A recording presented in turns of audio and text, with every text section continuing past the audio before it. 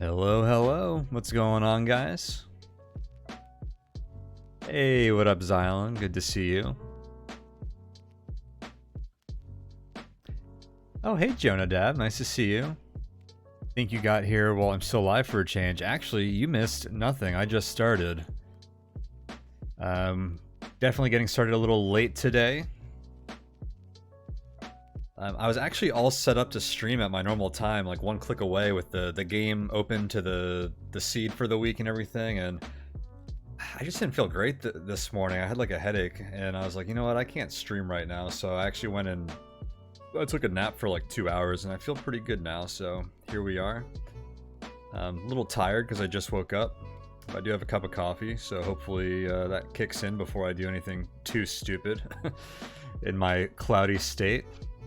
But yeah, this could be a nice, fun, chill Brogue session. Hey, Arch, nice to see you. And yeah, I don't know how long we're going to stream, but we'll play it by ear since I'm getting started a little late here. Yeah, I am a little nervous about the weekly seed not being as alert as I normally want to be, but if I don't do it now, when are we going to do it? So, let's see how it goes. I believe I have the seed input already. Oh, no, I don't. That's weird. Alright, I can pull it up.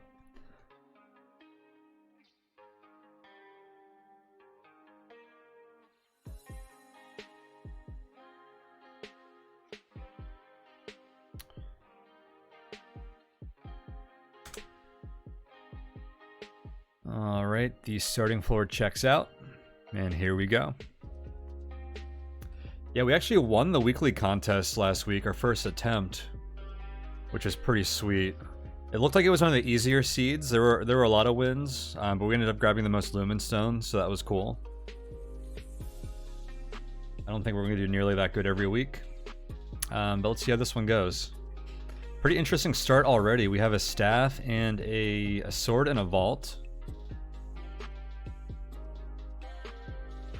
Immediate thought is we might grab that sword and kill 20 monsters to identify it early,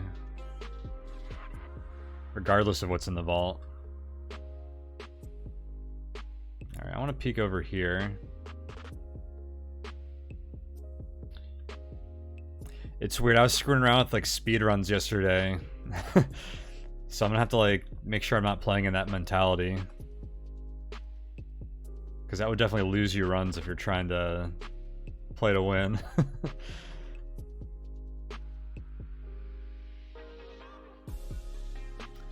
Yeah, we could get a weekly seed command. I wasn't sure if it was like necessary or not. Wow, 3 bloodworts. What would we... Just to show like the thread? Is that what the idea would be? Or what do you guys want?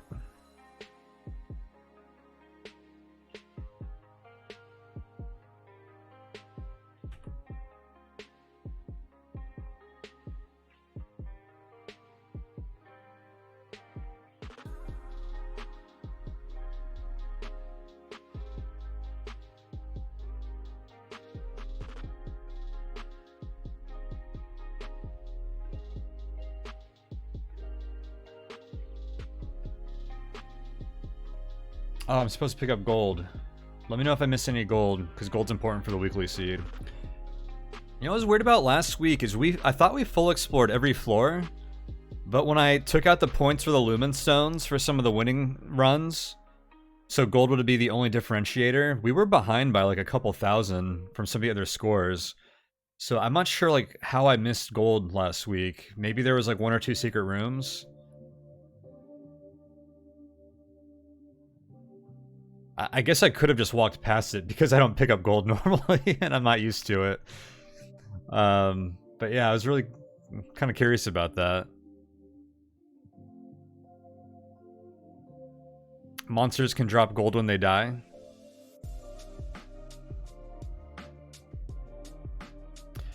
Does it generate when they die, or is it gold that they carry when the level is generated?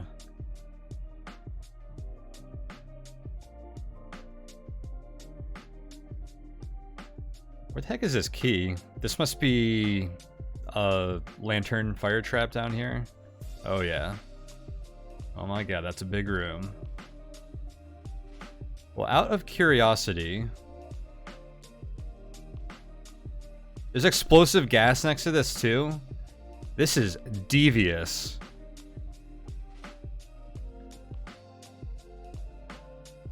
This is absolutely devious. Who concocted this?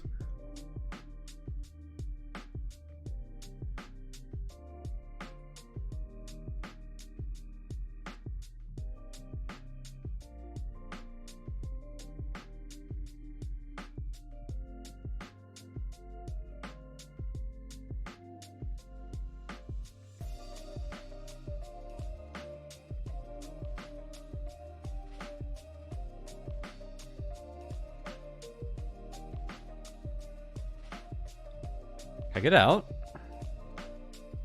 Oh my god. Wait, the fire can get in here?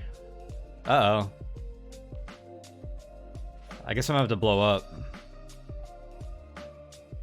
Let's get out of this room. Ooh. There was explosive gas on these tiles. I'm surprised it didn't blow up. So it can spread to gas from an adjacent tile? I didn't think it'd actually be able to go in there. Well, I'm gonna avoid that.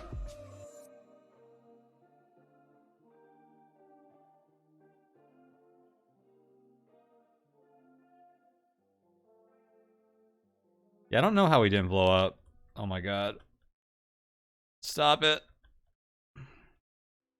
Come back. Potion. Ooh. Okay, well, we just wasted a lot of food turns.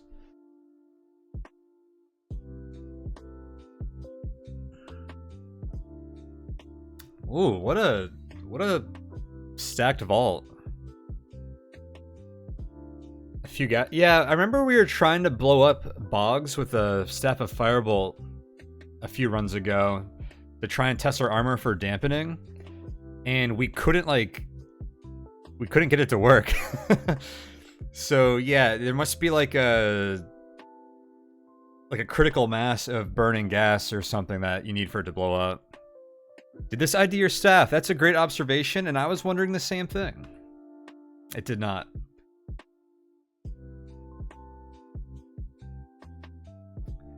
Which is, it's funny because Blinking and Firebolt are two of the easier ones to identify just by zapping a staff too. So we have Stealth, Broadsword, Sword, and 2 wands. Wand of Polymorphism's pretty bad until late game, I think. Slowness is like pretty mediocre, I think. So, wow. Outside of the wands, like everything in here is pretty cool. I think we're gonna take the sword for now and see if we can ID it on the next floor.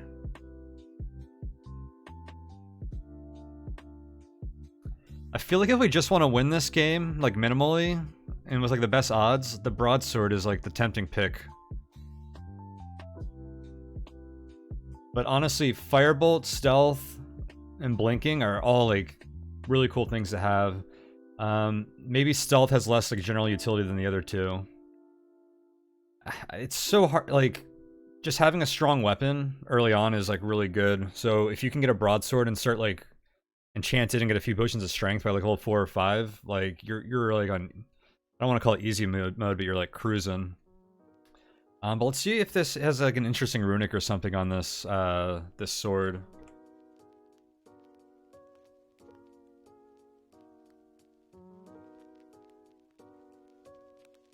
Yep, that's absolutely true, Jonadab. We might find an item that would dictate or make us choose differently here on the next floor.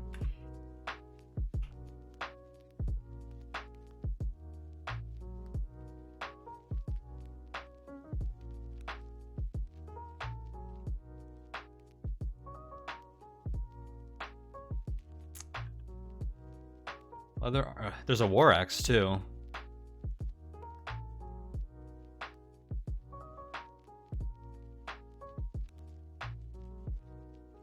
Oh shoot, it's gonna take forever for that gas to dissipate. What have I done?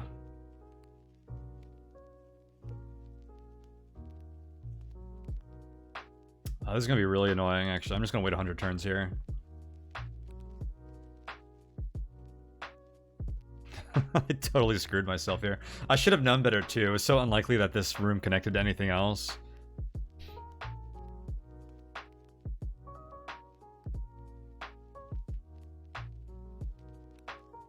Will this gas ever dissipate? How many tiles would I have to walk through here to get out of this room? Like potentially 1, 2, 3, 4, 5, 6, 7, 8. And probably like 9, 10.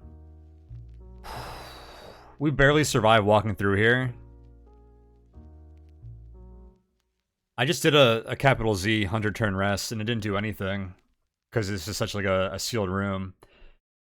I don't want to wait like 500 turns.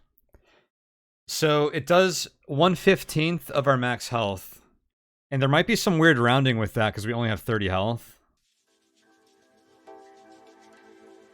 I don't know if it rounds up or down, which could make a huge difference. Well, it's 2, actually. It makes no difference, so 2 damage. Because if we can get out of here, there's Bloodwort right here. I just have to hope there's not, like, a Goblin Conjurer or something over here. I'm gonna wait for this gas right here to go away, and we're just gonna book it. Okay, that wasn't too bad.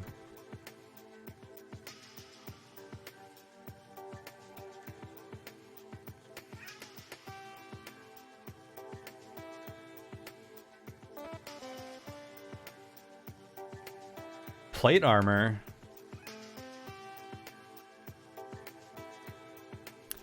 Broadsword, war axe, plate armor.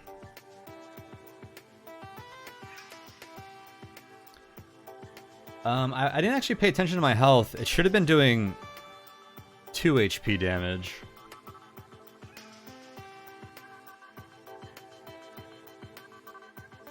Look at this dark spot in this room. It's like a black hole.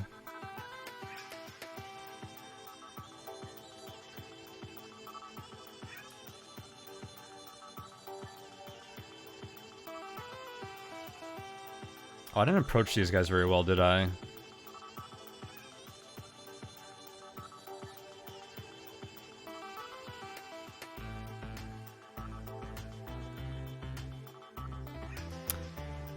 A Sword of Multiplicity.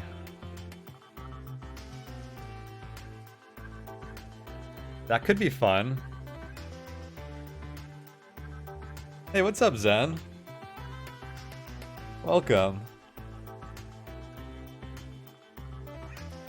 Sword of Multiplicity. Alright, I'm gonna look at this up because I've never used a multiplicity weapon, so I know like what it does, but I don't know exactly how it works.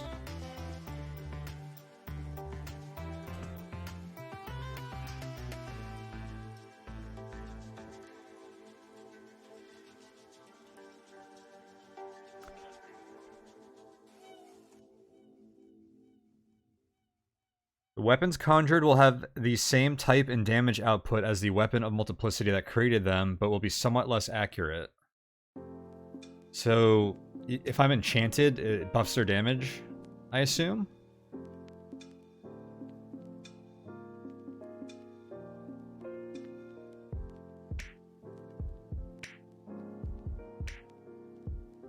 Does not trigger on totems, turrets, or sentinels. The number of weapons summoned hit per hit depends on the weapon's effective enchantment level. Below +6, only 1 spectral weapon is summoned. At +6, 2 spectral weapons are summoned. And each additional spectral weapon is summoned for every 3 enchantment levels above +6 to a maximum of 7 at +21. That's confusingly written, so that means at +9 we would get +3. Or we would end up with 3. I don't think we would ever enchant this higher than like +12, so maybe we're getting like 4 per hit at that point. It grows the power and the number of copies. That's what it sounds like, Arch. Although the wiki isn't like perfect. I don't know if it could just mean the base damage. Hey, welcome, Boreas. Good to see you as well.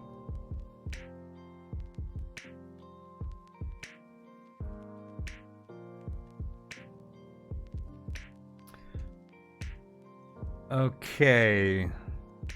So our option is... And what's the enchantment on it? Oh, we didn't actually kill enough. We only identified it because of the trigger, right? 16 more enemies.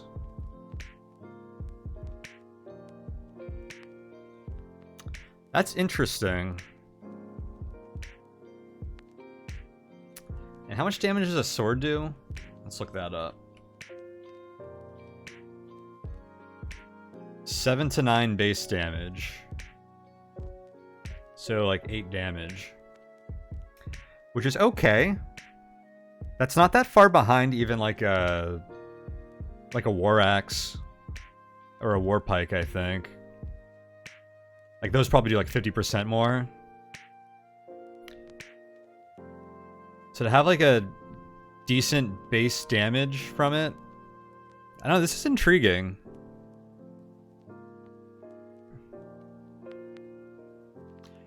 So if I were playing a normal run where we're just kind of goofing around, I would mess with this 100% of the time.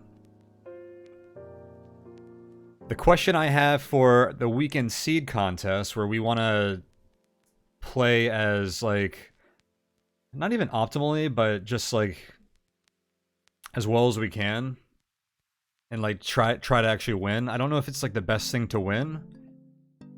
The other things in the vault were a /3 blinking, a /3 firebolt staff, a broadsword, and a stealth ring.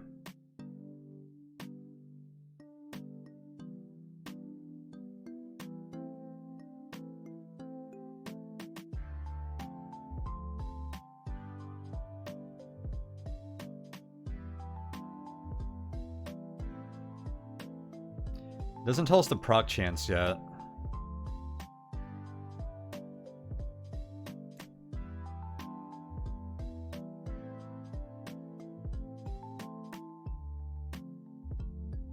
The plate armor here is intriguing too, because we would not take a lot of damage while we're summoning blades.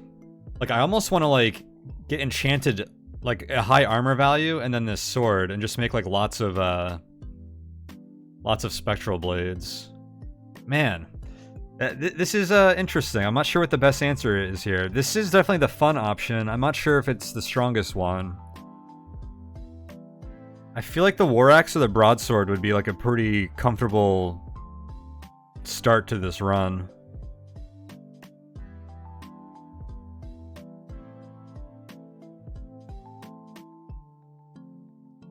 Let's see how enchanted the sword is first.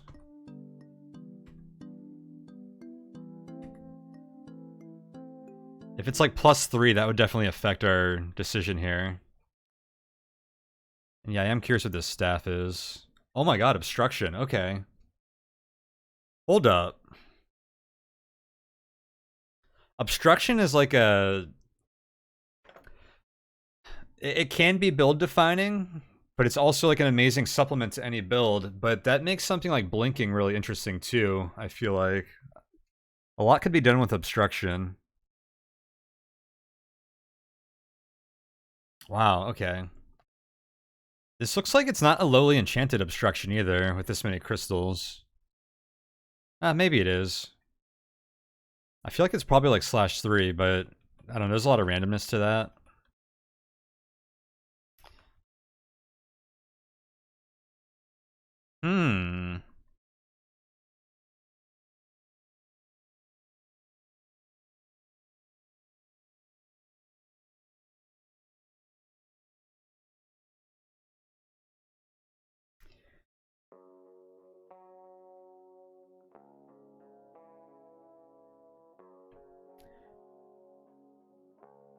The interesting thing with the runic is, I'm wondering what the tactics end up looking like. Let's say I'm summoning 3 blades, which is +9. We hit something once or twice, summon like a bunch of blades, and then back up, let the blades fight. If the blades die, we step back in and fight again. The weapon kind of sucks against dragons and nagas, I guess, but everything sucks against dragons?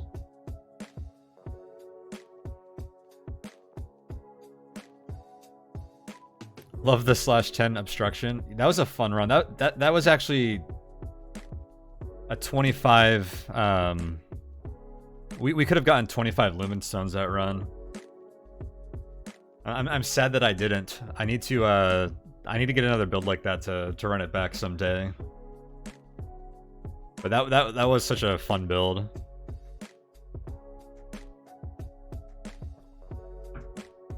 Oh, so these move quickly like normal spectral blades too. That's really cool.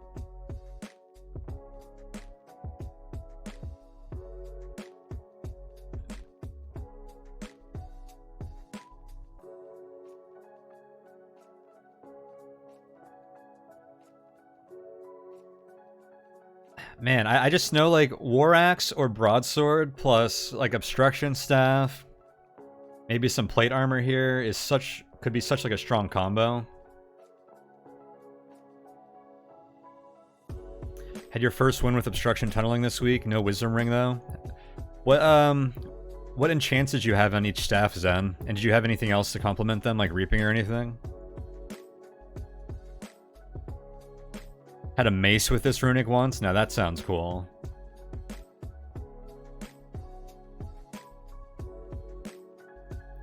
Although I guess it screws up like the knockback on the mace. If you have like spectrals behind it. Oh, you didn't even enchant them? What was your main build? Or is that just what you found them at? I'm curious what they ended up at.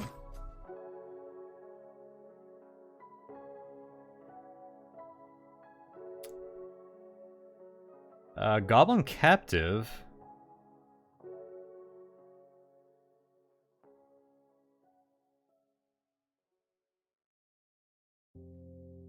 Almost makes you wonder what this wand is.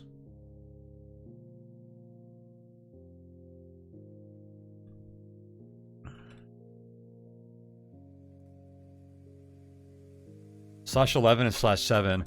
Okay, that's pretty much... I think I was /12/7 when I did it.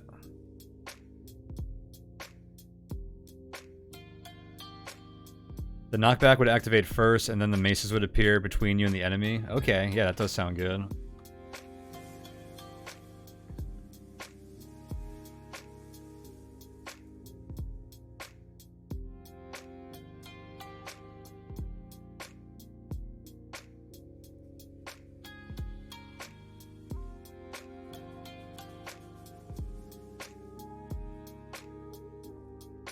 Goblin Ally feels pretty decent.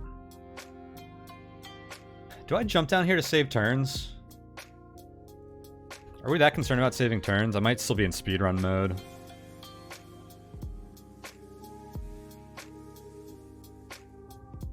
I guess we can. Especially if I might go back to that vault. So the idea was the exit's probably over here. And I was gonna have to go walk all the way back around. If I come back down here, I can explore this floor and then explore the top half of that floor. It felt a little more more efficient to me.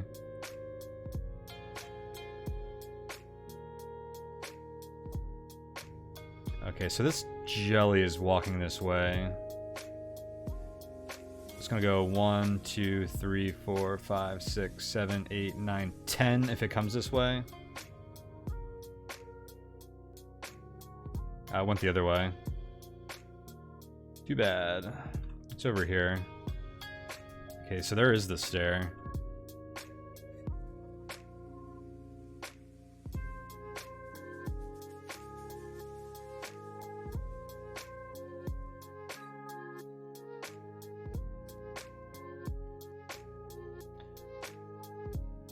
I think the goblin didn't jump down because his health is too low and he could die. He's probably gonna get killed trying to come back to me, actually.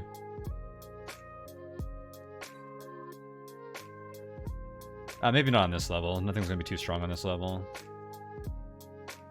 I kind of want to roll with this sword and just see how it goes.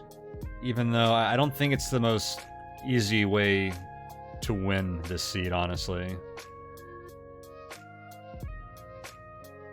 Gotta kill 2 more enemies. Or the most sure way to win this seed, I should say.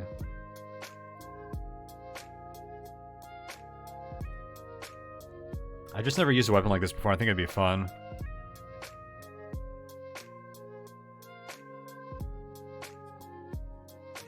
It's Especially with plate already.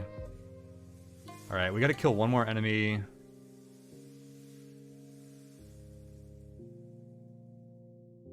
+3? Okay. We have to keep this now. It's got the max enchantment that it could start with. We could get up to like +9 for 3 spectral blades per hit for like minimum investment.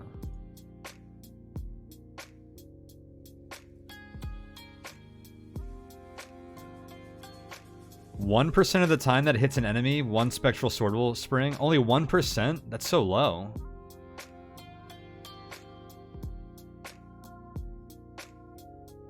Goes up to 12 with the next one. Jeez.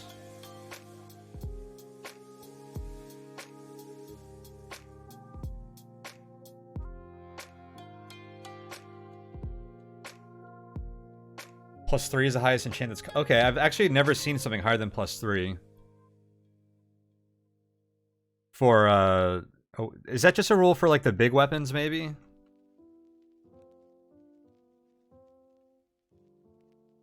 Or is that just not a rule for anything?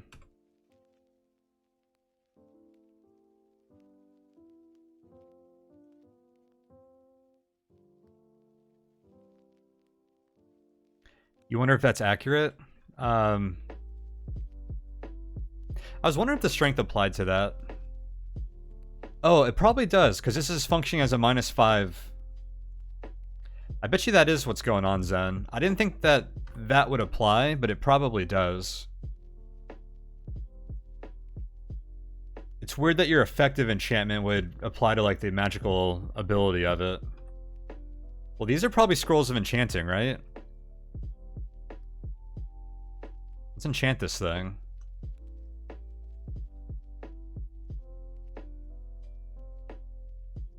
Okay, we're up to 37% already. That's exactly what that was doing. It meets our strength now. Okay, so whatever the strength modifier to your enchantment actually affects its runics as well. That's really interesting.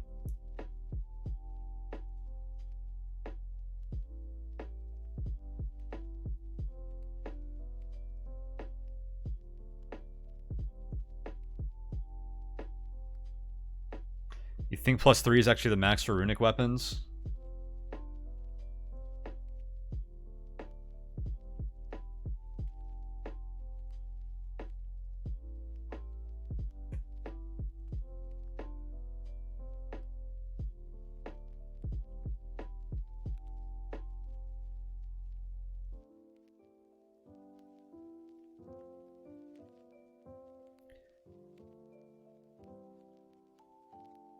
So for non-runics, +3 is the normal max, but then there's like a 1% chance for bonuses. Is that what you're saying? So it is like exceedingly rare, it sounds like. Hmm.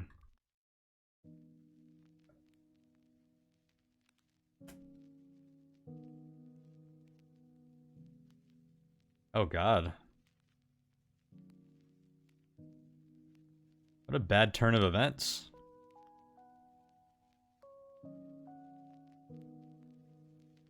I'm gonna obstruct myself. Oh, that didn't work.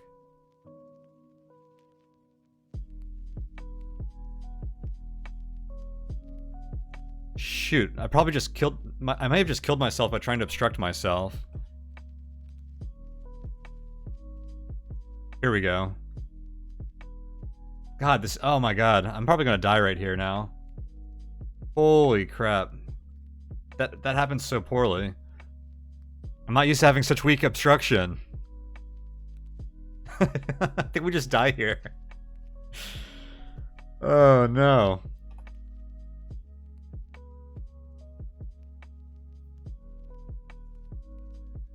What are the chances that we have a potion of life here?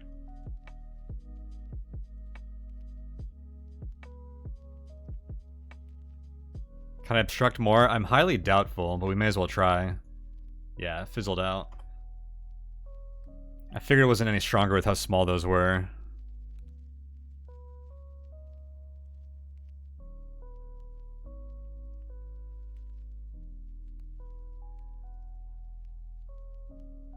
I just popped a caustic gas potion. Oh, we're dead. Maybe I have a teleport scroll.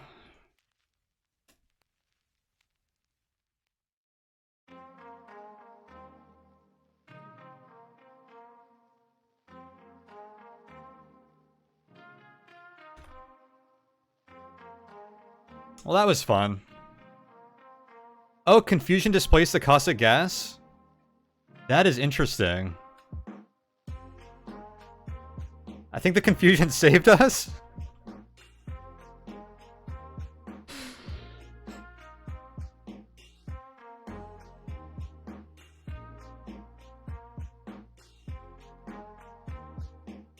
That is hilarious.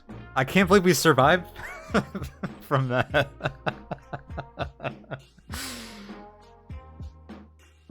That is amazing.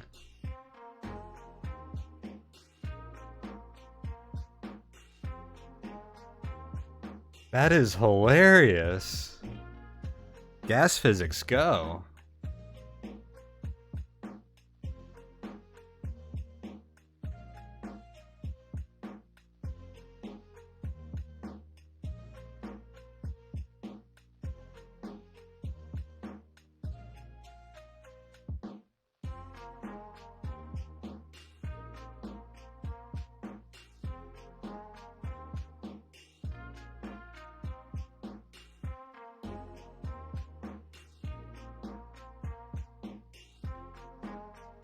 That's funny. That I'm gonna call it a mistake that I made with the obstruction. Is I feel like something that only like ever happens once, as long as you remember it. It felt like such a smart play, and it kind of was if it worked. I think we rolled poorly on the obstruction crystal formation type, or like the way it formed. But also, like, it probably just wasn't worth the risk in hindsight. Knowing that it was like a weak staff.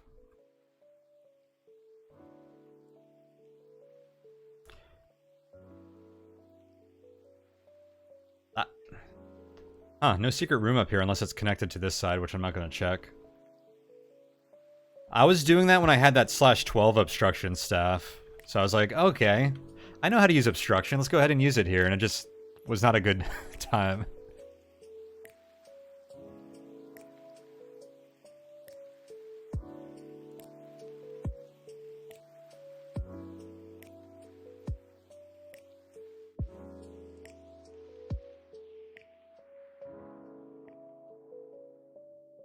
Remember reading about that usage of darkness on Reddit? Oh yeah, I think that was in that tips thread recently. I forgot about that. So darkness replaces gas? Which is weird because it's not a gas itself, is it?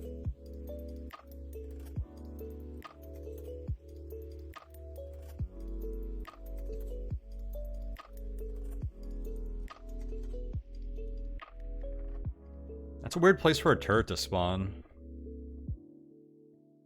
I wonder if that's the same bug that caused turrets to spawn behind Crystal. So it's treated as a gas for like a turn? And then whatever that gas fills becomes darkness? Is that how it works? Or does it actually spread like gas? Oh, spectral blade fight. Oh, that was too easy.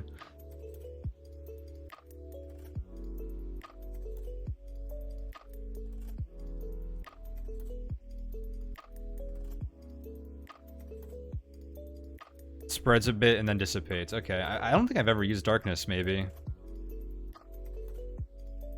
Except for like quaff IDing it.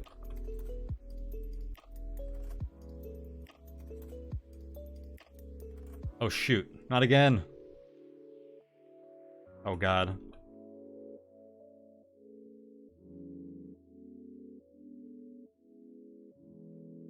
That bloat came out of nowhere.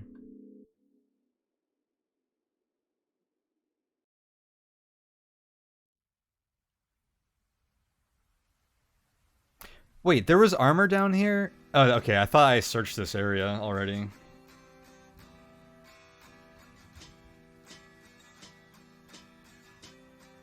Obstruction again. I've learned my lesson.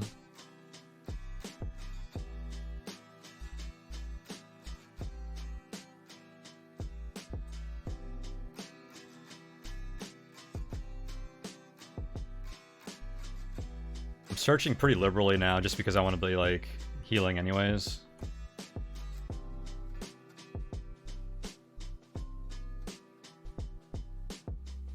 You very rarely use darkness in a purposeful way. It has some cool uses, but yeah, they're so like, compared to anything else that can be consuming an inventory slot, it just seems like not very useful. Oh hey Antigult, nice to see you. Be me, die on level 14 in Brogue, get on Twitch chat, Twitch to escape the salt, see that Tone is streaming Brogue. Hey, you can still escape the salt here. This is generally a salt-free stream. So, welcome to our salt-free haven. Enjoy the salt sanctuary here.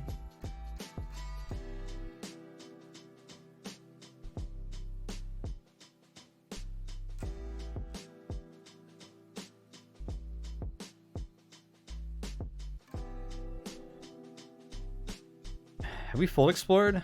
Looks like we did.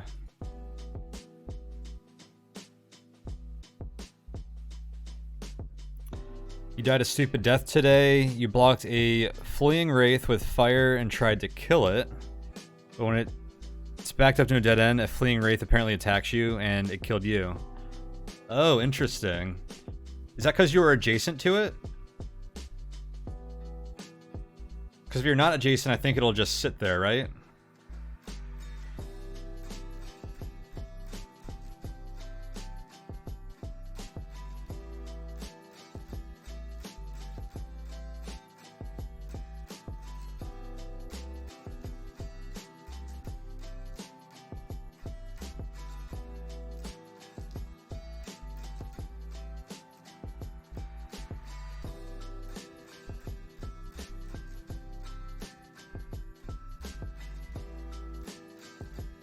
What's my inventory look like? 3 more items?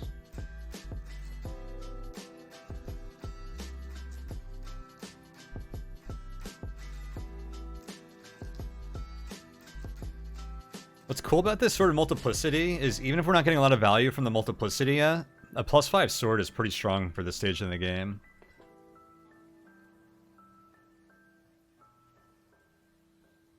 I'm gonna let you fight the ogre dude, or I'm sorry, the toad. I like to not be hallucinating. Lost your last run to a wraith.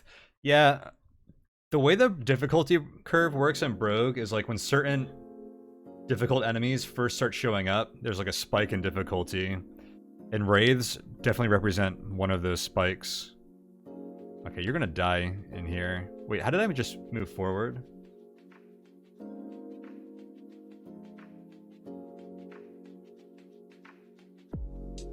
Alright. Sorry, bro, but I wasn't gonna... I wasn't gonna stay in that room to protect you. What makes wraiths so dangerous? They hit hard, they're fast so you can't run from them or reposition around them without taking a bunch of hits. And eventually they start spawning in packs. And they also flee at low health, so you can't kill them if you don't have like a decent ranged ability or strong enough weapon to one-hit them at low health, which isn't technically a one-hit, I guess, but to actually kill them before they start fleeing. And they also fly, so none of those things alone is that bad, but you combine them all, they're pretty dangerous. Yeah, once they heal while fleeing, they'll come back to you. So they're like a persistent threat.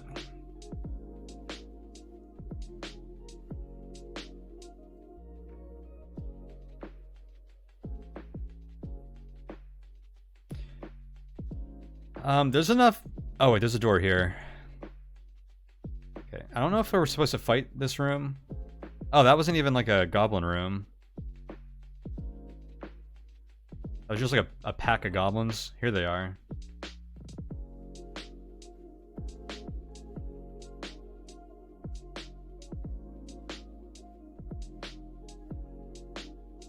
feel like there's a few areas here that could have secret rooms.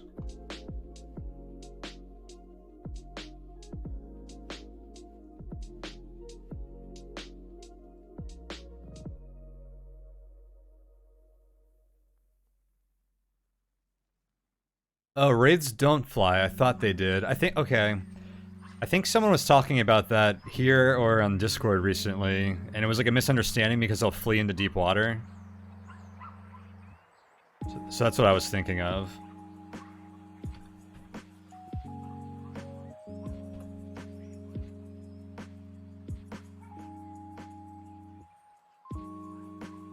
Yeah, the monster design in Brogue is super good.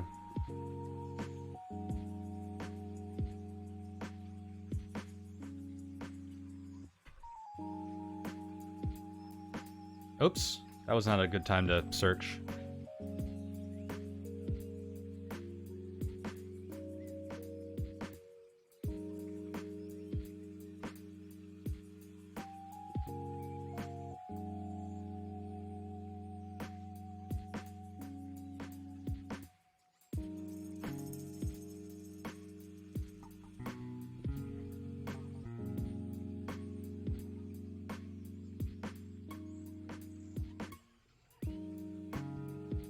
When monkeys do that, they lose their items, stop fleeing, get out of the water. But raids have no item to lose and don't get out until they are fully healed.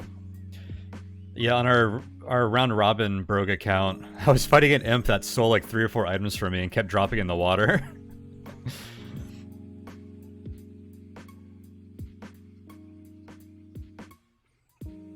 They have the same behavior as monkeys.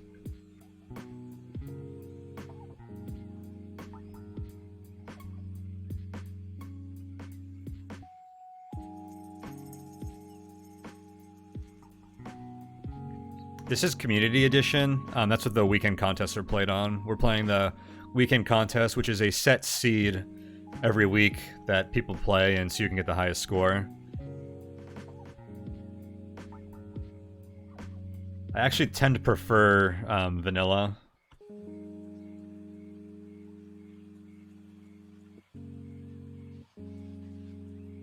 Not by a whole lot. I think they're both really good, but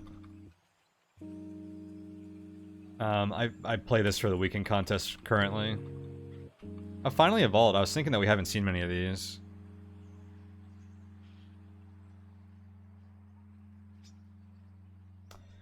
A sleeping ogre.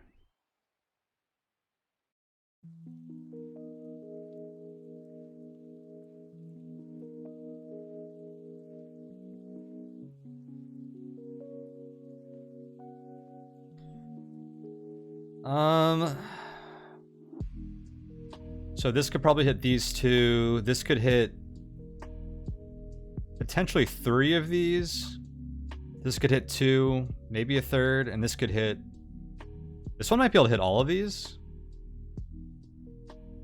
I like how it also gives me a way to escape quickly if I need to back up for health. This is scary with no life potions.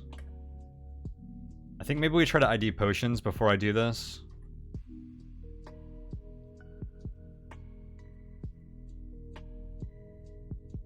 Oh, I have 3 strength pots? Gimme, gimme. We could probably equip this plate armor soon if we wanted to, even if we had enchanted a few times. Okay, there's our life potion. So I wonder how much damage these do. I've gotten wrecked by these like late game before even, but this one's smaller, so I don't think we should take a lot of hits. I'm gonna look up Spark Turret and see what their damage says.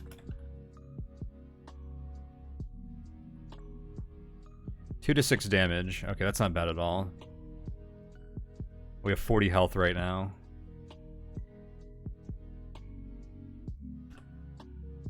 And I have a spare potion of life. Perfect. Alright, let's try this one. Sick. You hit this one too? Oh, yeah.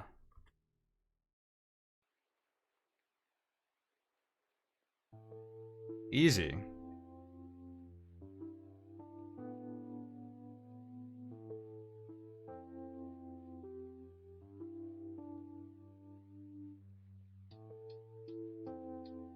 So the vault's probably up here behind this ogre.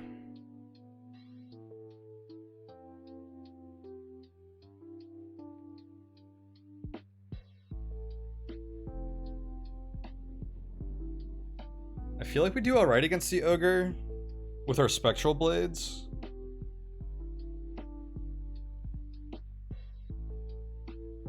I don't really want to mess with it though.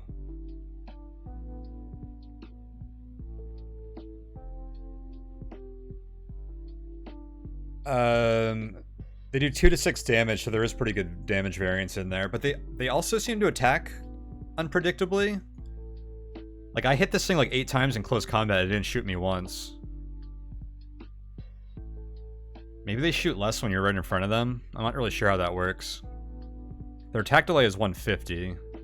So that means they should attack twice every 3 turns normally. Farsighted? Maybe.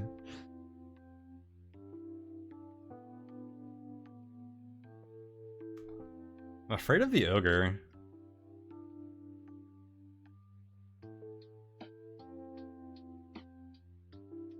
If we could summon some blades, our stats against it actually aren't too bad. Oh, I get 2 more swords at 1 more enchant. I should definitely enchant that 1 more time. Or I get 2 swords total, I mean. Can you lure the ogre somewhere and obstruct it? Yeah, I was thinking about obstruction. I'd have to like search to draw its attention and then like bring it somewhere. I could also just walk around here. And these rooms probably connect. Maybe. I don't know if they actually do or not. I could just wait to heal. I think we can kill it at full health.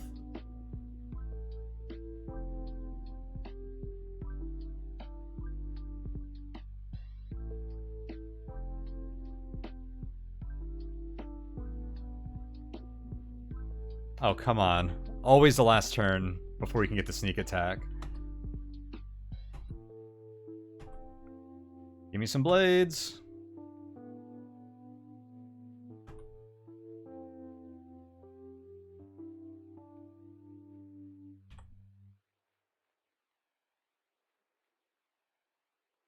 If we got blades once, we would have killed them by now. That was kind of unfortunate.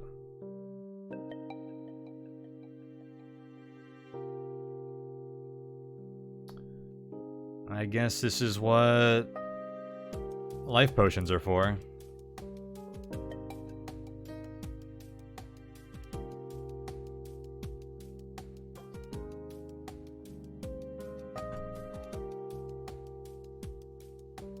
Your spectral sword defeated the ogre. Thanks, bud.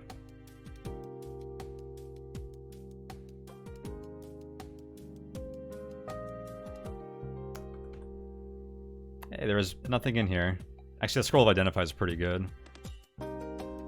Identify is actually really good in this game. It's super good because it's so like... It's relatively uncommon. You might only get like 3 to 5 Identify scrolls an entire run. On average, maybe. If I had to guess based on my experience lately.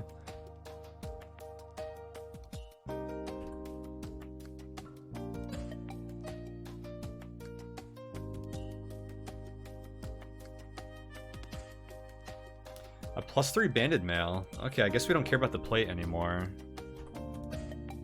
With the runic.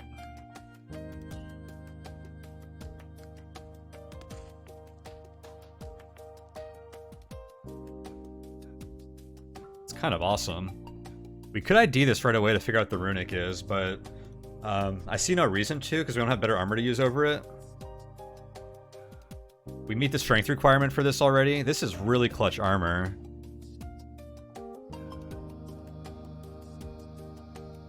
So this 10 is including the enchantment, right? So it's 1 less than the plate armor right now.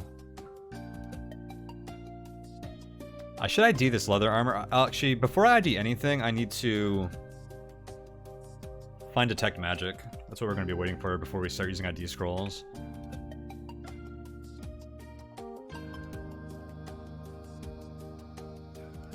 Hey, what up, Luxadream? Yeah, we got the sword.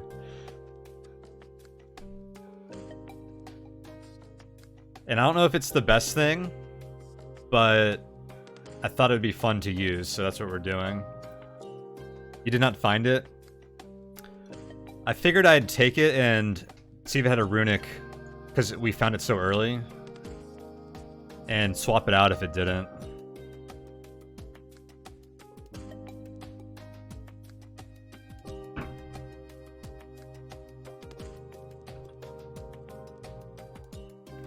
It's actually pretty sweet now that we have it up to 2 blades. Yes, weaker weapons are more likely to have runics, and all the top tier weapons and flails as well can't have runics at all, or not positive ones.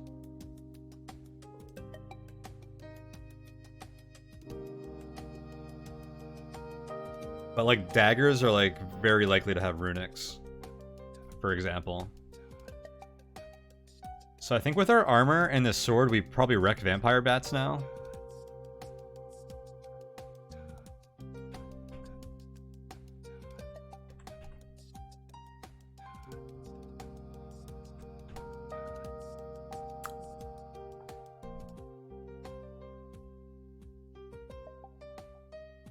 Yeah, no spoilers, please, guys. It sounds like everyone understands and respects that, but obviously I'm playing on a seed that's known, so...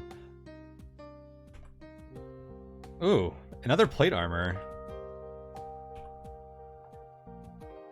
What a lot of combat tools, like warrior tools on this seed, it seems.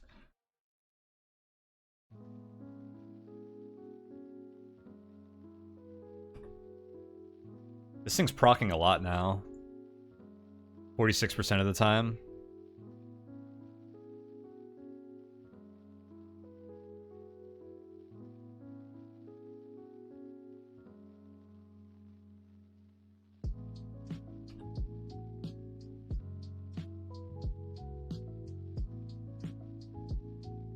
Another enchanting scroll.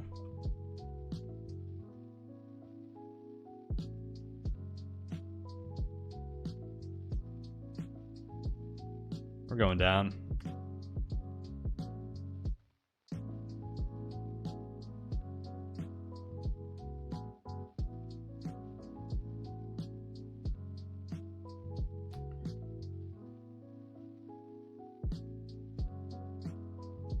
We're into Depth 9 already.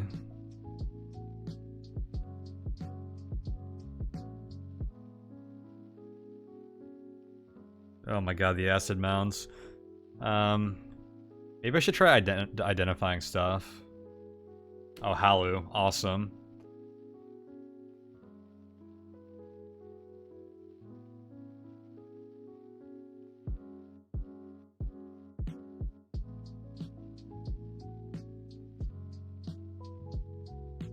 Uh-oh.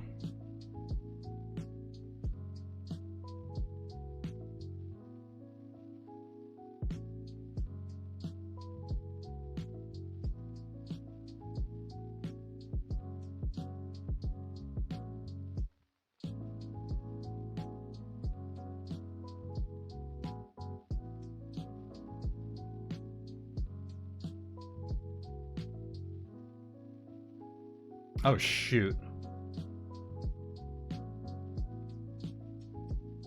A spider. We should be able to kill a spider. Whoops. I always do that. I was waiting instead of getting unstuck.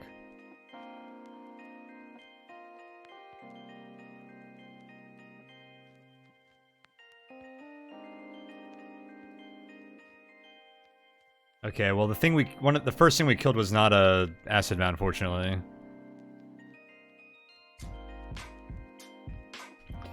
Oh, I could have obstructed there a bit to wait it out. I gotta remember I have obstruction. Obstruction is incredible.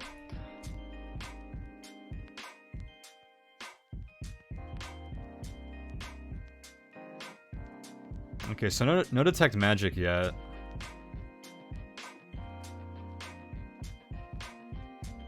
How long do we have to identify this banded male?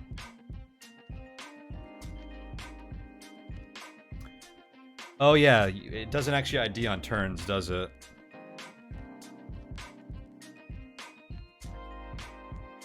So I need to like test it out.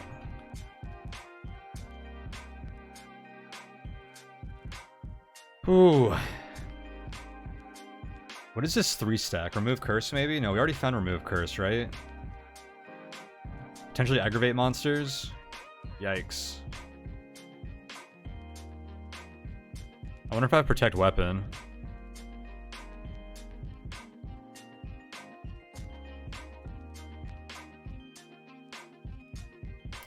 The exit is up here somewhere, I think. So those acid mounds are really annoying. There they go. I just got to the exit too. There's a chasm. Oh wait, this is downstairs. This is the other, okay. Oh my god. Maybe I could summon spectral blades off these goblins. That will kill the acid mounds for me.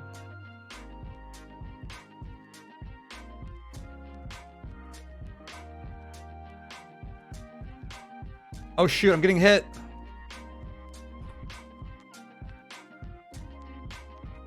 I didn't realize they snuck in.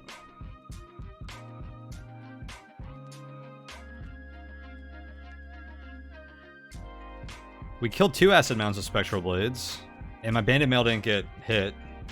Thank God.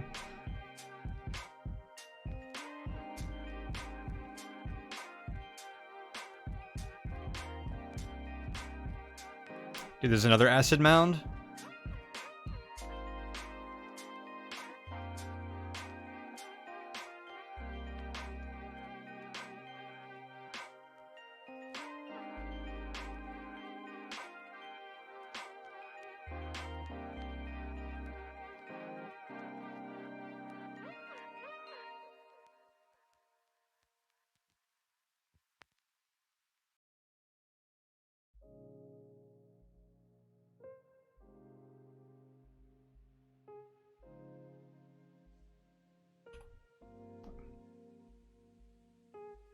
Start fisting in the corridor? Yeah, that's actually just what I was considering. Kill this goblin, then try to fight them with my bare hands. We'll probably take a lot of damage fighting 3 acid mounds that way, but I might be able to get 1 or 2 multiplicity procs off with this goblin and the monkey, which could help. Yeah, I was considering using caustic gas when I was over here, but I don't have enough separation that I think they're just going to chase me through the gas. And it's still going to take 15 turns for an acid mound to die in the gas. This could also end up being a dead end. I could throw caustic gas and then obstruction and leave them on the other side.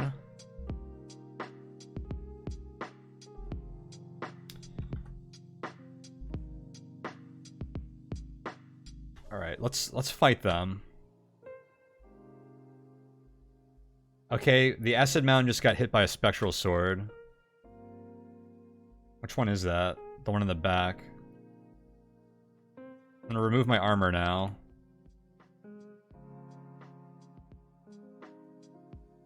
I think I'll actually fight them with my dagger, just to do a little bit more damage.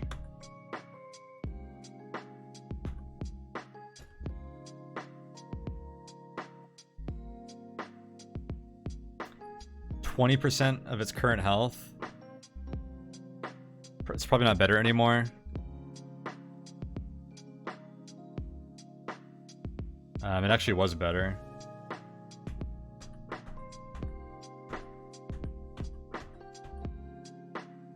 Okay, let's see if I can get a multiplicity on the monkey. Nope. Should calculate when the dagger gets worse than fist. That's an interesting question.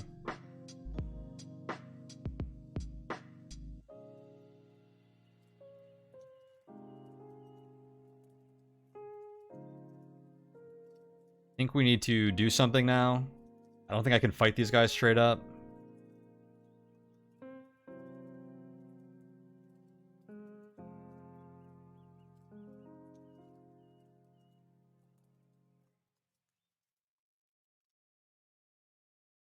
This one's almost dead already. But it's still gonna take 5 hits to kill it. And it's gonna take us 20 hits to kill this one. Oh.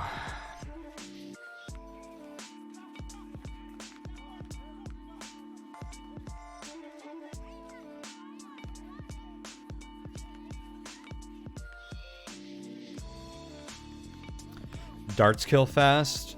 That's probably true. I've had to use those against acid mounds in a while. Let's try throwing darts at them. This guy can punch now.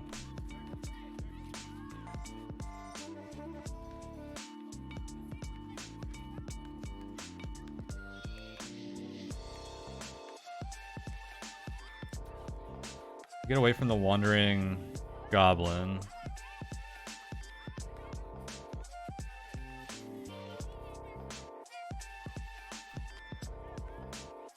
I don't like this.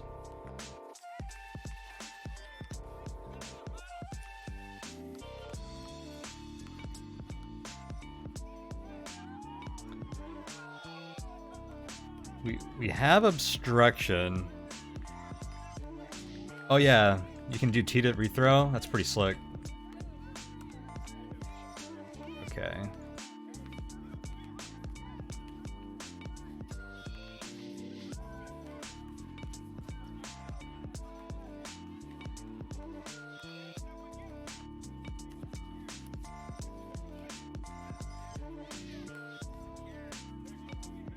Alright, we're just gonna heal over here. I need to mark my obstruction turns, I think.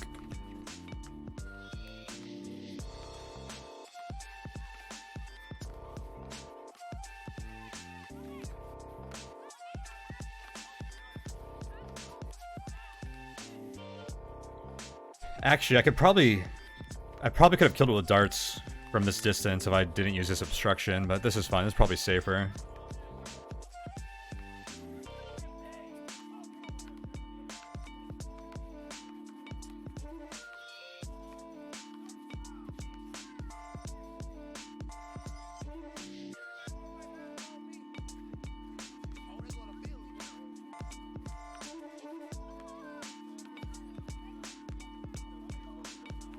Obstruction is safer because it stops the rest of the pack from coming after you. Well, that was the last acid mound, thankfully.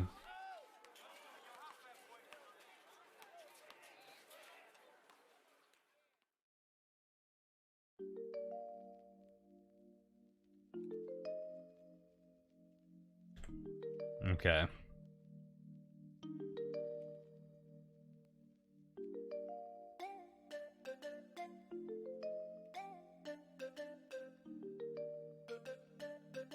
Do I have enough health to kill this guy now? Well, we can throw.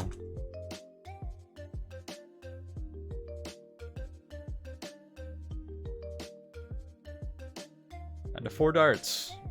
Actually feels kind of good to use my darts for a change. Oh, there is another acid mound out there. Let's try to get blades off of these jellies. Awesome. Spectral Blade, kill the acid mound. Oh, that was the other acid mound. That wasn't from the original pack. There was one out here. I remember that with along with the jelly. Ooh. Tough situations this run so far. Although we're down to D8 already, so I guess that's a given. Oh shoot, that is a Wraith. We should do alright against the Wraith with the Spectral Blades, I think. But it's not a good fight all the time. Okay.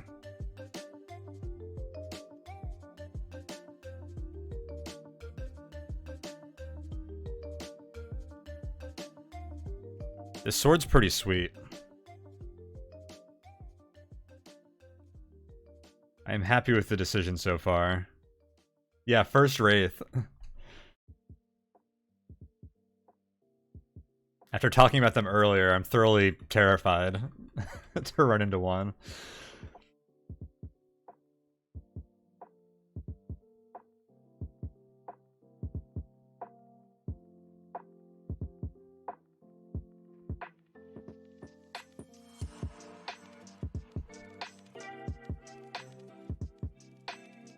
Oh, I was like, there's one tile uncovered here. I should go see what it is, and it happened to be gold.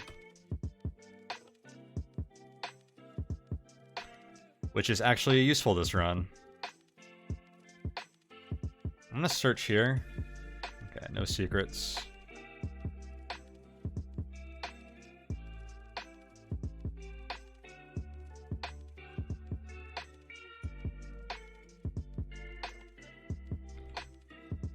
We haven't found a lot of food this run yet. One ration and one mango. I think we're behind the curve on food. Hopefully we didn't miss any in like a secret room or something.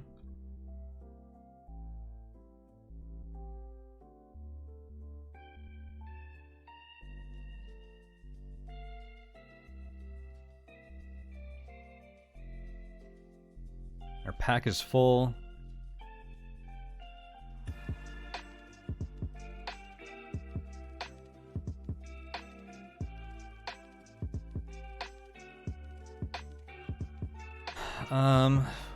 Okay, we don't need dagger. We don't need starting leather.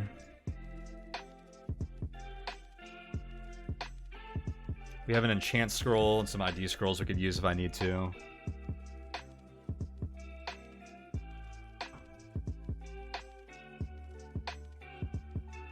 Tempted to ID this banded mail. Maybe I should test it for respiration if I get a chance first.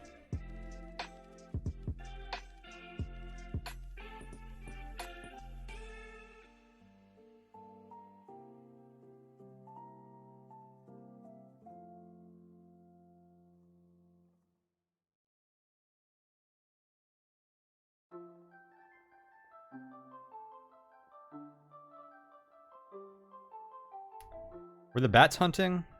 Looks like they were. I'm gonna pull them back to here. Oh, there is a gas. This is actually a great place to test for that. That's a good point. Because if it's cost of gas, I can just go to the stairs too.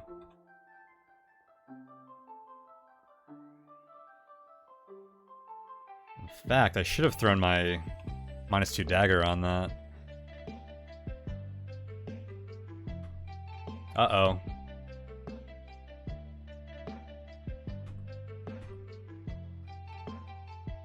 Oh my god. You missed 5 times in a row with 70%. This is the kind of variance that kills your run. Oh my god. 2 for 9.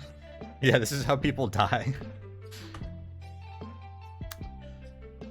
Oh no.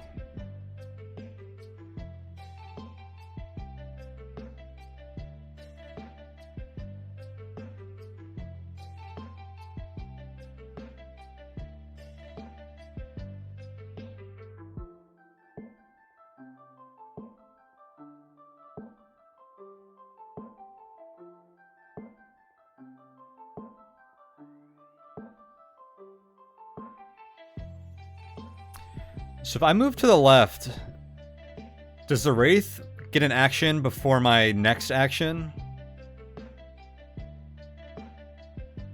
So because if it does, and if I move to the left, I end up getting attacked this turn.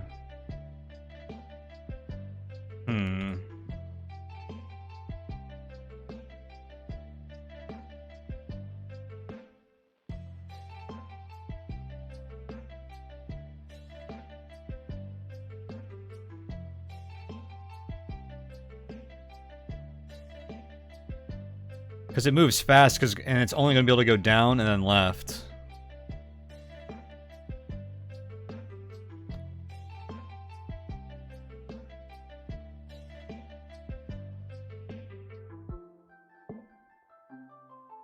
The only positive of this situation is that this song has the same rhythm as the flickering of the obstruction crystals, and it's very satisfying. Oddly satisfying, indeed.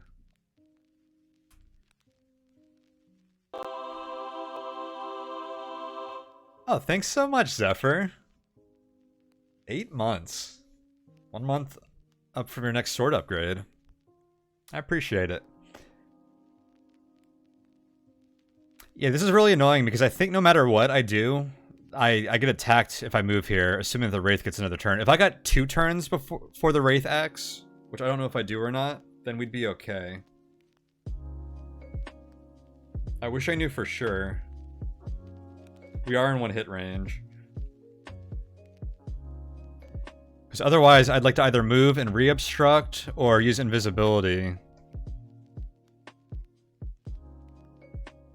I wish I could, like, whiz test this or something.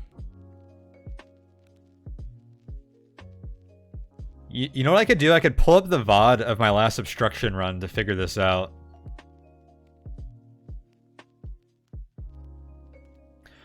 Yeah, what we're trying to figure out, Jonadab, is if the Wraith will act the same turn that its crystal disappears. Which makes a huge difference to how we want to act next turn. Because that means we either get hit next turn, or we get 2 actions in a row right now. Which are 2 very, very... Okay, let's pull up the VOD of my last run.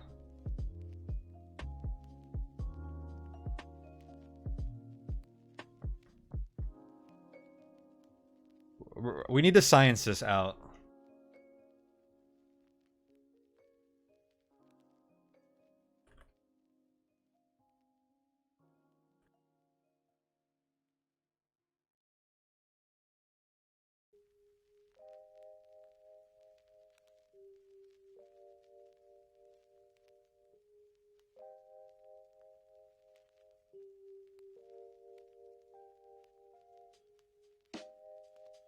Okay, let me pull this up so we can watch together.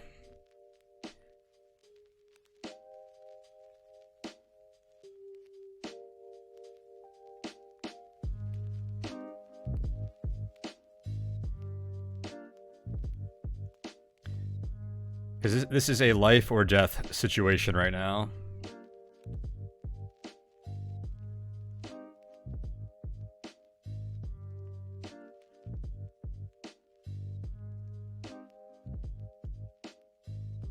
All right, I'm pulling up the VOD of my last obstruction run. Wait, is this is the wrong VOD? Hang on. This is my regeneration run.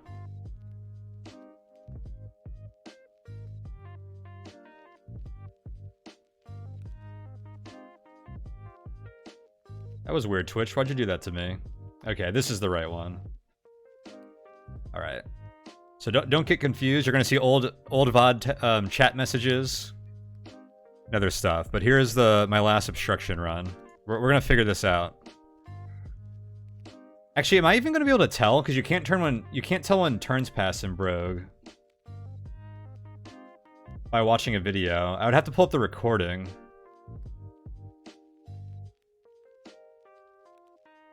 Which might be better. Okay. Let's do that, actually.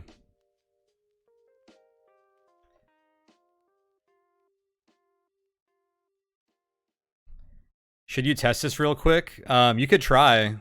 It's kind of a pain to test stuff in Brogue because you have to find a seed with the weapon. I guess this seed has this weapon in the starting room. So if you could go test it on a rat real quick or something. I guess technically I probably shouldn't test it because that might be considered cheating to play a seed on this, or play a run on this seed, just even to test that. But yeah, if you could test that real quick, I guess that would be helpful. I'm gonna continue searching on my end though. But you might find it faster.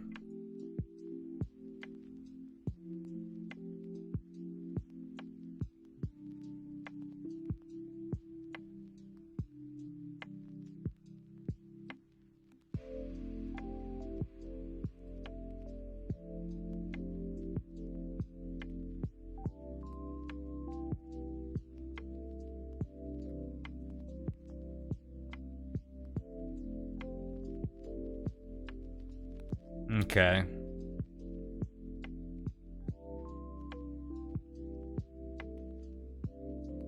Let's try this now.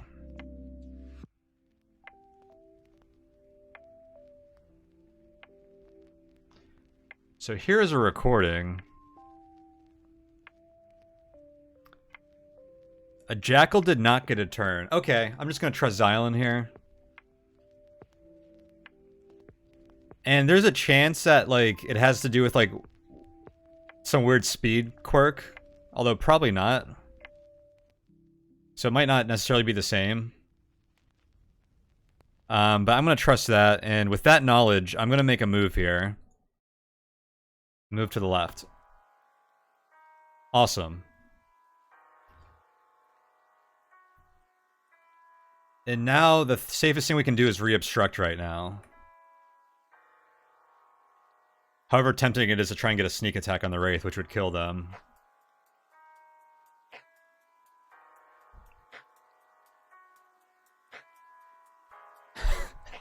That only filled 3 tiles. This is actually really good, though. Because we're going to be escaped next turn, and this Wraith is going to be stuck in here for quite a while. And we're actually going to be able to get to the stairs before they know about us. Whoa! Scary stuff. Alright, I'm just going to, like...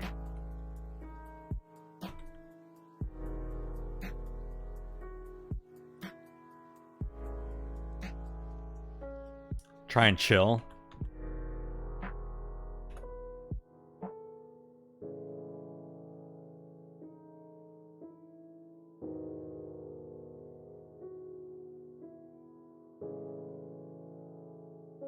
See if we can, like, heal up a bit.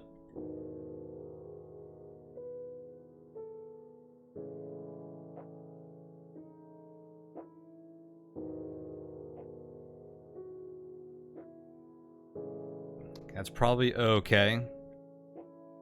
Funny how this was the perfect seed to test that super quick. Yeah, it is. I was like, wait a minute. This seed actually has, like, the item we want to test in the starting room.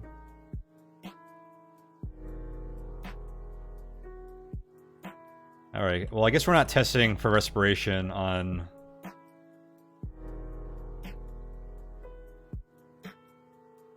upstairs.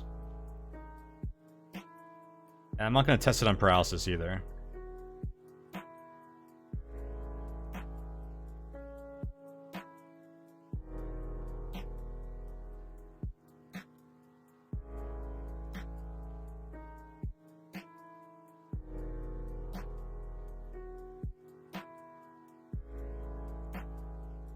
This conjure is annoying, huh?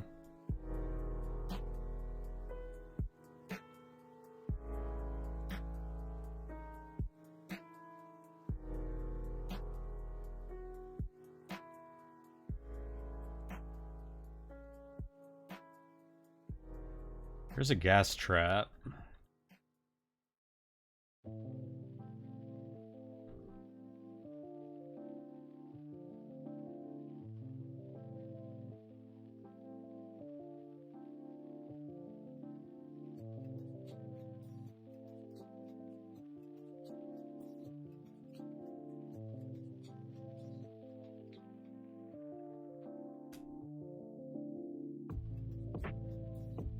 Okay, it's not respiration. Alright, I need to look at the runics list, and we're probably just going to use an ID scroll on this armor, though.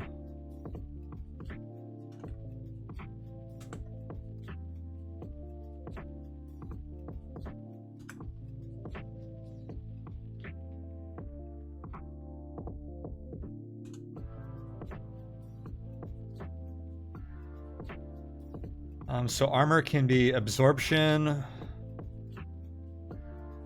dampening, some kind of immunity, mutuality, multiplicity, reflection, reprisal, respiration. What is reprisal again?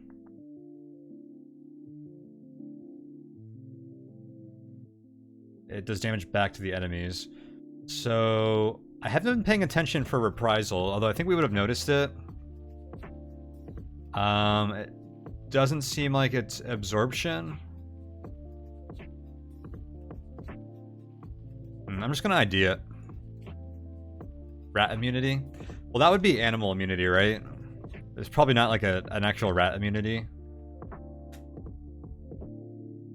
It's dampening. Another dampening seed.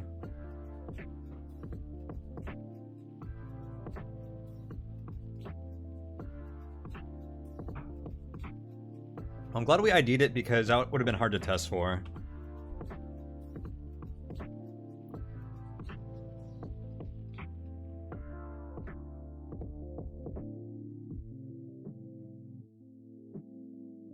I'm gonna drop this plain plate armor. Wait. How do we know this is 11? Because that implies it's not enchanted, right? I forget how we found this.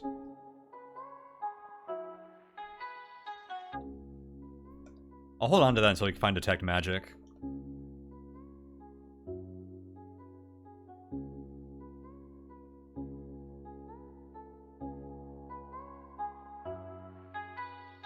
I'm gonna drink more potions here.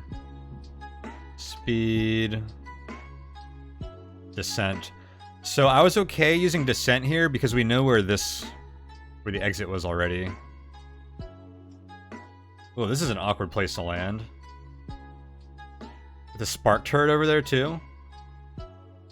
Oh, okay. I thought this would be blocked off. Looks actually pretty difficult to get the upstairs. There's a ton of raids.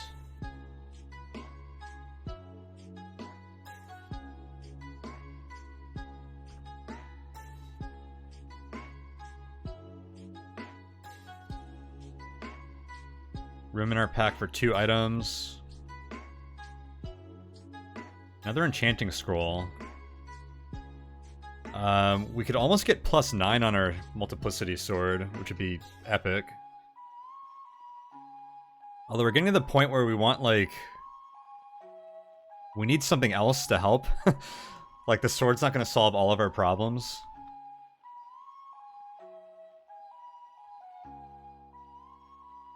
Speaking of something... oh, that's not a vault. There's gold in there.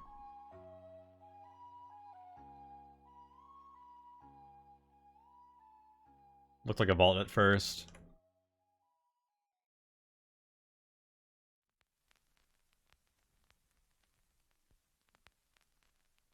Hungry again. I need to find some food. I feel like we're overdue for food, so I think on the next few floors we're probably going to find like 2 food rations.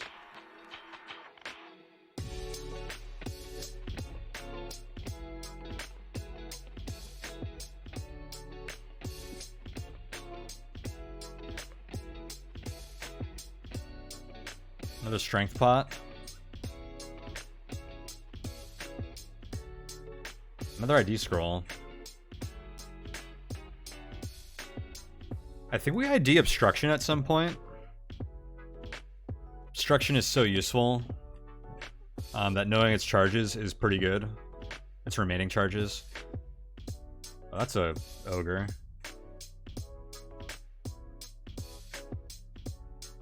It's hunting us.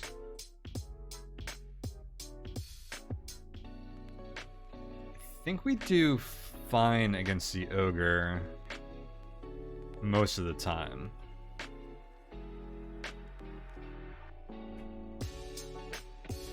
I need the blades though. What is this?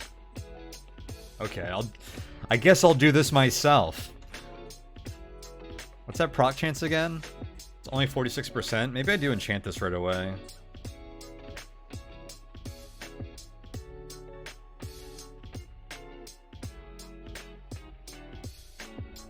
We're up to 58.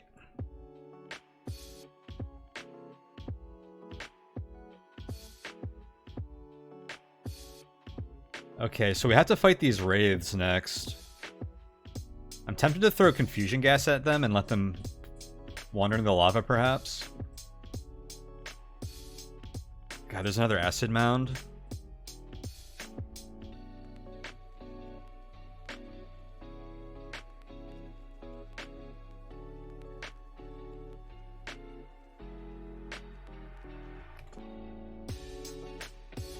Darkness, Creeping Death, and Paralysis are my remaining negative potions.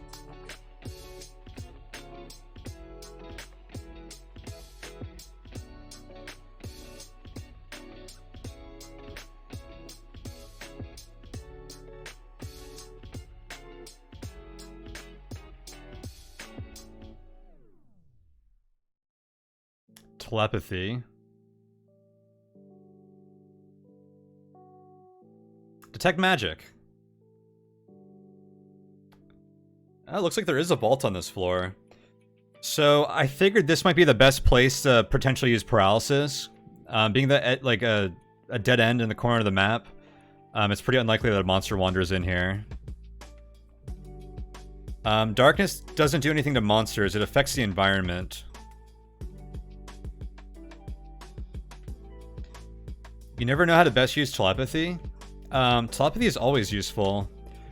I like using it on the early phantom deaths. Once you know there's a phantom around, because phantoms can be deadly and knowing where they are could help like a lot. But also, I love to save them for later on because telepathy is more like a mapping scroll. Oh, hey, Owie. I thought you were Arch for a second because you guys are the same color, which is dark blue in my window, which is like unreadable, and you both start with A and have about the same length. That was a weird question from them. But yeah, we're streaming Brogue. We're playing a... this is the... every weekend they have a weekend contest where everyone plays the same seed and competes for the highest score. So we're playing that. Yeah, telepathy charms you can use every floor or two are pretty incredible. You did hear your name, Arch. I was just saying that you and Owie look the same in my chat. Because you're about the same, your names are about the same length and start with A, and they're the unreadable blue text on my dark mode Twitch. What's really annoying is I have Better TV installed, which is or Better TTV, whatever, an extension, and one of the features of that extension is it turns this unreadable blue color into a readable color, but it only does that in normal Twitch chat and not in like the preview mode that streamers get, which is really annoying. Brogue's going pretty good so far. We're in a very dangerous part of the game right now. I did just get Detect Magic, though, which is really helpful.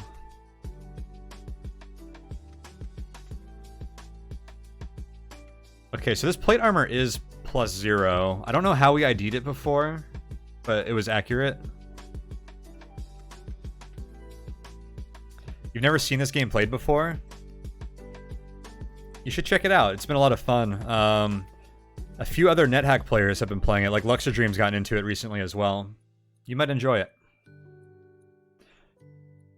And we have Enchanted Chainmail and Plate Armor. This is negative leather armor. Don't care about that. We don't care about the unenchanted plate for sure. I'll get rid of that.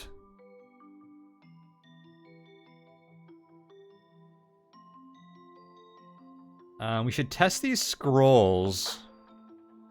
But if one of these is protect armor, I'm not sure what I want to use it on.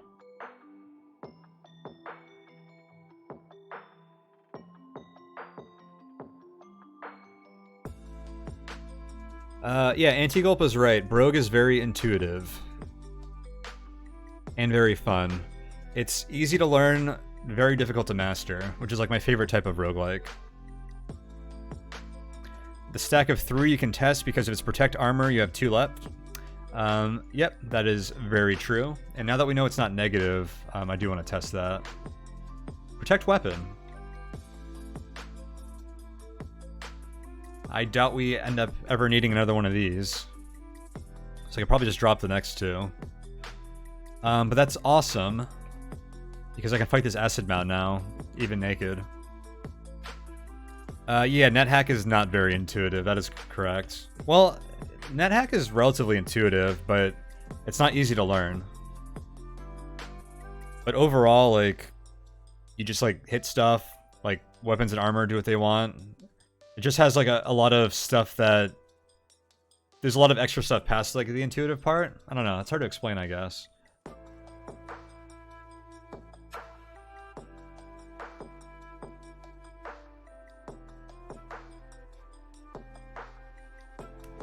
Yeah, NetHack and Brogue are, like, completely different from each other. You come back.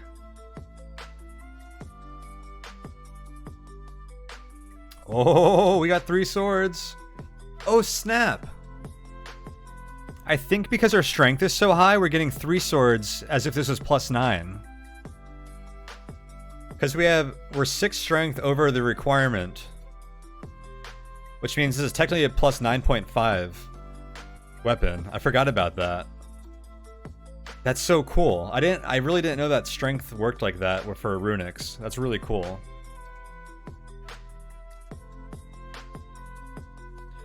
In NetHack, there's a lot of stuff like, how would I ever know that? Yep, that's quite true.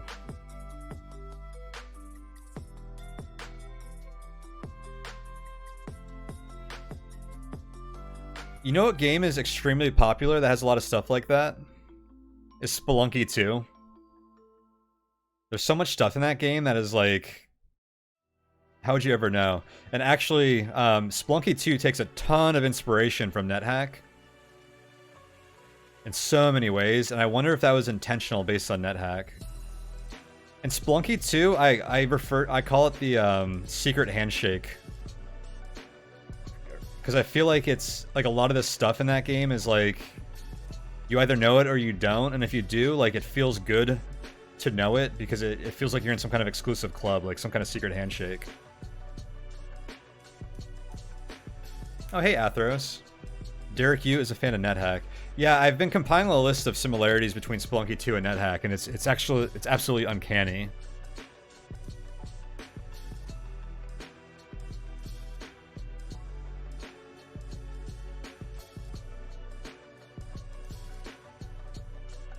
And yeah, Derek Yu absolutely, he knows traditional roguelikes very well, and takes a lot of influence from them. Man, how bad do we want to search this tile down here? What if there's gold down there? I feel like I have to.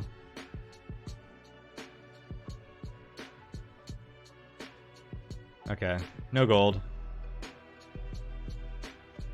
Just wasting my telepathy a bit here.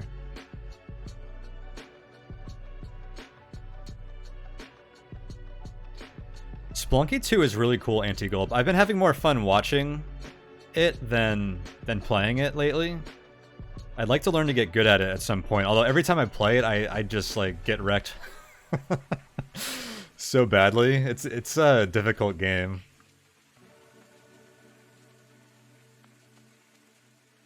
But yeah, some of the NetHack reference or like similarities are uncanny. Like, look at how, if you do play it sometime, anti-gold, look at how Spelunky does like shops and compared to like NetHack. It's really cool. That's like one not super obvious, but like once you're aware of it, it is actually a pretty obvious thing.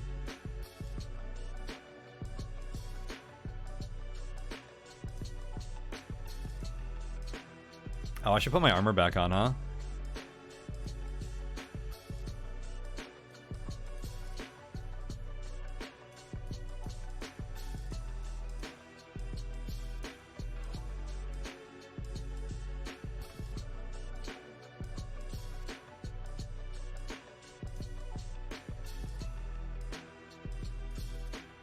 Oh, I forgot the gold.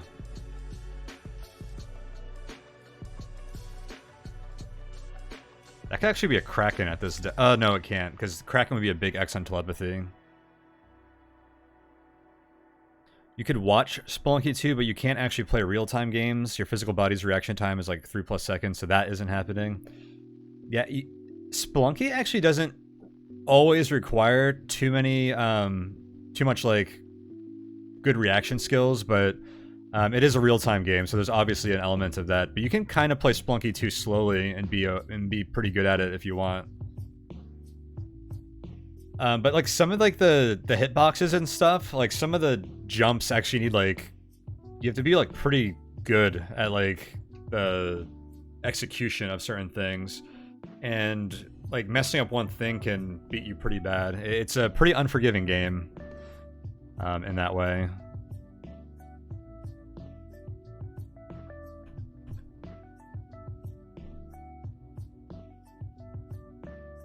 Your favorite genre of games are roguelikes and shmups?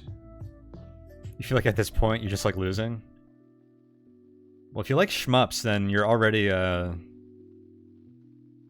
that's got like the Twitch reactionary thing going on right there.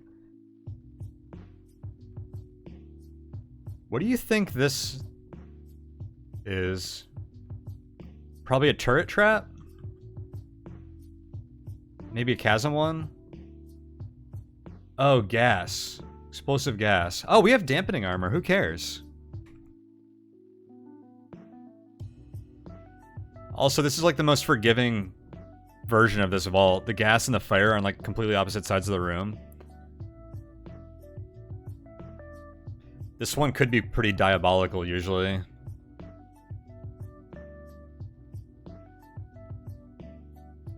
When you played Spelunky, the gameplay felt good until it didn't. You die so fast that the fun just ends. Difficult to describe. That's true. It seems like something that's really fun once you've like become very good at executing. When I watch like some streamers play it, it looks pretty cool.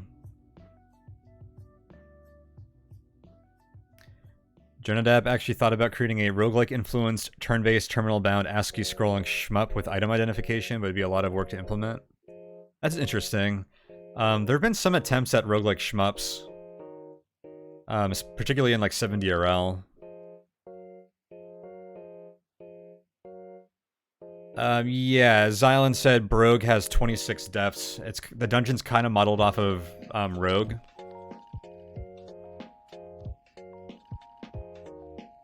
Sorry to drag Cogmind into this. Hey, you can always drag Cogmind into my streams. It's like one of our most played games here. So Cogmind, like NetHack, is always on topic.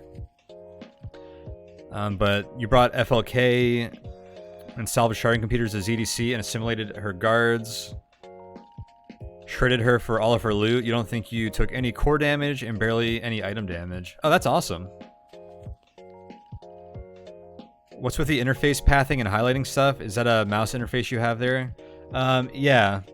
So you could click to travel, and it prioritizes speed, but also tiles that you know there aren't traps on. So it like shows you the path that it's going to take before you take it.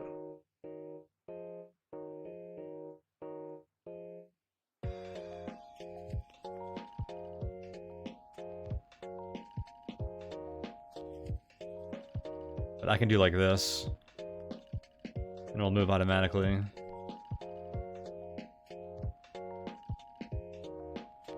Alright, let's see if we can sneak attack this zombie. Boom! Wait. Oh, we did get a sneak attack. Sweet. I think I back up and let the swords kill it. Oh, they didn't finish it off. Alright, there it goes. So we know with telepathy that there's nothing over here except for a sleeping Dar, so I should be able to go this way safely.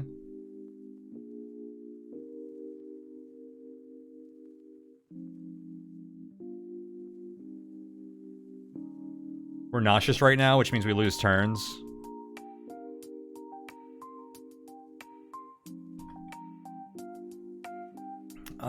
So this is a... what do they call this? An archive? A bunch of free scrolls. Huh, and none of them are negative. I wonder if that's always true of these, or if it's just because negative scrolls are kind of rare. I don't think they actually call them libraries, because a library in Brogue is the reward rooms where you check items out. You can only take one at a time.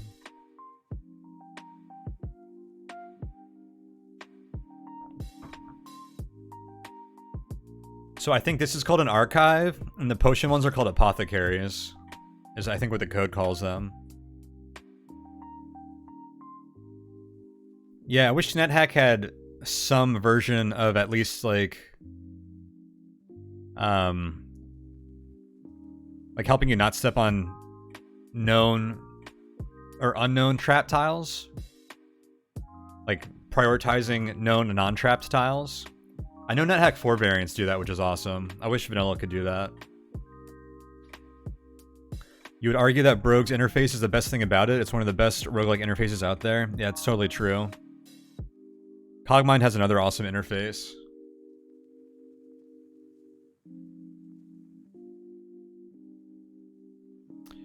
Okay, so there's a 4th protect weapon scroll in here.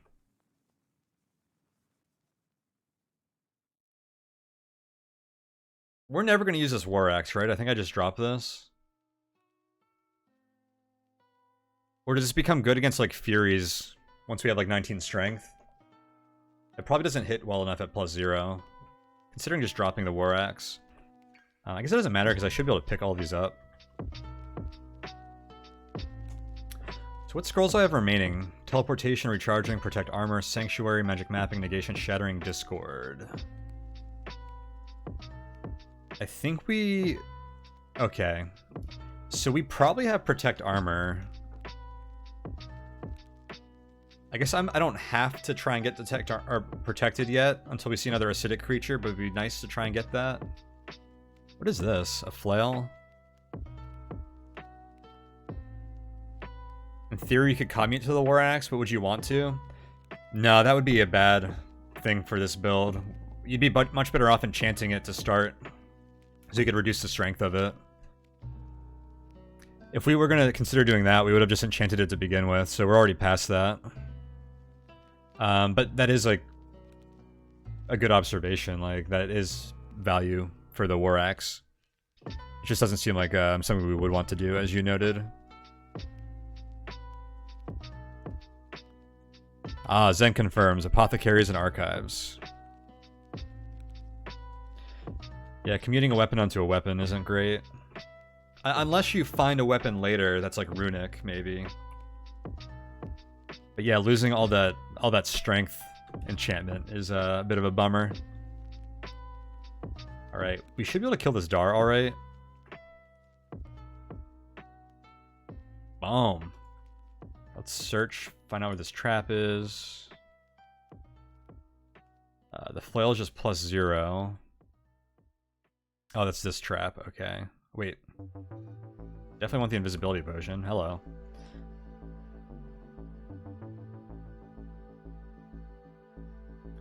Let's take our armor off.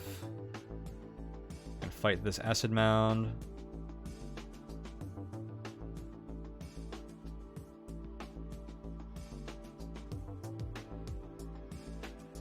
Oh, my pack is too full. God dang it. Thanks, Atheros. I almost slept on the ground again. Okay, I'll grab that in a second. I need to peep upstairs. Okay, we didn't explore this floor yet.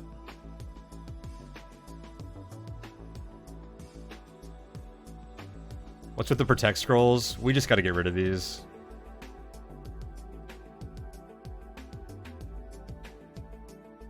I don't think there's any reason to have any Protect... Like, we're so committed to the sword. Like... Unless I found, like, a Quietus weapon or something, I don't see, like, any value in a Protect Scroll. Double Protect it? I like where your head's at. We don't need the flail. I think we just ditched the War Axe, too.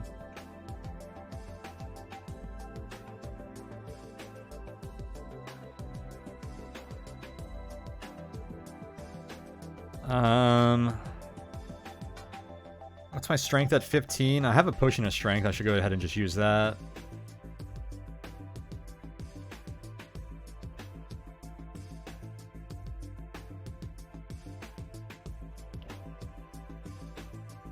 Plate armor would be pretty bad so far.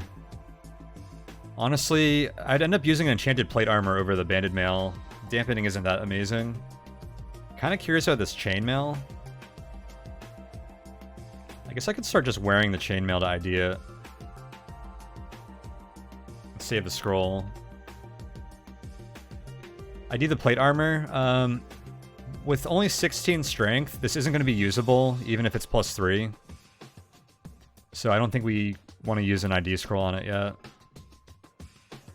If I want to clear inventory, I could use an ID scroll on obstruction. But we have 6 items now, so I think we're doing pretty good.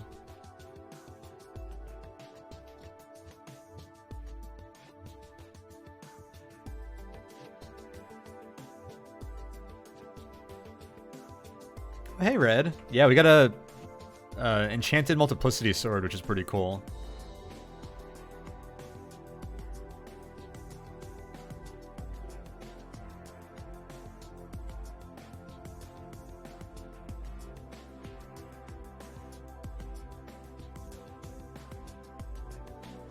Of course, there's a centipede here, right after I use my strength pot. I don't think the centipede's too scary for us, though. Because I have pretty good armor and a pretty good weapon.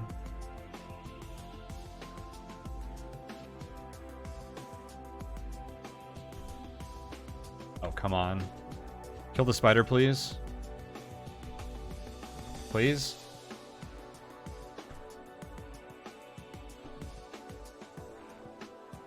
Dude, the combat variance is really hurting us this run.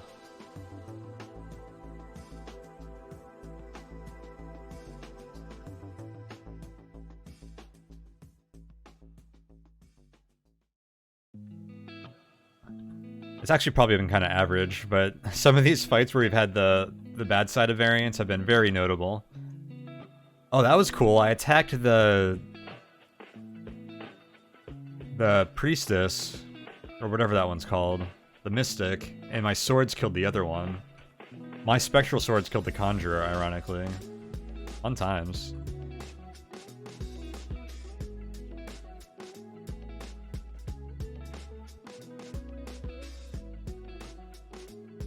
Did we search down here? We did, okay. Yeah, we used a descent potion on that floor. Oh, shoot. That's an ogre shaman. And I'm not going to get a free hit on it. I was hoping to sneak attack it. Do these knock back? They don't. Can I summon some blades here? They're nauseous, which I like. Okay, our swords defeated the shaman.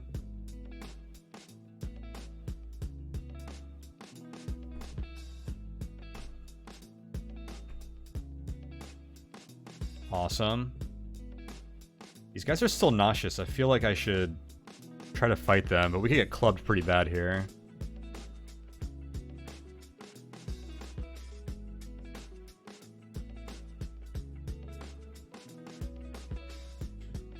These are not just 1/1 damage blades. I know, right? +8, we're at about plus, what, 50% damage? So they're doing like maybe 12 damage per hit.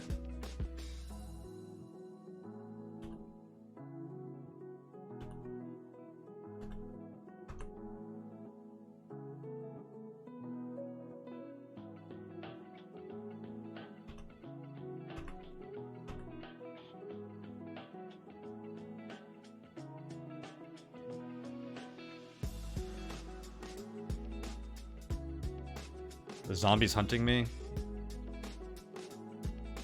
Oh, I don't have my bandit on. Oh my god. Thank you for pointing that out. I forgot. Oh, we identified the chainmail though. Reprisal. Glowing runes of reprisal adorn the chainmail. Any enemy that attacks you will itself be wounded by a percentage of the damage that it inflicts. That's really cool armor. So I'm gonna look this up because I'm curious how that scales with enchantment. The thing is, with multiplicity, I kind of want high armor value so we could tank better while our swords kill. It only procs when you get hit. Yeah, that's another one like multiplicity that's kind of awkward because you have to enchant it more to get more value out of it, but you get hit less so it does less.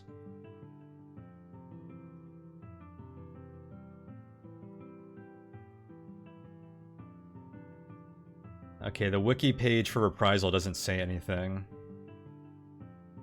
Or doesn't include any of the scaling info. What does multiplicity mean?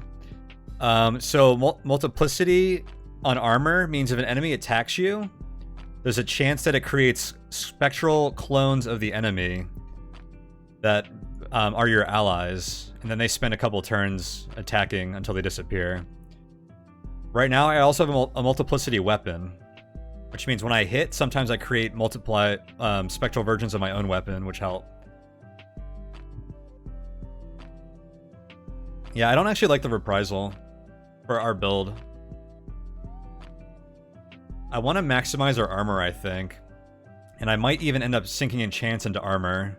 Because if we could like have a very high evasion, which is what enchanting armor does, I think that makes our multiplicity weapon a lot better. So I'm gonna ditch this chainmail. That ogre went back to wandering.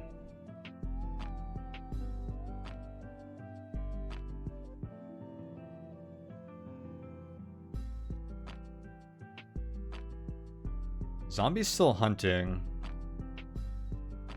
I might obstruct these guys so I can heal.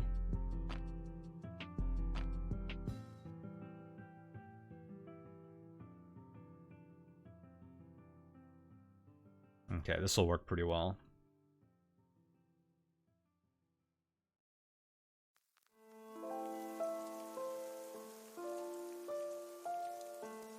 We've only found 2 potions of life so far, which is pretty low for this point in the game. So we're taking big hits from like everything we run into.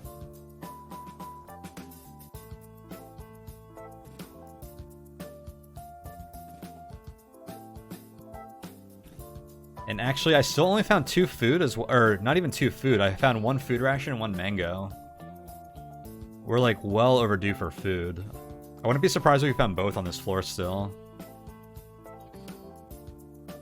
But it's kind of a nasty combo because we don't have a lot of health, so I need to wait to heal a little more because we're at low health all the time. But we don't actually have like enough hunger to keep doing that.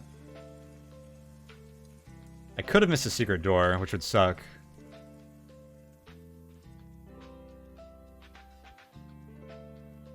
But I feel like we've been pretty good with that. There's our food.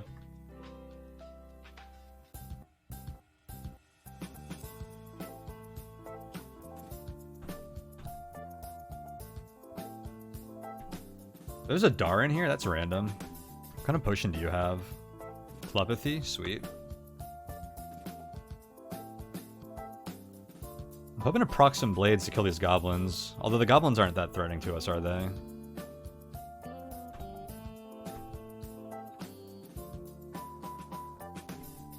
Our goblins killed the Mystic, which is pretty cool. Another mango. I'll take it.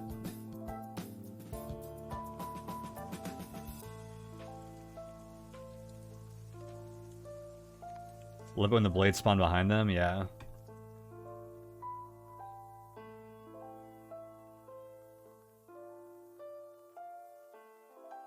I think it's more likely to spawn behind them too. Because you're occupying the next closest spot. Alright, take it easy, Owie. Thanks for hanging out. How were your Slex runs earlier, by the way? Owie was streaming Slex earlier for some godforsaken reason.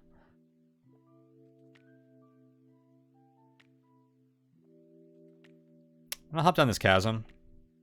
Should be pretty close to the exit.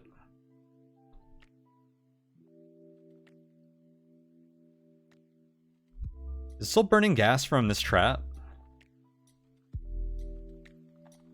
That's weird. It's like a vestige of the... just some kind of time effect from coming down here. Oh, I left this over here because I figured I'd come back down through this staircase. We gotta go grab that still. Ellen Marie dared you to? Ooh, why does this path me through the eel water? I don't like that. That burning gas will oscillate forever. Oh, does this never stop emitting gas? That's interesting. Oop, hold on, we missed this. Oh my god, the gas is all the way out here. Permahalu XNet net hack? You were doing all the silly conducts earlier, huh? You were not kidding when you said that. Ah, see, I knew we were gonna get some food clumped up. Now just give me my life potions.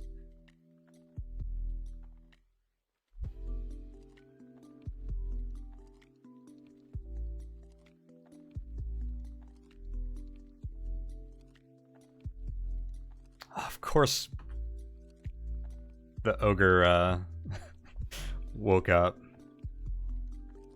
I haven't gotten many sneak attacks this run, unfortunately. Permahallow is very amusing, but kind of difficult and annoying. I was going to do a Permahallow run in TNT last year. I was going to try and do every conduct, but I screwed up Pacifist at the freaking castle when the game was in the bag, which was really disheartening. Okay, hunting centipede. We should be pretty good. Cool. I don't need Hallow Potion. Out of here. We should try knocking out the Brogue feat sometime. Oh, I am 100% going to do Brogue conduct, Xylan. I was so excited to learn that there were more of those. We're going to do Brogue speedruns and conducts and have a lot of fun with it at some point.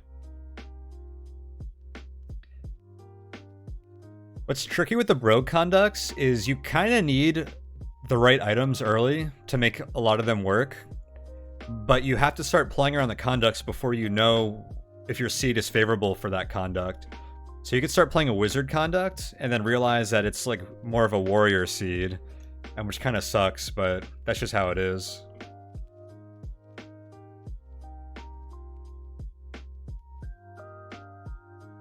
What are the Brogue feats? Oh, Xylan's pulling it up. There's our life potion. I told ya. It's almost worth drinking right away. But we can hold on to it. Our pack is full again. I'm just gonna ditch this chainmail. Actually, no. I was holding this for potential commutation. Brogue Extinctionist? That's a weird conduct. What do you do? Kill 120 dragons?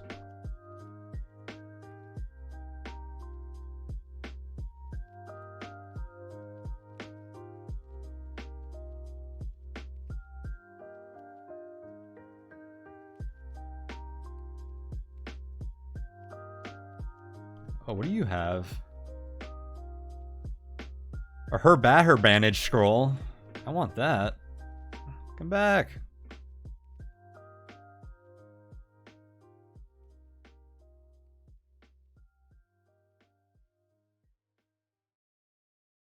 Nice.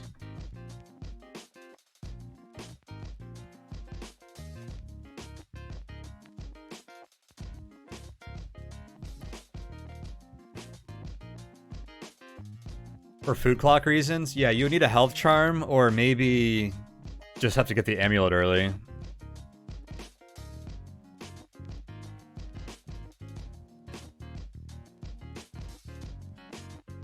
If you found an early health charm, I think you could rely on that to never eat, if you could enchant it quickly.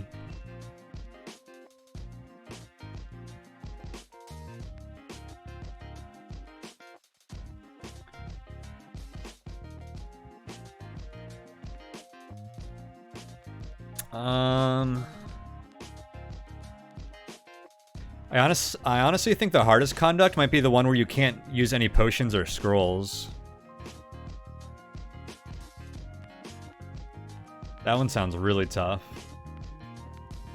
Because that means you can't enchant anything or use life potions or strength potions.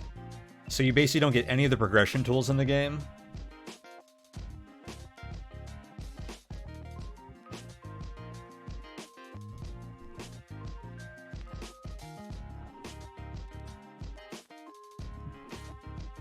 Yeah, that is the one that sounds almost impossible.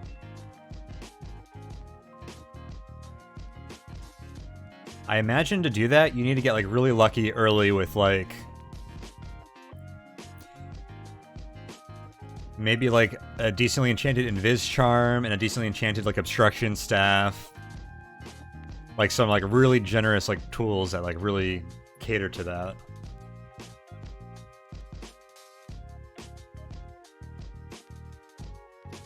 Empowerment slash plenty nonsense, but you're only going to get one charge out of empowerment because you can't enchant it. It'd be kind of incredible to find more than one because they're so rare.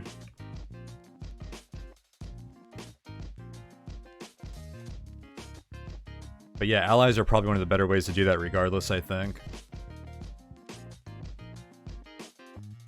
Patching Brogue with a blindfold to allow Zen conduct. Can you commute something onto wands? I don't think wands are commutable, no. So I'm curious. We just picked up an... Oh, that scroll actually stacked. So we know that's a positive scroll. Okay.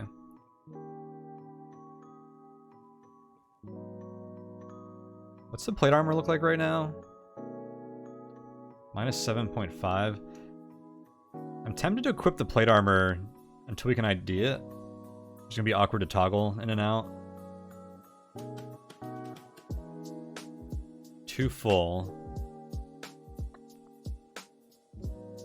Maybe I just ID the plate armor.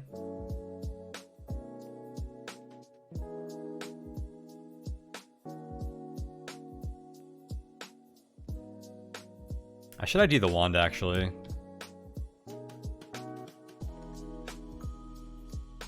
Ooh, 5 charge tele wand. That is a great find. We should have done that a long time ago. That's my strategy with blue wands. Oh, actually, we knew this wasn't polymorphism. I could have ID'd that by just zapping it. Because this is the reason that I always ID blue wands, is because you don't want to use polymorph.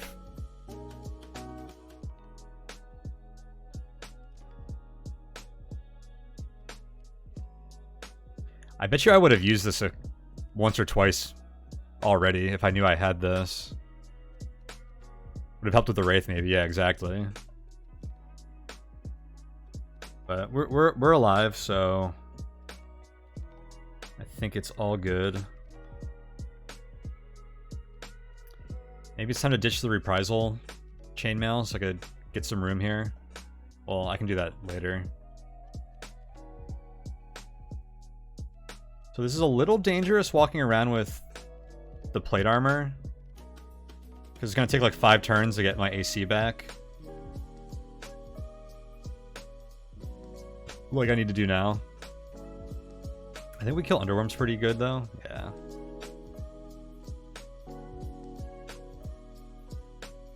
Ascend without taking damage.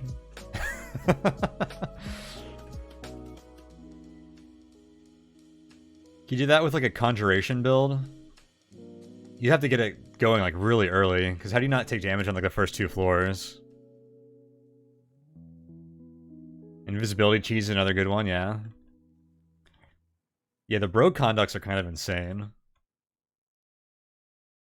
Okay, acidic jelly.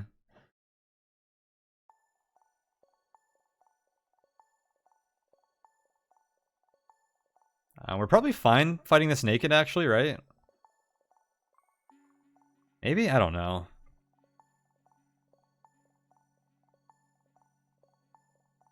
See, I have 2 of these, so I can read this. Teleportation.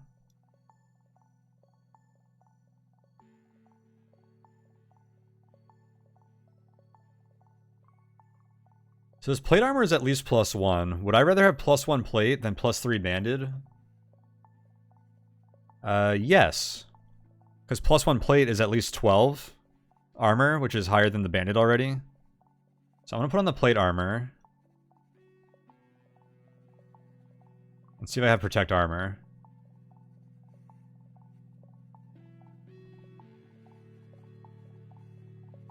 What other scrolls might I run into? Recharging, protect armor, sanctuary, magic mapping, negation, shattering discord. Let's use this up here in case it is sanctuary. Yeah, the tough part of achievements is they all start on the first floor. Hey, there's protect armor.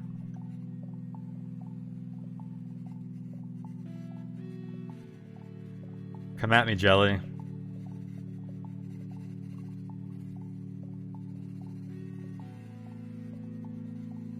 You want some Medis Ogre?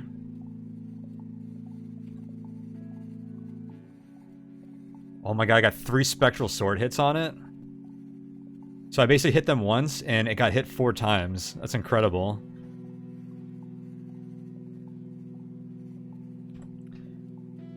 So my next bonus sword is at +12.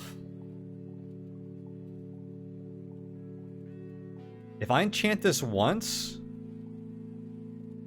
I'll be at +2 from strength and another +1. It'll technically be an effective +11.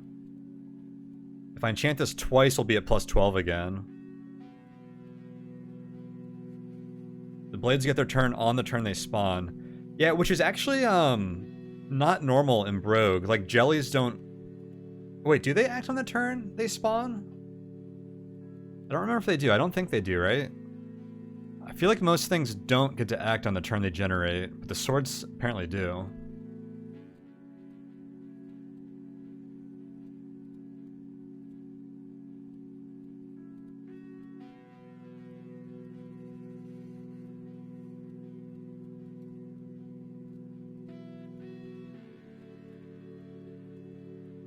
You think not even the Conjuration Blades get a hit? Yeah, I think you're right.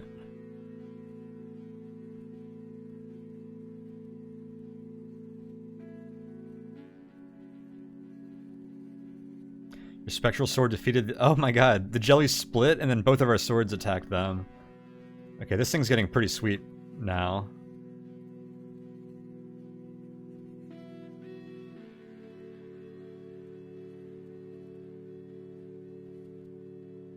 %58 chance proc rate. Love to see it.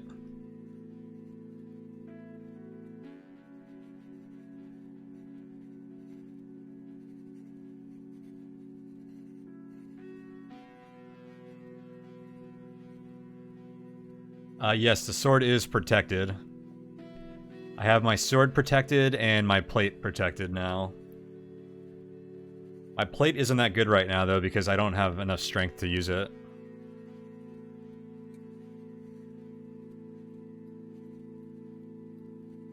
I eat my mango yet? Hi, what a yummy mango. Indeed I can.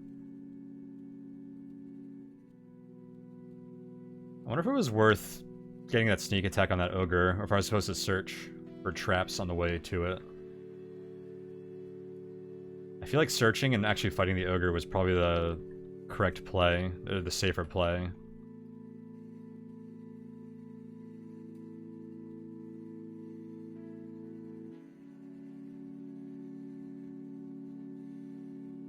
Depth 13. We're getting deep, and I don't feel like we're that deep yet, which is scary. Oh my god, is this Kraken infested?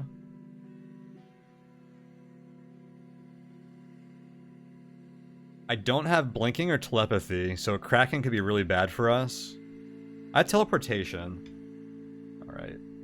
Okay, there's just eels here. Summon some blades.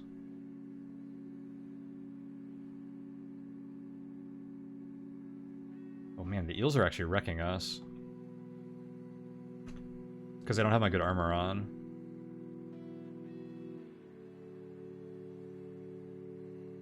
And also my health is still at 50. I think I need to put on the better armor. I should probably always have the better armor on.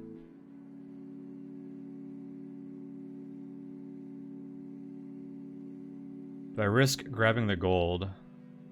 I don't think I can. Maybe I drink the potion? Or use telepathy? Yeah, let's just use a life potion.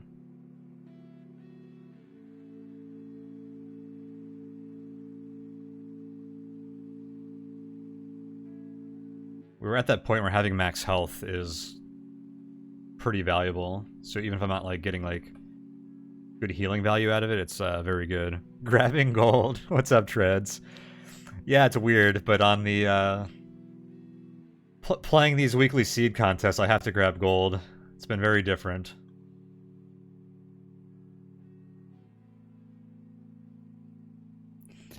Love the fact that I've been streaming weekend contests, inspired you to participate this week. Won't say anything or advise me. Yeah, it's definitely interesting from your guys' perspective if you've played the seed before and you know what's coming. That's always a fun way to watch a game. Because you guys are probably like, oh, there's this crazy vault coming up, or like an early like Kraken Lake that you're forced to walk through, or like whatever other nonsense can happen in this game.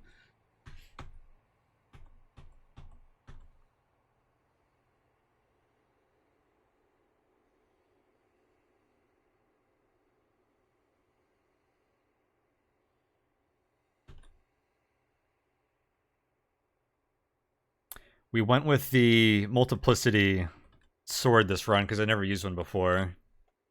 I don't know if it was the right move over the broadsword or war axe, but it's been a lot of fun so far. You'll be uploading your record into the thread. Had an interesting run. Sweet. Yeah, whenever I die or finish this run or win or whatever, I'll read through the thread and see how other people did. You just thought of an interesting idea for the armor runic. Whenever an enemy hits you, there's a % chance that it procs, giving you 1 free hit back using whatever your current weapon happens to be.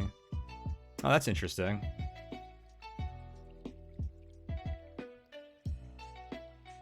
Oh, you'll be uploading a recording in the thread. Interesting. Very interesting. How long has it been since you played Brogue? Treads?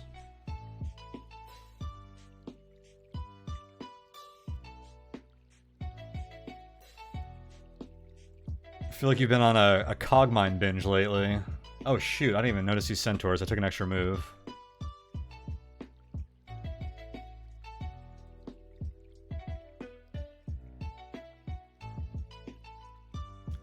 It's gonna make me go through the Eel Lake to fight this guy at the door.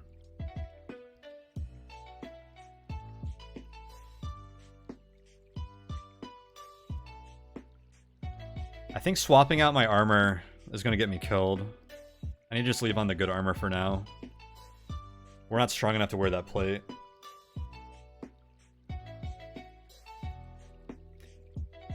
Your infinite paralysis death when you tried out EU Web. Oh yeah, I forgot about that. Not just Cogmind, you've been doing Cogmind, IA, the ground gives way. And 4 roguelikes to main is too much. Yeah, actually those 3 is a lot. Especially if you've been playing the other 2 as much as I've seen you playing Cogmind lately. God, I can't wait to get to Infra Arcana and the ground gives way. I will definitely be playing those at some point this year. You've been hooked on Brogue for 3 weeks now after about a 2-year break. Yeah, I went on like an 8-month hiatus of Brogue, and I've been hooked on it for the past month or so. You had a 9-win streak in the ground gives way somewhat recently. Oh wow. I don't know how impressive that is, but I'm sure it's impressive. Ties the highest previous win streak. Awesome. You can use a weapon with small penalty, but armor, it's a bad move. Yeah, we only have 4 armor rating with the plate mail right now, compared to our 10. It's a huge drop-off. You've been enjoying IA a lot, not sure, even though you're super terrible at it. Oh, cool, I didn't know you were playing Athros.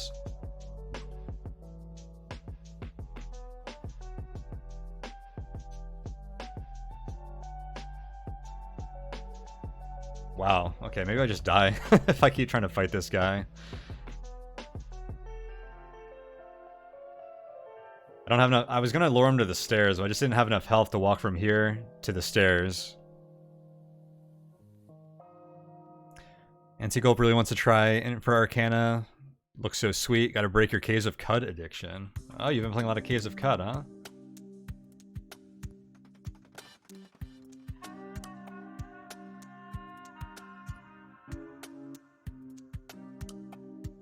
Oh god, there's a troll here too. I need to rest to heal here.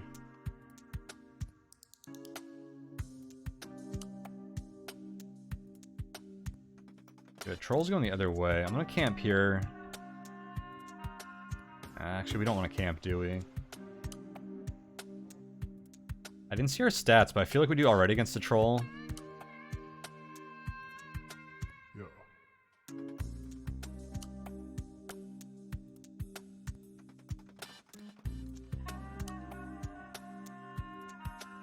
Shoot. Oh, shoot. I had a bunch of free turns to fight the centaur, and I didn't take them. It was hunting, but it tried to, like, flee past me.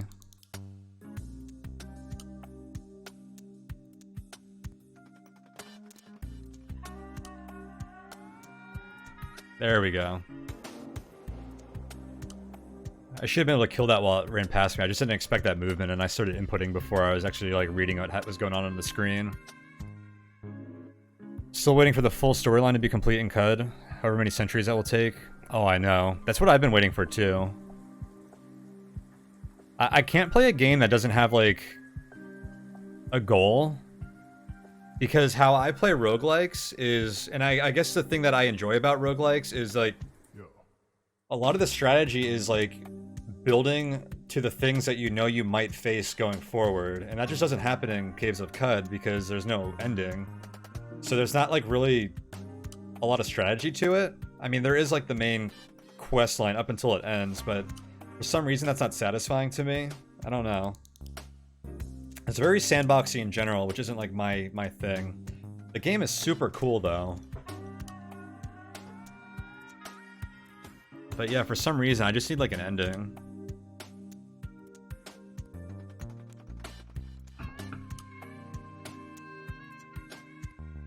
How much time does it take to win Brogue? Yeah, 3 to 4 hours is probably pretty typical. It's been taking me like 6 on stream. You get to the Tomb of the Eaters once, was so hyped about the lore and story, and then fell down a bed and died. That's the end. That's the current end of the game, right?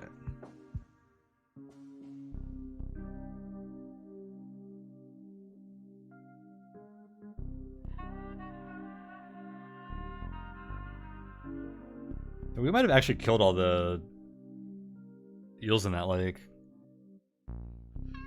Losing is definitely quicker. Yeah. That is the truth. Okay, Wandering Troll. Okay, yeah, we wrecked this thing. Let's see if we can get a sneak attack. Boom. Let the blades do the work.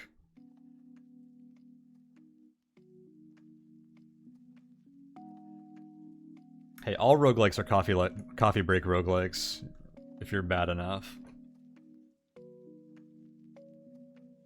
Salamander. I didn't even check our stats, but looks like we do pretty good against them.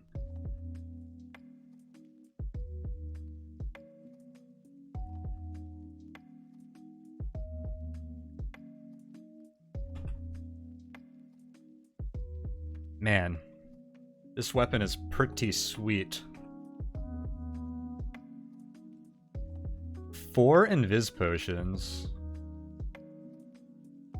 Another Staff of Obstruction?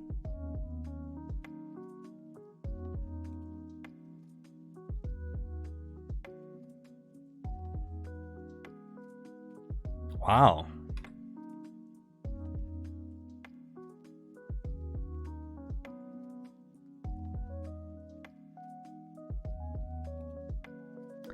There was someone who got a NetHack turn 0 death with task speedrunning. Yeah, that was AIS 523. That's definitely a a fun thing to happen in NetHack. It was pretty cool that they actually like did that as a proof of concept. Actually dying before you get to take an action is incredible. And extra awesome because it happened to be Gracewind Deer. There's an ally up there too. Dar Blade Master. I guess if you see salamanders, it's probably a decent chance that there's an ally they're protecting. Because salamanders are relatively rare, but they are one of the enemies that can be guarding allies.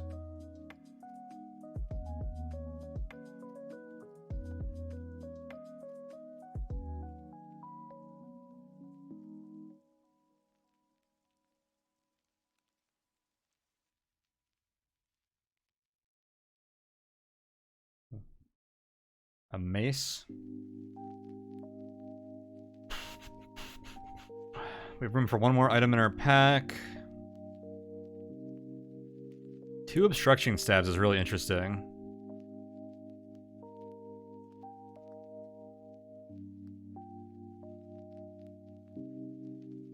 I actually don't know if grabbing the Star Master was a good thing or not. It's probably fine. Detect magic.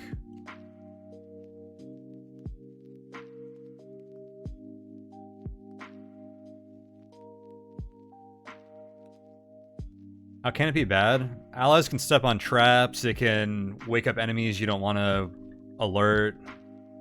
Like this, our ally's about to blink into this guy when we could probably get a sneak attack if we really wanted to.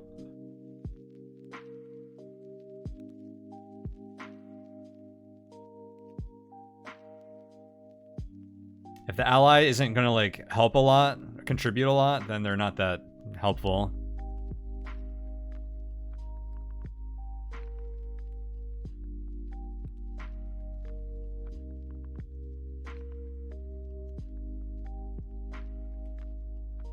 Oh, there's 2 of these guys. Let's go in.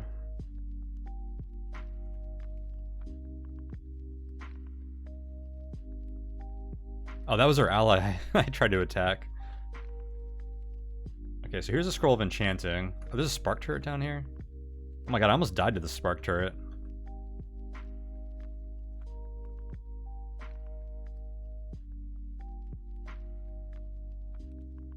That would have been embarrassing.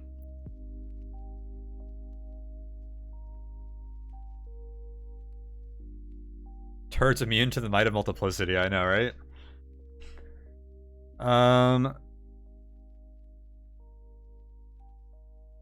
So 2 more enchants onto my sword gives us an extra blade.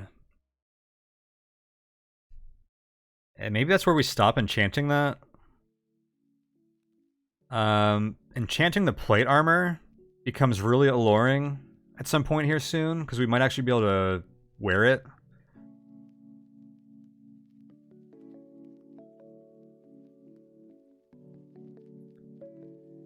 This is at negative 7.5. It'll only be negative 5 if we enchant it.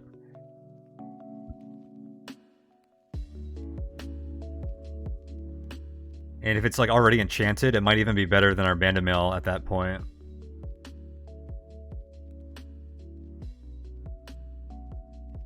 Did you use a scroll on this armor? I used a scroll on the plate armor. Oh, the dampening? Yeah, I used an ID scroll on it. Did you find out in the explosive gas key holder?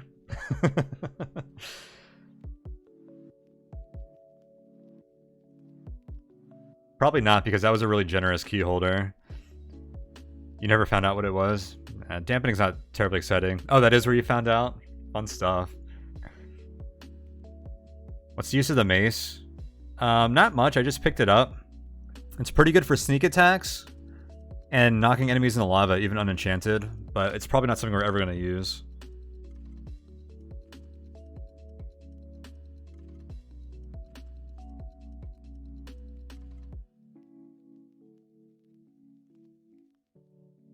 I feel like I should find out how much obstruction this thing has.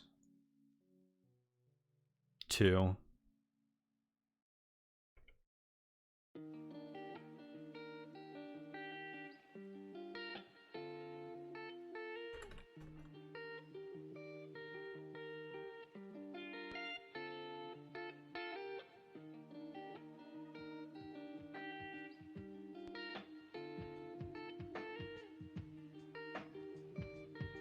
Mace of Dragon Slaying.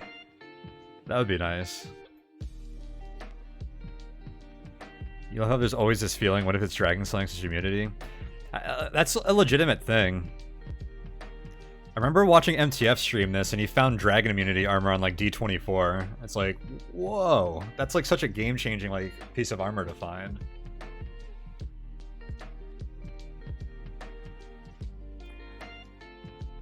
Part of me wonders if this build can pivot into some kind of, like, late-game obstruction build at some point.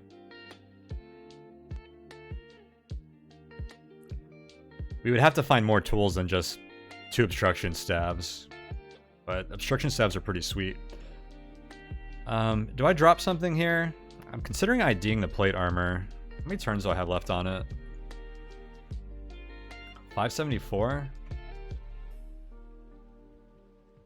Yeah, we would need wisdom, or maybe like even reaping or something. Probably wisdom. We would want tunneling as well. So it's a far cry.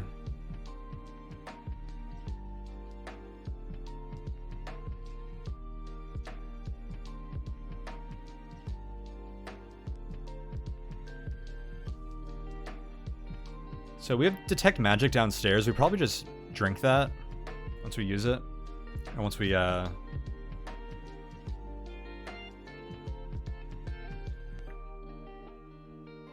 go down there. Alright. Man, I'm really tempted to use this enchanting scroll on our plate.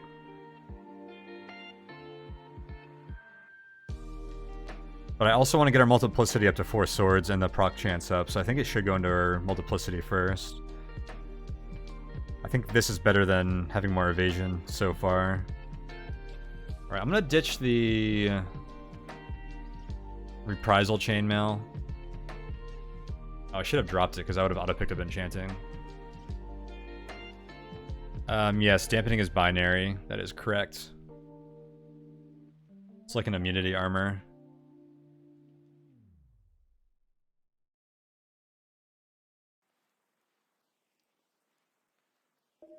Oh, another enchanting scroll?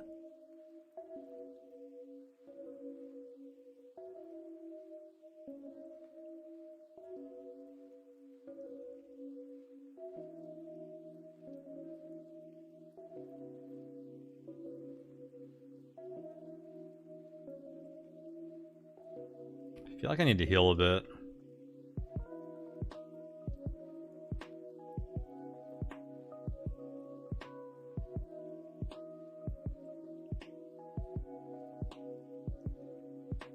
This feels pretty good.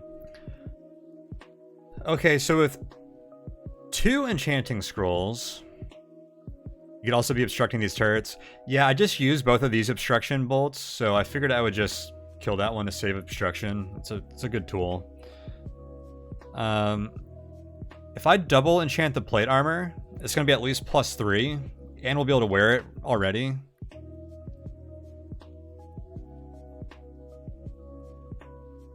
That feels pretty good. I think I do that.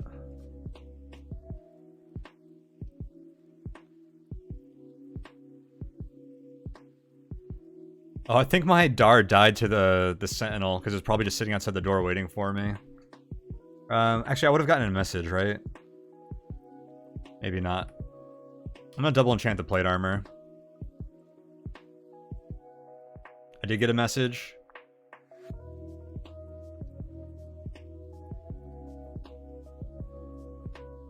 It must have happened a long time ago. Oh, it happened like when I could see it? Oh well. Sorry, dude. I kind of didn't want you anyways. Okay, now we're up to 9 armor with it unidentified, which is 1 less than the banded. And it'll go up a lot higher once we do ID it in 500 turns.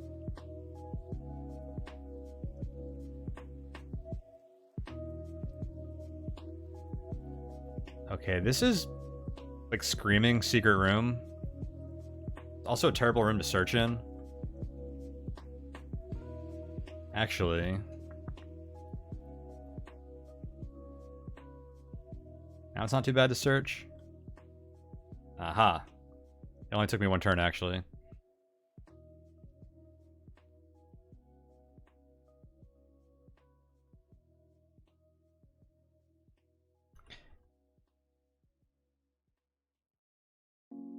Oh, they're actually not as bad as I thought. Another ally? Do we even want it? Ogre allies are pretty good, but also... at this def, they're not quite as good.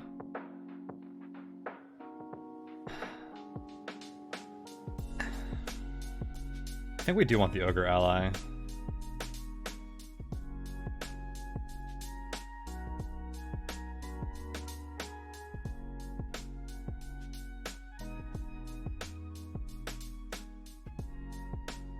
What's cool about allies for this build is we can summon blades and then swap with them.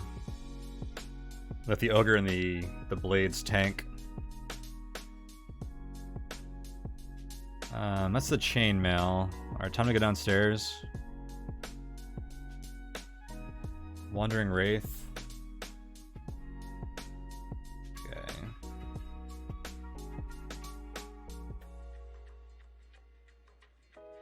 Full pack. I think we just use this to detect magic. Or am I supposed to save it until I find something like a ring that's worth using detect magic on? Probably am supposed to save it.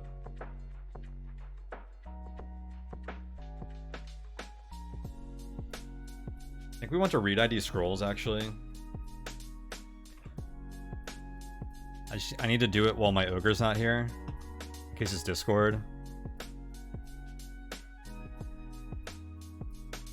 Shattering.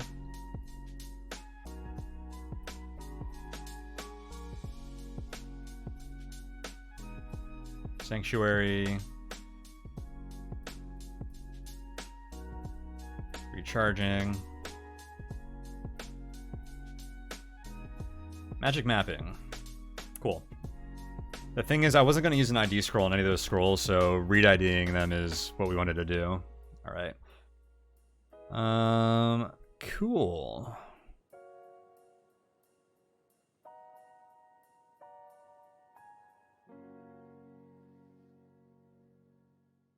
What's cool about magic map levels is we know where all the traps are.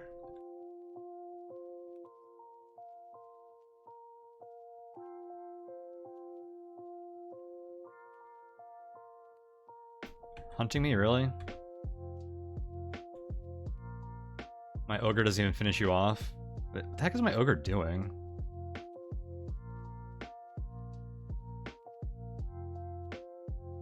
Okay, so the Naga is one of the weaknesses for our weapon.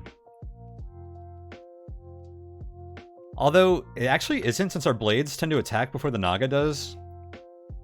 So this tends to be like a times 2 to 4 multiplier on our damage right now. Regardless of how many the Naga can hit at once.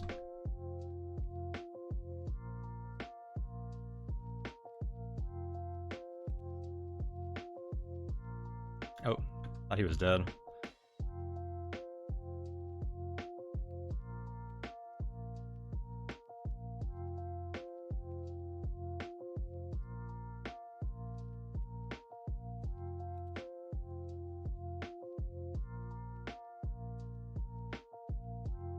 Ooh, okay. I will take the D14 Bloodwort.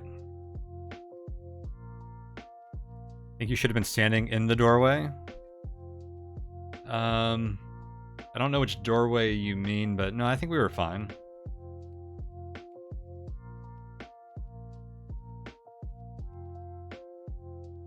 We were in the choke point for the Naga. Another Telewand?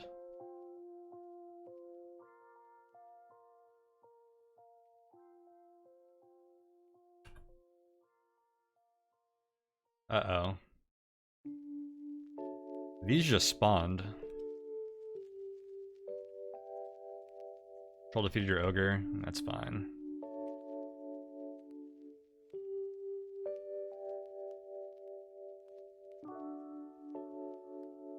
Oh, those didn't spawn. My blades just went over there.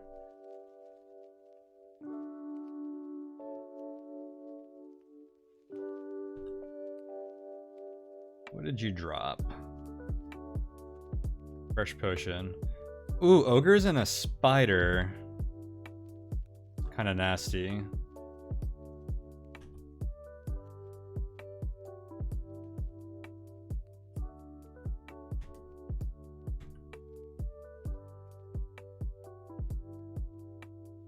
Okay. Can I get the ogre stuck? Oops.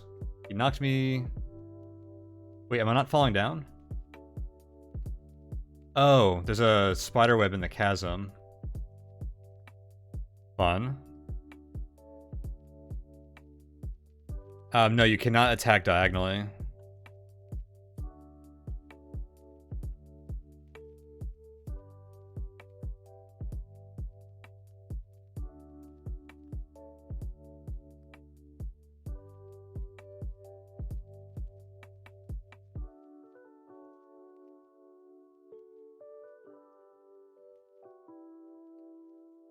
You dropped into that, so it's fun to see that happen. That's funny.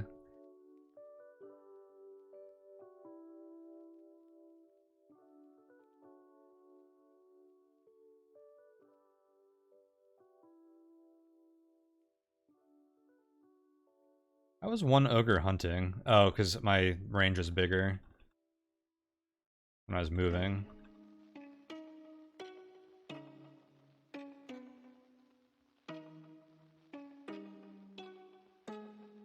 These ogres are annoying.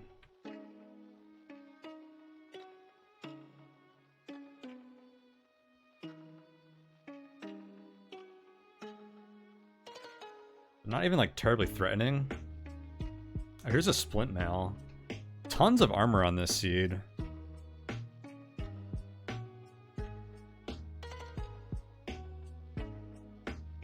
You wonder why no one has done mastery with Stealth Ring and Multiplicity Weapon. Isn't 3 turns enough to walk away and drop aggro by resting to 1 stealth range? Or you only get 2 turns for the walking away part? I'm not sure. It's definitely an interesting build.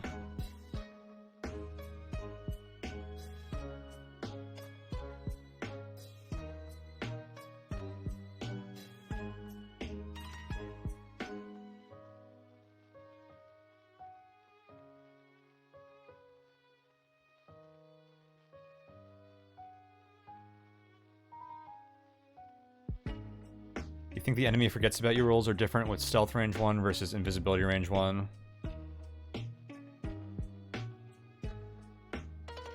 Yeah, it takes hits on the first turn.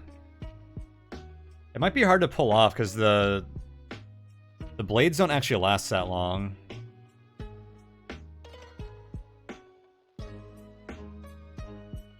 Oh, why am I searching?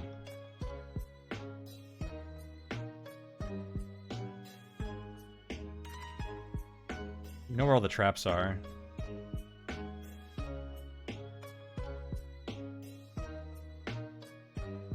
Guess I forgot. Okay, when do I identify my plate armor? 77 turns. So you need to be 3 tiles away with a Ring of Stealth.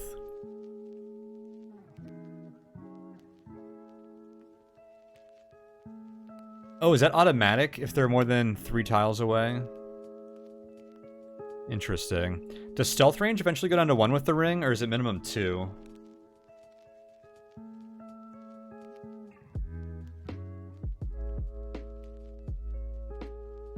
They might swap back to wandering before that anyways, though, right?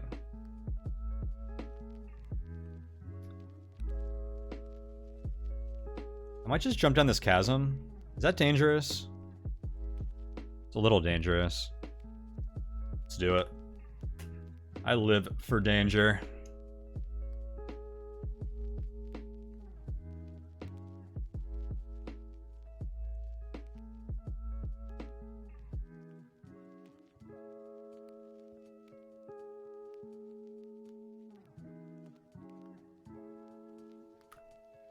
Ooh, okay, so that was plus 2 plate armor, and I put 2 scrolls into it. That was worth investing into, I think. So now our armor's up to 12. I think having high armor value combos pretty well with Multiplicity, so you can generate swords and, like, tank more hits. I like that. I'm not sure where I'm going to drop future enchanting scrolls, though. Probably into the the sword now until I get a 4th blade, which is 2 more enchants. And also, I just want to get the proc rate really consistent here. If I get this up like 75%, that'd be pretty insane.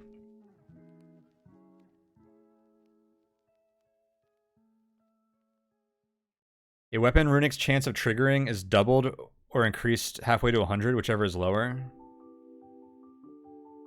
For what, sneak attacks? Interesting. I didn't even notice I had a strength potion. I should have drank that a long time ago. Now our armor's up to 15. Oh yeah. So if I enchant the sword, it goes down to requirement 8. Which means we have 9 strength over it, which is plus 2.25. So it would be effectively plus 11.25. So we would still need 1 more enchant to get an extra blade off of it. But enchanting this again gives more accuracy and proc chance. And I don't have any other good enchants yet. No amazing ones, at least. I'm kind of holding out for like a vault with some like an interesting wand or something. I don't think we'll ever regret enchanting the sword at this point.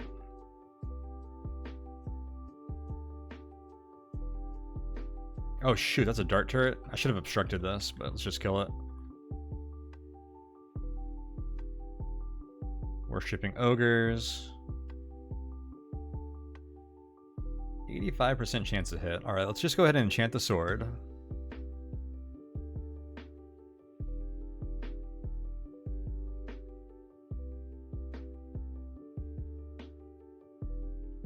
Wreck some ogres?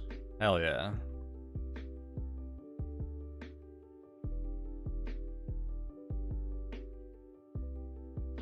Two more items in our pack.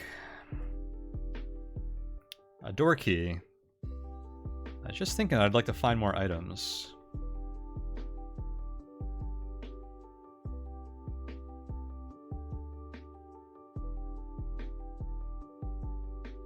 I don't know what this is.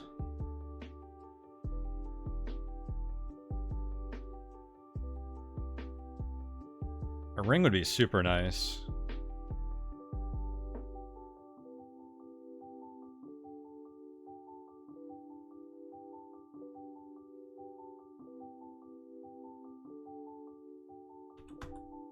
Oh, you went the other way?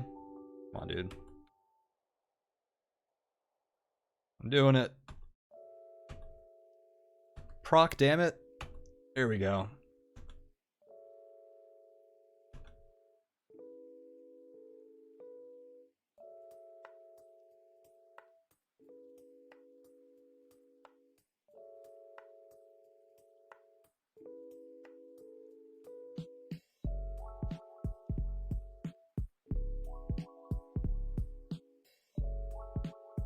Alright, this is dumb.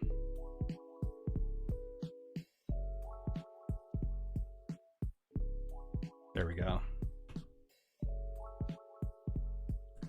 I was thinking that we might, like, eventually kill her by summoning blades off of a summoned ogre. Proc, damn it. Oh yeah, that's why there's so few runic masteries. Live for danger? That's what I said.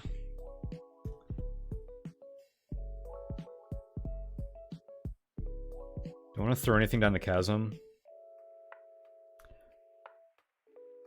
Probably not until we see what vault is on this floor. I could drop the splint and dampening armor right here. And the mace. Oh wait, that doesn't go up to the stairs.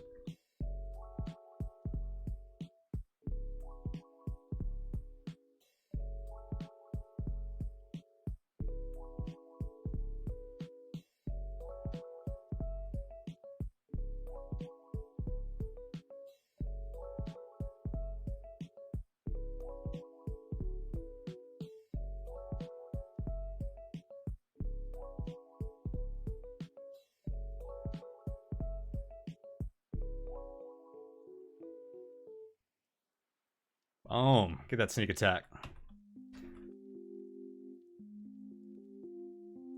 Centipede has a low chance to hit me.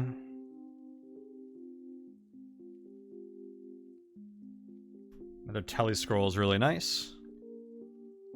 Something missed you. Oh, phantom time. Is 14 early for phantoms? What's their normal death?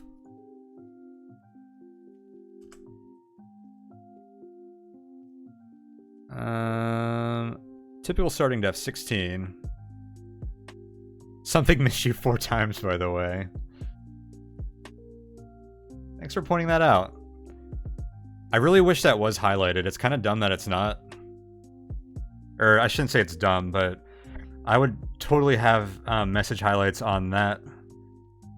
I also wish the game would tell you when stabs gained a charge. Which might get annoying on certain builds, but I think it's really good information. It wouldn't be that annoying because it only applied to stabs where you have identified them.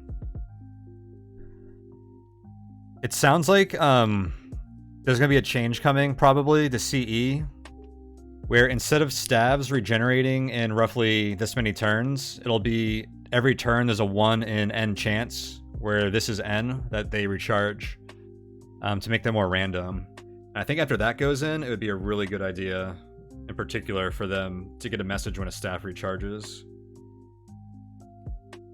Yeah, I guess Pender was watching one of my streams and saw saw me tracking every staff use and said that might be a good way to make that less reliable. Oh yeah, there's a phantom here. As I go back to searching after talking to you guys. So spectral swords are pretty good against phantoms.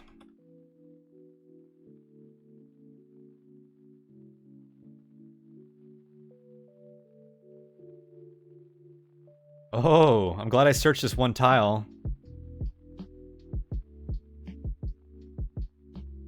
We might have missed some gold. Good old tone video evidence of annoying stuff. Yeah, the other thing that was brought up was... Oh, throwing items down chasms and general, like, inventory juggling. Like, lots of times I'll just, like, huck an item down a hallway, huck an item down a hallway, just to, like, artificially add, like, one inventory slot to my inventory. He said he might do something where enemies can, like, pick up items to try and decentivize that.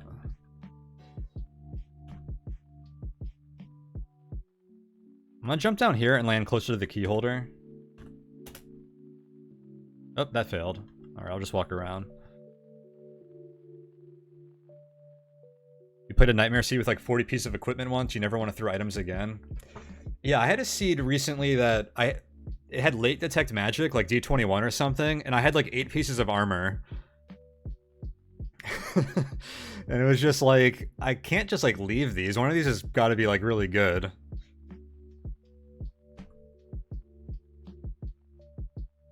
Oh, another methane gas trap? But I took off my dampening armor. Another really generous one, at least.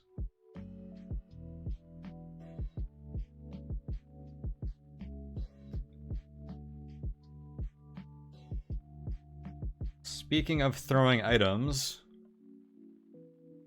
Well, you know what? We're not going to use Detect Magic on a vault on this floor, because I'm not going to pick up a sword or armor from a vault since I'm already committed. Or a weapon or armor, I should say. Those are like the 2 big reasons that you might use Detect Magic on a vault. To see if there's runics or positively enchanted swords or weapons. Otherwise, you already know anything that's in a vault is positive or negative. And with that in mind, it means I can throw everything down this chasm.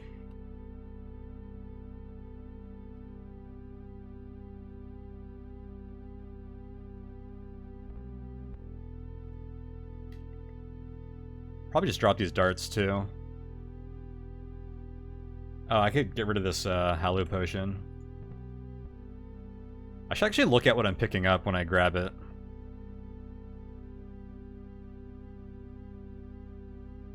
Instead of just ignoring everything.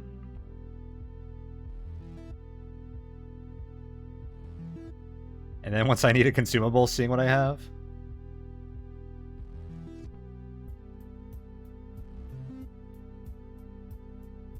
Brogue enemies can pick up and use items.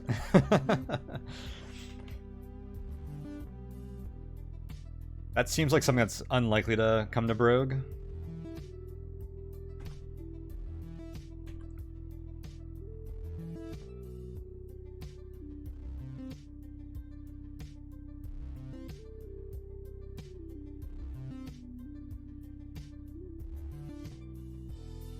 Give me your gold. Food, hell yeah.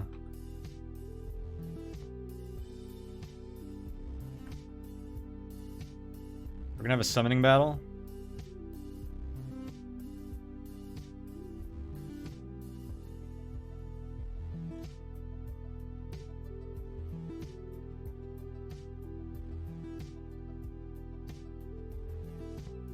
Hell yeah, another life potion.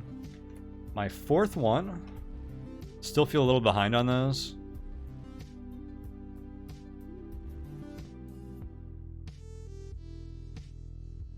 Speaking of inventory juggling.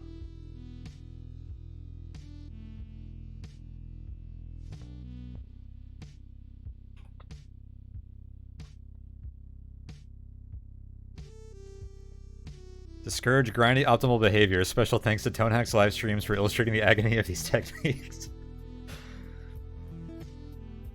Made it sound quite painful. It's totally in Brogue's design to remove tedium like that, in a similar way how it's kind of like in DCSS's design, but I feel like Brogue has a different feel to how it approaches that kind of stuff. And what's really cool is I feel like Pender like immediately identified those issues and had good ways to solve it. Which is like a sign of, well, of course he's like knows Brogue better than anyone. So he would be the person to do that, but it's like really great to see, or comforting to see like a developer able to, you know, pick up on that and like know how to fix it.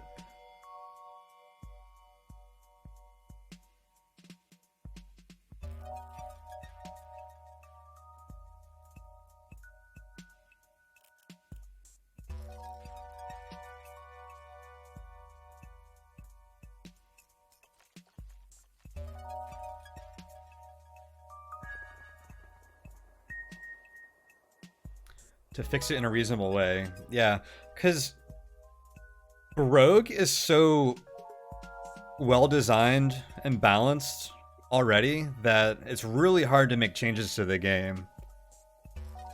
And like, people like make little suggestions, or they're not always like serious ideas. It's always fun to like muse about like ideas in games. But whenever I think about them, like, I see very, very, very few ideas that would actually make sense or, like, be well balanced to put into Brogue. Like, it'd be so easy to, like, bloat Brogue by adding, like, 1 or 2 items. Like, it shifts the balance a lot.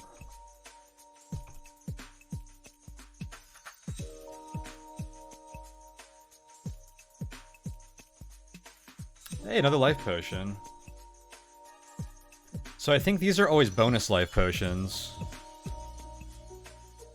And so far, this is a seed where life potion has been rare.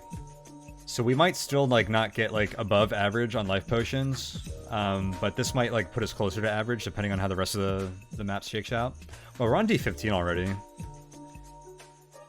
I keep being astounded by how far we're getting, how quickly.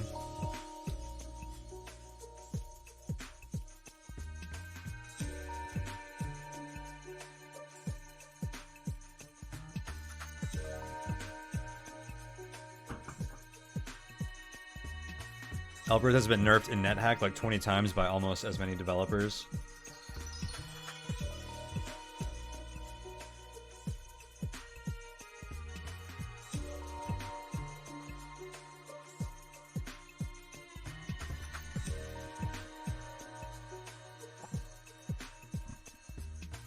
I actually kind of like where Elbereth is in NetHack right now.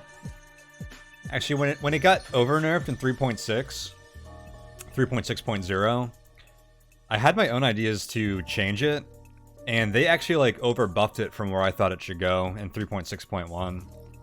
But it's funny, a lot of people like don't like Elbereth or think it's cheesy, but I kind of like how it adds a bit of consistency early on in the game to a game that's like very random. Because otherwise, like, you could literally net hack on certain roles, like walk into a newt in a corridor and just die with bad variance, and that doesn't feel good. But being able to have like some tricks like Elbereth like really helps like smooth out that variance, which I really enjoy.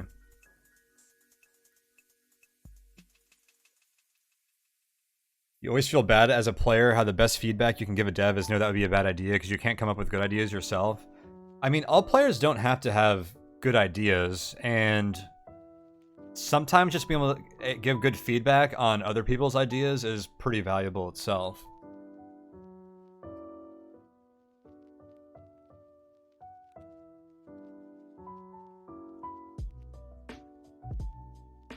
I think there's two kinds of feedback too, like immediate feedback where you're like, here's my gut reaction, and like thorough feedback where you're like, I've thought about this for like 3 hours and and turned it over, and here's like really good feedback. And in a lot of discussions, like you get the former because it's like someone just proposes something and wants to know your opinion. And both are pretty valid. Telling devs what works really well also helps a lot. Yeah, I think generally explaining what is good is better. And actually, I saw some really good advice. I think it was a video from day 9 I was watching. I watched like one video from him playing Loop Hero, and now my YouTube is full of videos of his, but he's like really entertaining, so I watch him sometimes, and he was talking about feedback. And he made a few really good observations, and one is that player feedback is like, there's no reason a dev should ever like listen to player feedback, because a lot of feedback can just be dumb. And they should be like very like open to just like throwing out feedback like immediately if they feel like it. But he also made a really good interesting point, or a good observation, that good feedback is like often telling a developer should like know how something makes you feel, and not necessarily like your opinion on how to fix it. So if you say that this mechanic is frustrating or tedious, like that's great feedback. But if you say like this should be like this instead, like that's not always good feedback. I thought that was a pretty interesting observation. Because a lot of times, like, a developer probably knows how to solve things better than the player, or at least can, like, do it their own way and then get further feedback on that.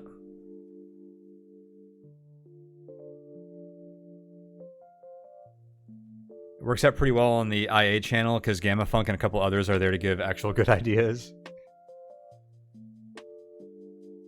What the mechanic makes you want to do. Yeah. The kind of feedback I usually give when someone throws out a suggestion is how I think about how I would exploit that in a way that's not intended, or like not balanced. I feel like that's the usual feedback that I give, and I think that's pretty, like, that's the kind of feedback that experienced players are good at giving in games. Players know that there's a problem, but don't always know the solution. Yep. Because it's really obvious as a player, like, well, this mechanic makes me feel bad. And if enough players feel that, then, like, there's clearly a problem, you know? Oh, we're getting to Steam traps. There's also the feedback where a player just wants a game to be something that it's not. That's hard to filter for. Like, if someone really liked DCSS and they're playing Brogue, and they were kind of like, I just wish a lot of this was like closer to DCSS, they might give feedback that turns the game into something it's not, when that's not really the point. I don't know. Feedback is really, like, fascinating.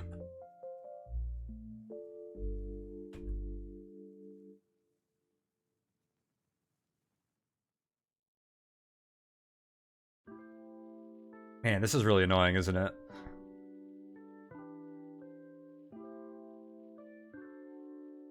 Most players probably going to complain that Brogue is hard when they never played a roguelike before. It's probably a common issue with roguelikes in general. This pixie is going to be really annoying, isn't it? I think we're supposed to lower it upstairs. But it's just going to slow us again. Okay, we got it.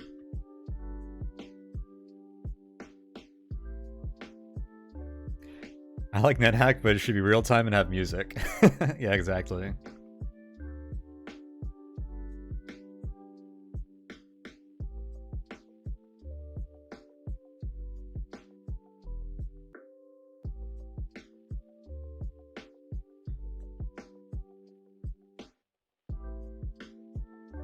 Oh, that's a steam vent, okay. Having rooms full of grass when you know there's a trap around is like the worst.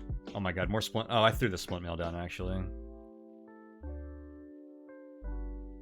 Can splint mail have runics? I'm gonna look that up. I'm assuming that it can, but it's rare. A 1% chance to carry a good runic.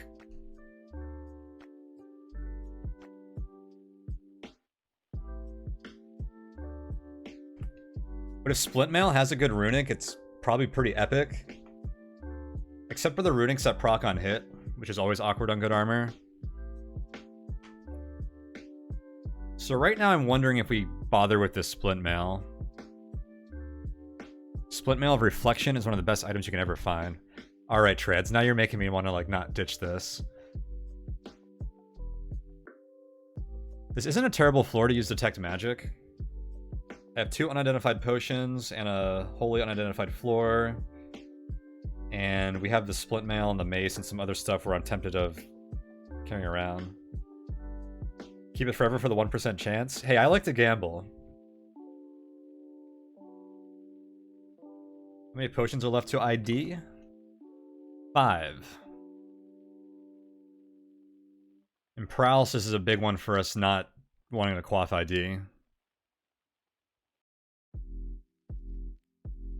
80 to 90% reflection chance? That's kind of absurd, actually.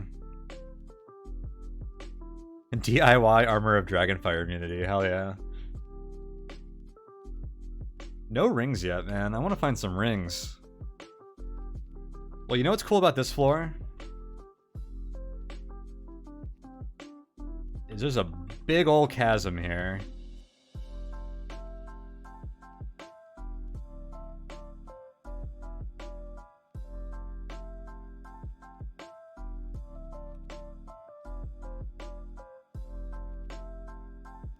Hey, we got an infinite gas spot.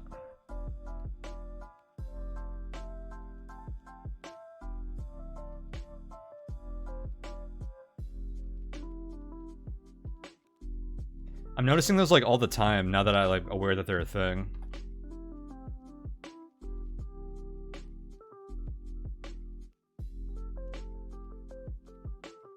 Oh, those aren't my blades. That's awkward.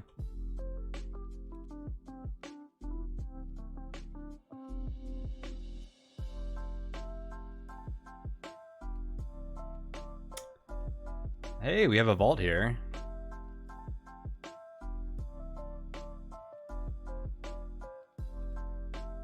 More Casa gas. I have one of those already. I have 3 confusion potions.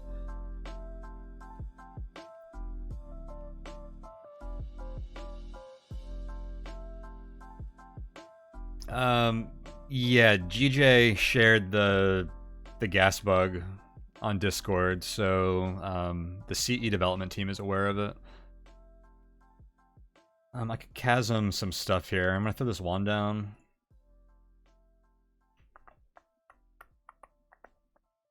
I guess that's enough for now. Mirrored totem. Wait, how does this one work again? Can I just pick this up?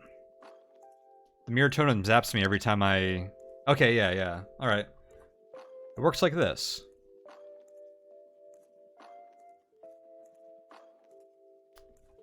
Destruction OP!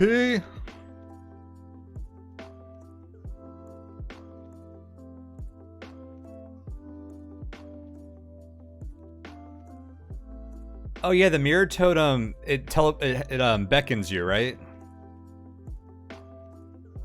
How do you normally do that? Do you have to get like an enemy to follow you there or something?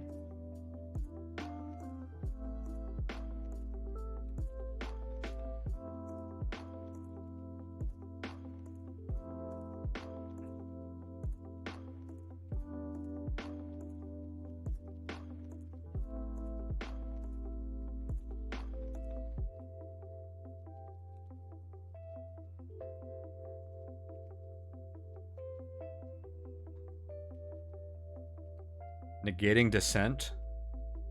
What does that mean?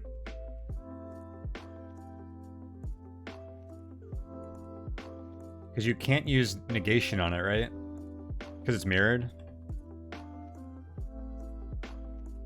You can descent it, though. That's definitely a good option.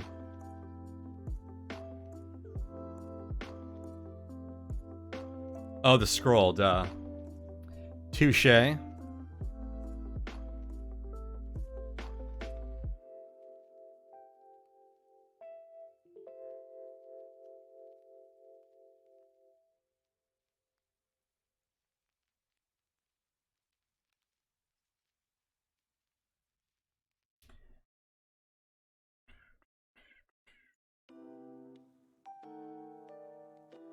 Something missed you.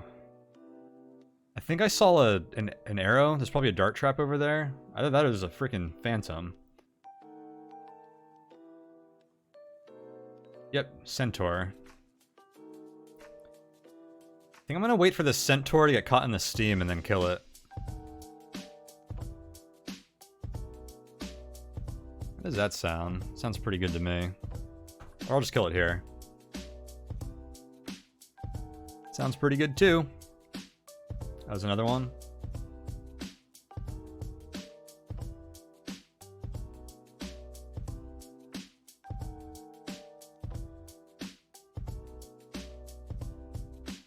Oh, it won't walk past this. There you go. Your spectral sword hit something? Okay, now there's a phantom. But it's dead. I need to get out of this gas.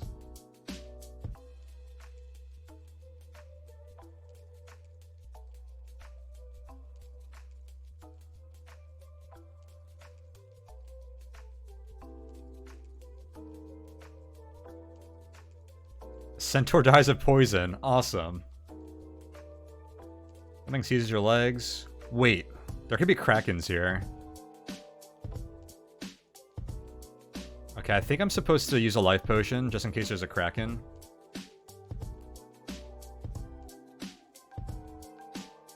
Bog monsters we don't mind.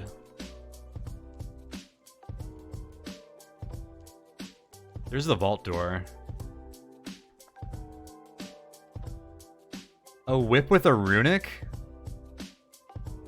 Game. What is this?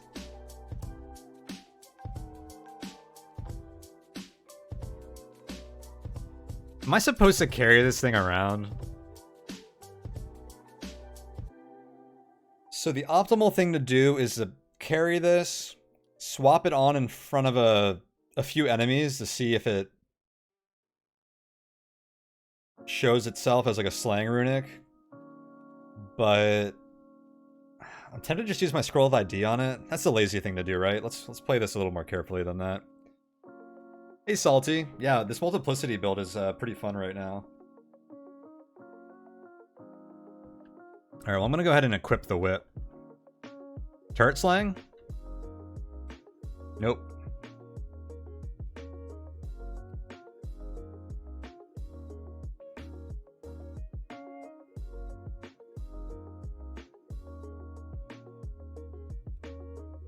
Scroll of ID is made for runic weapon. It's also made for obstruction staves.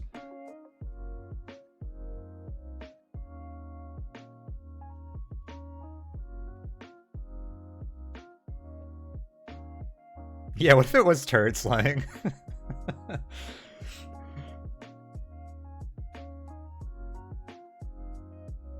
+3 whip of speed. It's actually kind of interesting, although whips do so little damage. You'd have to get your speed proc up to like 99% for this thing to be like okay, and then it would only be like good against single targets.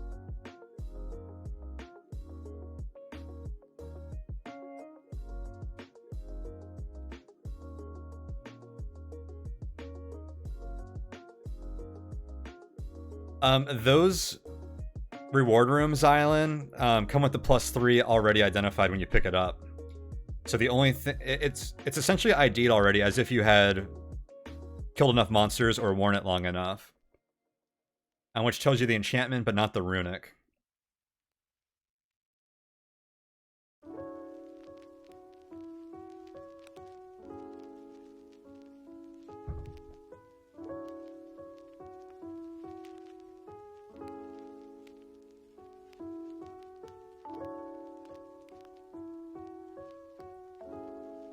Alright, I don't care about that whip.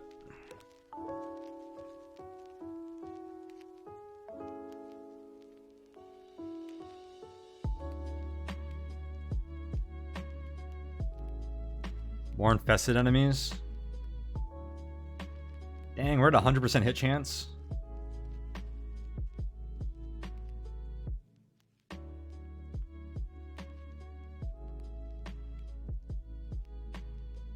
I guess I don't want to kill that ogre if I can help it.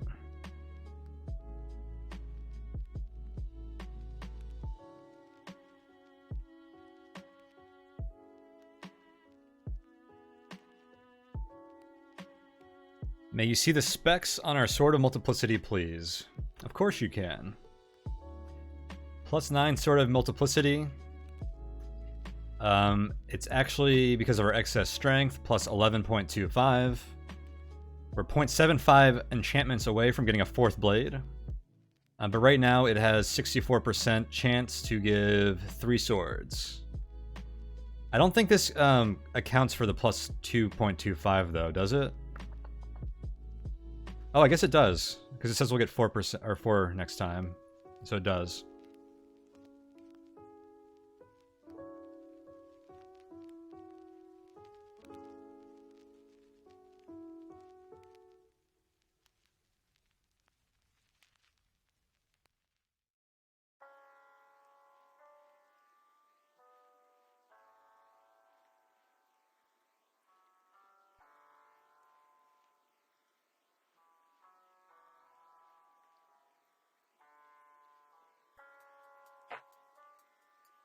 Hey, look at all these items.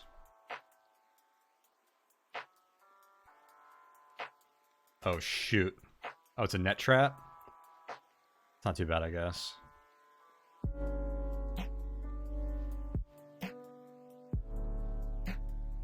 It's a little awkward. Oh, my health is actually pretty low here. Oh, it's because I don't have any defense. Wow, wow, wow. I need to get out of this net. I'm gonna read a telly scroll. I can't believe I'm running from goblins on D17.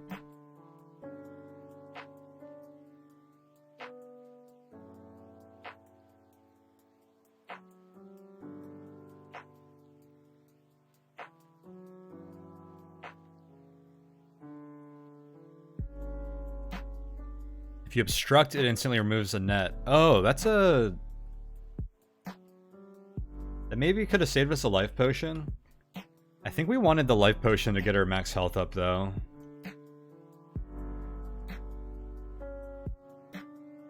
More infested enemies?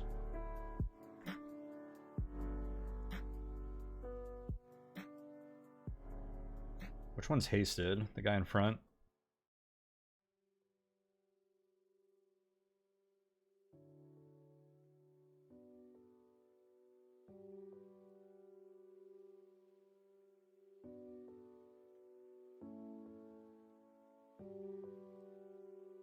Dude, so many ogre shamans.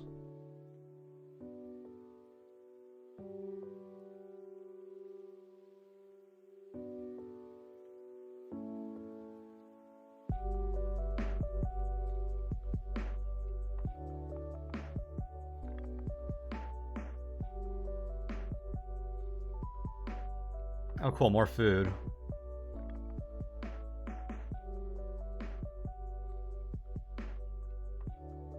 Means this can go down.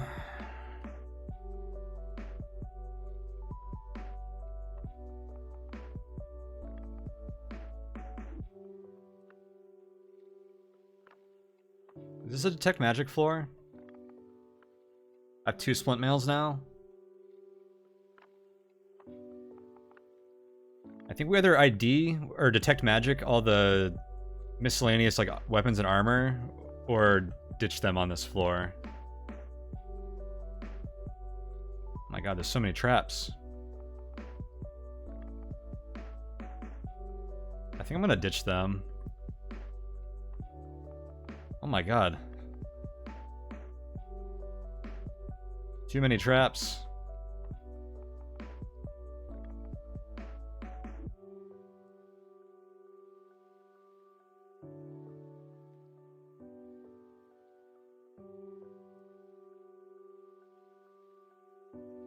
You hit something.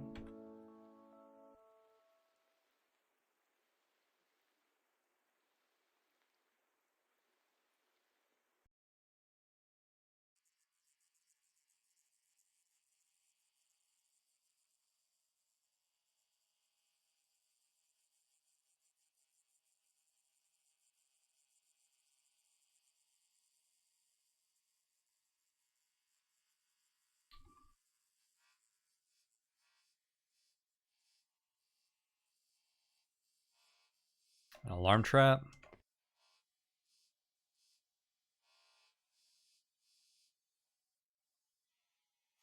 just gonna walk away from these guys. I don't think they'll fall this far. I guess they will. Another enchanting scroll, some gold, and there's another secret door in here because the wraith got away. Didn't know goblins can spawn that late. It is a little weird. It was a huge goblin pack, and they actually almost killed us, so I guess they're appropriate for this difficulty level. Okay, so we enchant the sword again.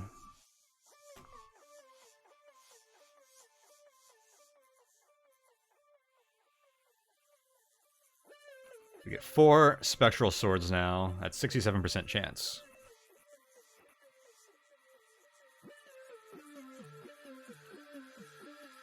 It's interesting how little tools we found this run. We had the sword in our armor, and then, what, 2 obstruction wands, or staves, are like the non-consumable items, essentially.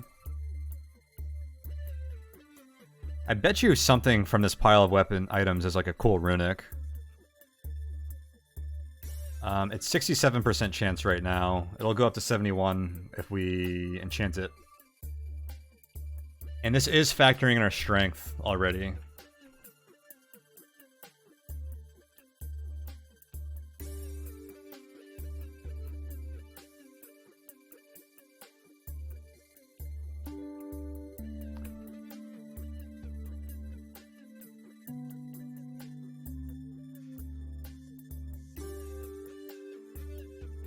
Pretty low proc chance considering the enchant investment. Oh, really?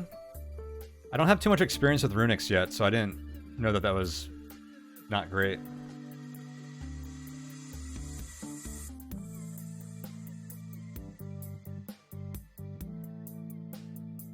If I approach from this side, they won't step into the trap.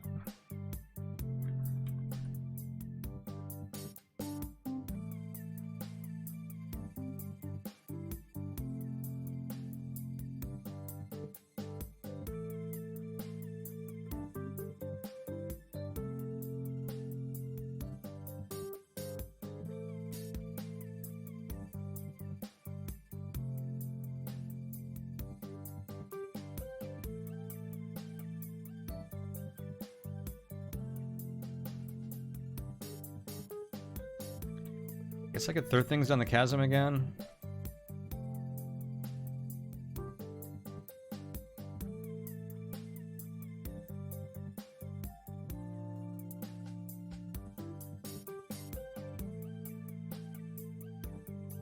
The whip. I guess I could carry the whip. Do we even care about commutation value from +3 item at this point? I don't think so. We'd have to find like a decent ring that's at +1 and we want to enchant to like +3 if we want to commute a +3 item, I guess.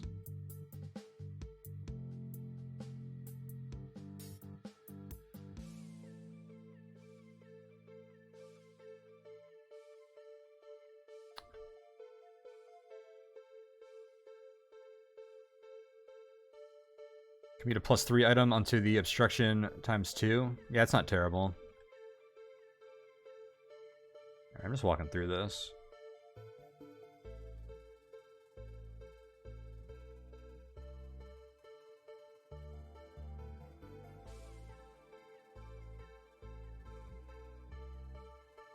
A little brimstone never stopped me.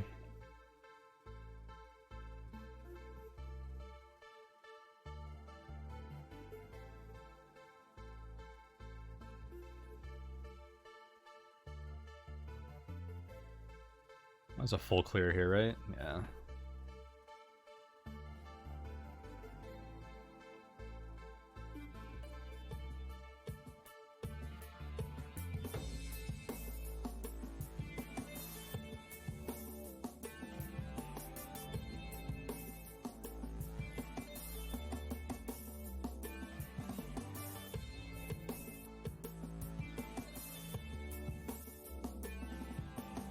Full pack.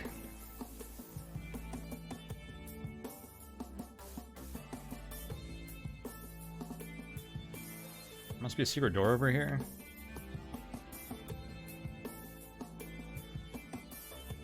We got so strong we eat wraith for breakfast now. Well, fighting wraiths in a choke point like this, 5 of them with the spectral blades are actually incredible for packs of enemies in a choke point like that. Items cannot land in Brimstone. Although they probably... So one of the changes that's probably coming to CE that was suggested by Pender in that document is that items can land in deep water. They should probably be able to land in Brimstone too.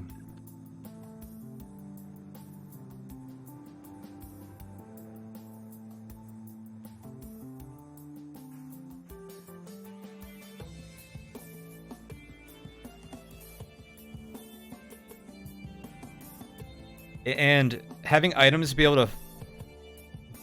Brimstone can set them on fire, yeah? Yep, of course. So... Okay. So if we're trying to disincentivize inventory juggling and chasm throwing and all that stuff, you can look at how potions work, because potions are something that you can't throw, so you can't juggle inventory like that. The best thing you can do with potions is like leave them at a downstair.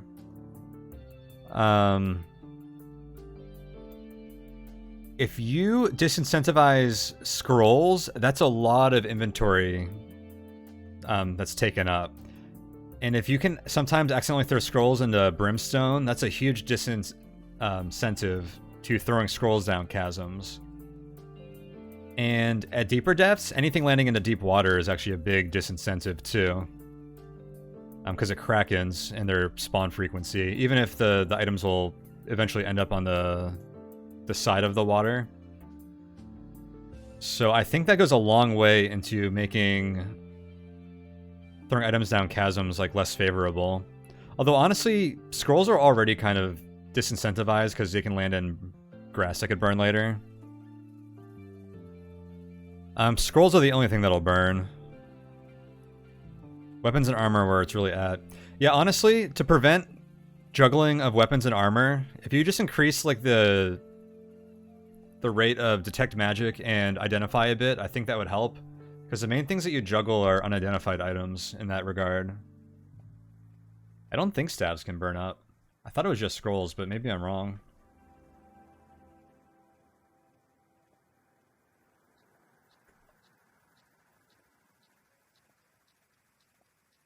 Oh, maybe Brimstone is special? If that's the case, then I really have no idea.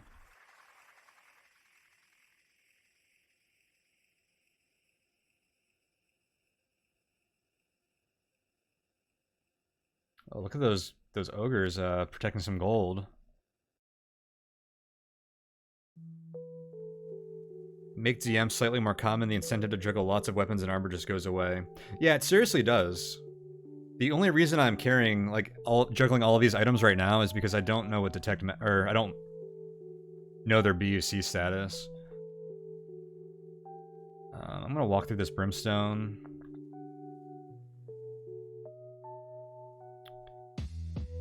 Like a pro. So something interesting about Brimstone is it has 3 phases. Active, inactive, and burning. When it goes from burning to inactive, that's at least 1 turn. Actually, the minimum might even be higher than 1. I don't know what it is. Where it can't relight.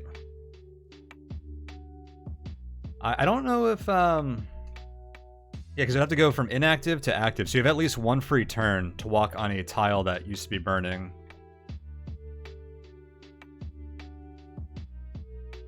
So if you prioritize tiles that were burning, you're less likely to catch on fire walking through Brimstone. But grappling Wraith is nasty. That's really nasty. You did a jank build here and did a ton of Brimstone walking. Yeah, I think Brimstone walking is pretty strong. Enemies won't chase you through Brimstone, will they? Yeah, at this point in the game, burning isn't that bad. Now, if you get burnt like here, here, and here, and you have to spend like 20 turns burning, that's kind of bad.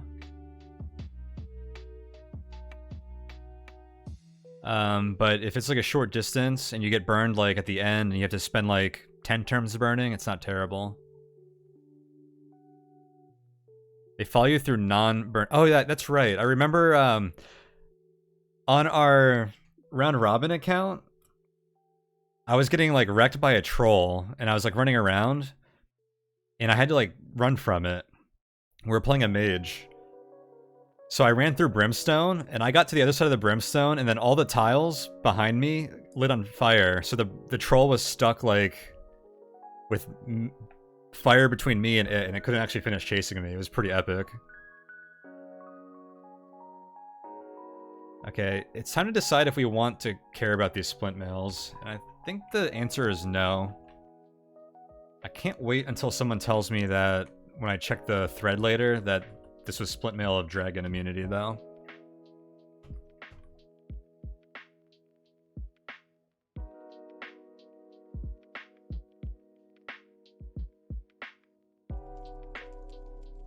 A Dar Battle Mage.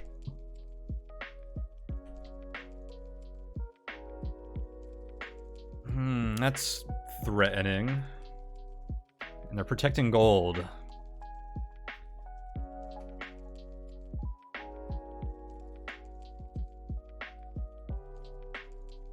And they're awake. This is actually probably a good thing.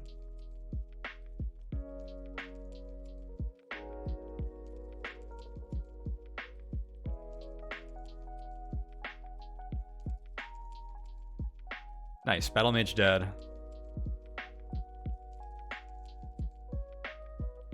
You know, this has nothing to do with Brogue, but you're finally going to spend some time with your brother and dad for the first time in years. Oh, that's amazing, Salty. Gonna watch Ex Machina after dinner, and you're too excited. That sounds incredible. That's awesome, dude. I'm actually like really happy to hear that. I'm glad you shared that. Definitely enjoy that.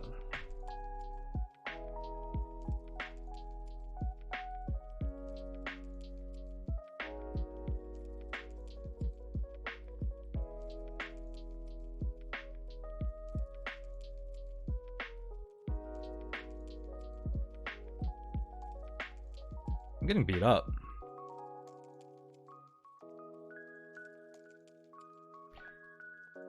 Very much looking forward to when you can hit the pool again.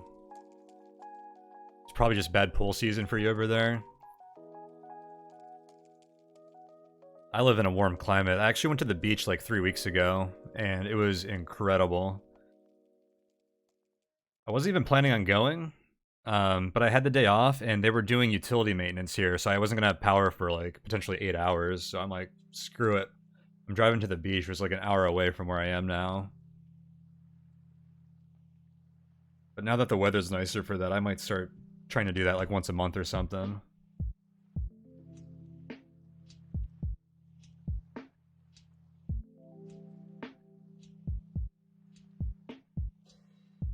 Kind of sketchy walking around with this much health right now.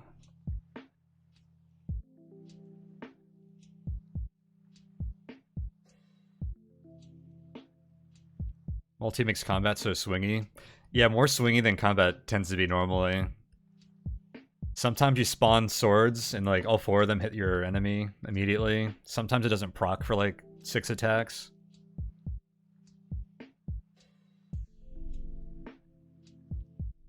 Those indoor pool things have been closed for several months now.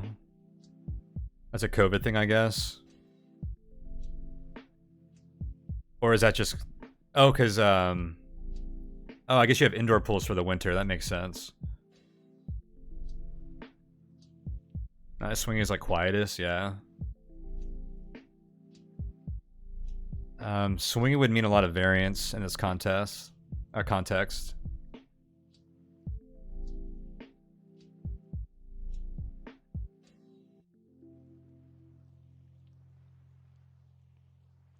Full pack, enchanting scroll.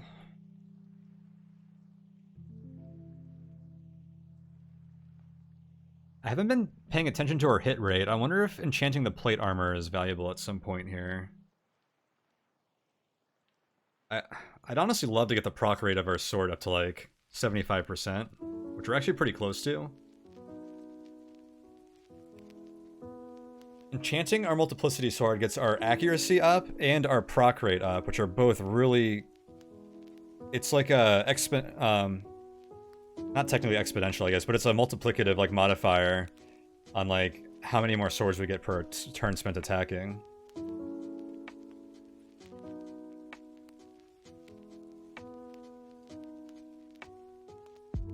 And it gets the damage up. That's a good point, Xylan. And since our blades have the same damage of our sword, that's like multiplicative as well. It's almost like this is a sort of multiplicaticity.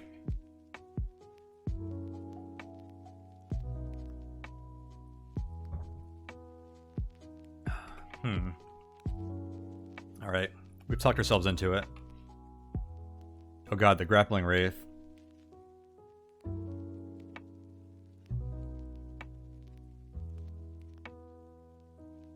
Okay, if this gets scary, we teleport it. It's already freaking scary. Goodbye.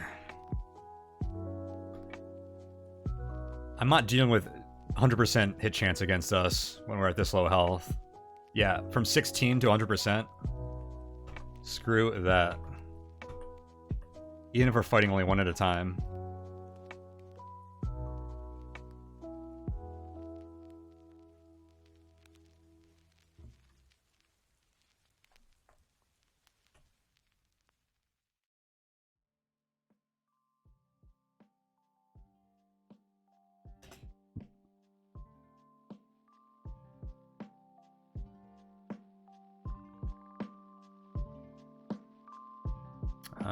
That's just pink jelly blood, no phantom. Imagine if the spectrals could spawn spectrals. Dude, that would be fun. I like where your head's at.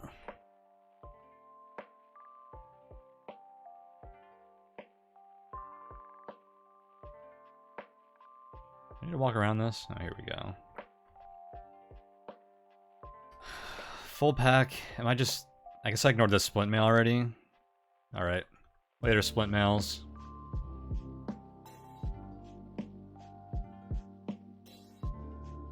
Yo! Awesome. You hit the wraith. We generated 4 swords, and all 4 swords hit the wraith behind it. Amazing. Jay Play Twitch, thank you so much for the raid. Welcome, guys. We're currently playing the weekend contest seed for Brogue, and we're getting pretty deep into the dungeon. Things are getting dangerous, but our build appears to be pretty strong.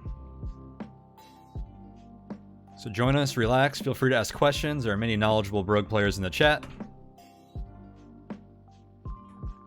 I hope you enjoy your stay. Fury time. I don't think this build fears Furies.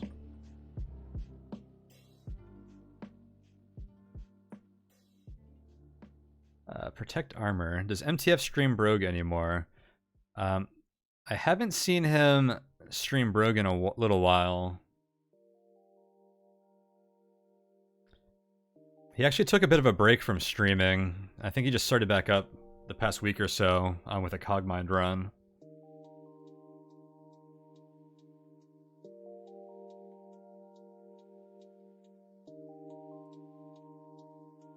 More enchanting. Oh, we can get our sword to 5 images? Okay. I don't know if this sword is getting to the point where, like... Hang on. 1 second, guys.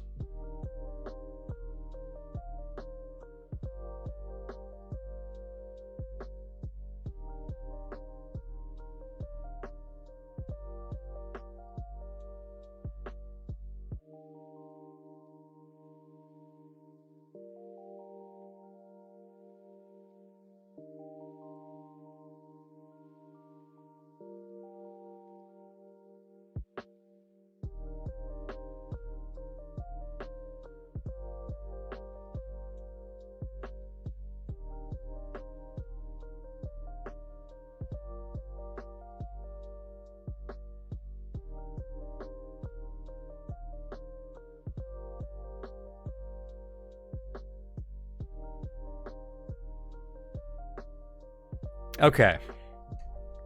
You guys are familiar with this by now.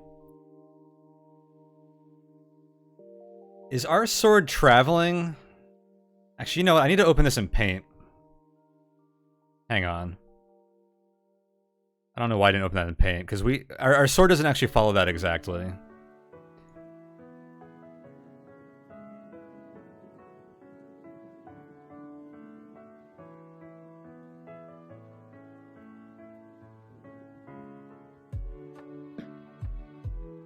Okay, let's just do this.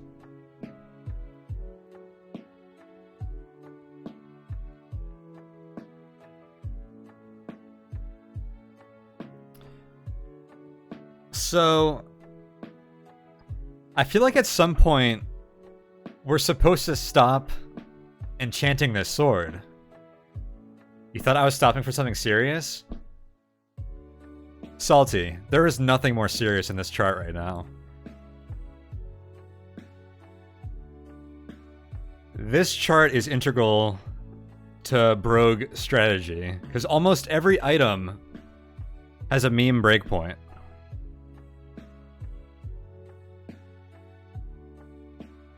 So I feel like this sword is kind of on a trajectory like... What's a good brush? Give me a big thick brush.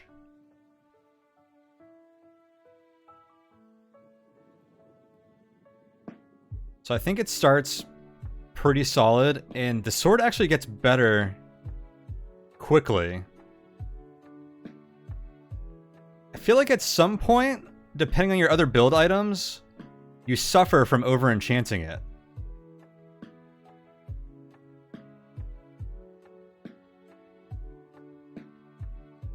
So this is clearly stronger, the sword is, than where it started, but our build might suffer if we have other things to put enchants into, which this seed actually doesn't really have anything. Unless you want to start looking at our plate armor. Or obstruction or something, which could become very good soon. Now, the question is, where does our Sword of Multiplicity go from here? Because there's kind of two options. Does continue to enchant it continue to drop off? Or is our sword going to hit a point where the proc rate is so high or accuracy is so high and we're making so many freaking spectral blades that pretty soon here it's just going to go to the moon?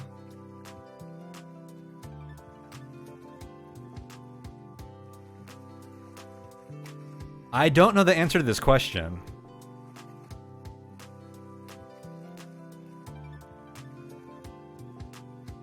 But there's only one way to find out.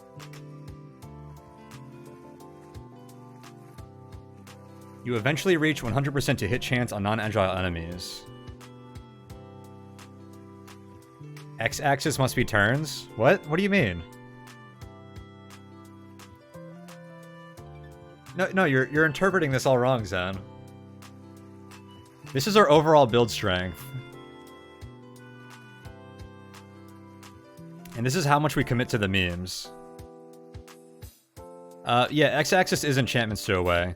And there is a little bit of a ambiguity to it, so it's partially open to interpretation. This graph was designed for our regeneration ring run that we did a few games ago. And I know Zen is familiar with that one. Remember when we kept putting enchant after enchant after enchant into regeneration, and every time we did it, we were like, I know this isn't the right move, but I want to see what happens. Because, like, our weapon had, like, awful accuracy, and, like, the regen rate was just going up so slowly. But at some point, it eventually became so good at, like, plus 15 regen that we were just, like, out-regenning all damage. That was this point. And then enchantments became, like, amazing. Anyways. I think Multiplicity is actually going to go up pretty steeply at very high enchants. You barely played Multiplicity, but have on previous runs enjoyed the 70% commitment, and then playing for support or armor to counteract the damn thing not proccing. Yeah, that's why I went into the plate armor early. I think that was a pretty good play. But yeah, getting the hit chance and proc rate up, and then the blades go up. And then I'm not sure if the blades get accuracy proportional to our base accuracy with the enchantment. I know it's worse, but if the blade accuracy goes up and also their damage, there's a lot of like scaling factors that synergize with each other. There's like 3 or 4 every time we enchant it. Like, what if we ended up with like a plus 15 sword that like had a huge chance to hit everything, and almost every time we hit, it generated 6 weapons? Okay, we're going all in on this. I have decided.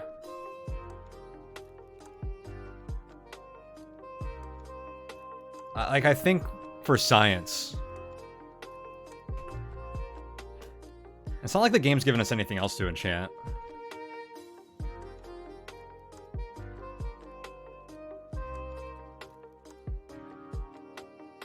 If you're asking whether continue to enchant your main build item is frequently the right move in Brogue, the answer is probably yes. Yep, that's true. If you have, like, supplementary rings, and, like, you might want to enchant, like, Reaping a few times, or, like, Charms can become a lot better to supplement your build if you get a Charm from, like, +1 to, like, +4 or something. The way that graph works, though, is that if you're only enchanting one thing, usually having a bunch of stuff that's unenchanted is kind of... they're all just bad. And then the one thing you're enchanting is kind of like mediocre until it hits like a certain breakpoint. And that's the mean breakpoint on that chart. The number of summons caps out at some point. I don't think it does. Or at least the wiki didn't imply that it did. We haven't hit that point yet. I know it caps out for armor. I'm not sure if it caps out for the weapon. If someone wants to research that, I'd be curious. But for now, I'm assuming that it goes on forever. Do you think 5 is the cap? Did I misread the wiki? I need to look this up. There are a limited number of tiles on the map. I like the way you think. Oh, it just says a maximum of 7 spectral weapons. Okay. At plus 21, the cap's pretty freaking high, though.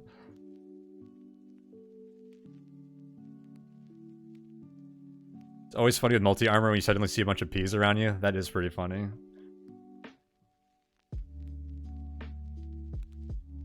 There are a limited number of enchants, of course.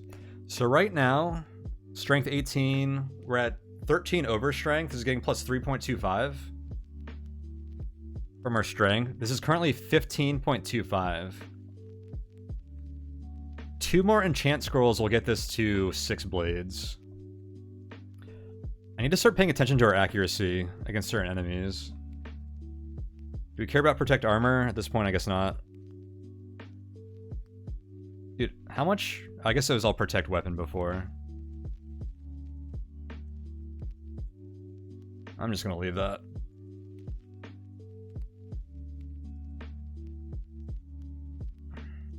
Oh, we have a vault. At this depth, we're probably looking at decent chances of, like, commutation. Another sword. Could we go from, like, a sword of multiplicity to a sword of, like, quietus or something? Oh, how do we deal with revenants?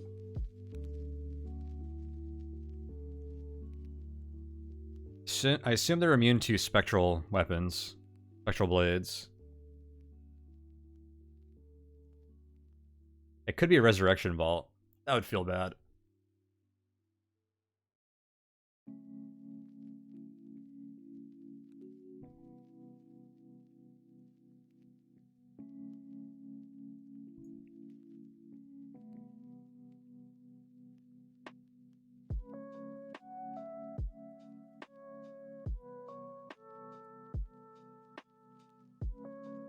Oh my god, it's out of charges. Didn't you have a mace at some point? Yeah, I left it on the last floor.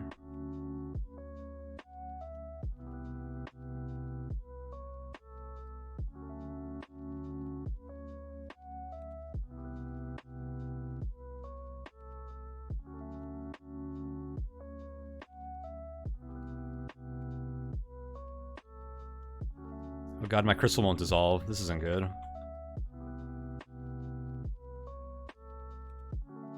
Oh my god. I'm just gonna get stuck next to this Revenant.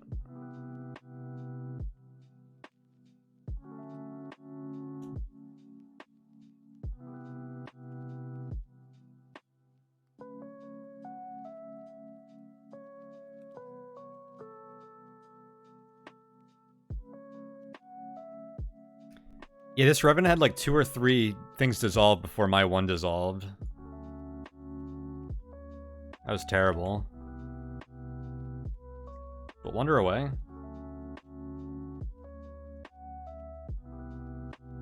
Clutch!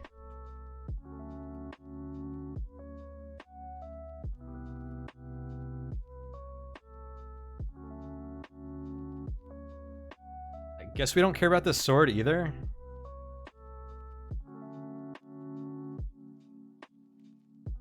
Oh shoot, it's hunting again.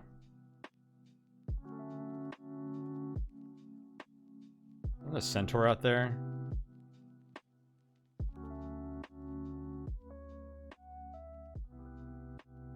Oh yes, kill the pixie. Something missed you? Uh-oh.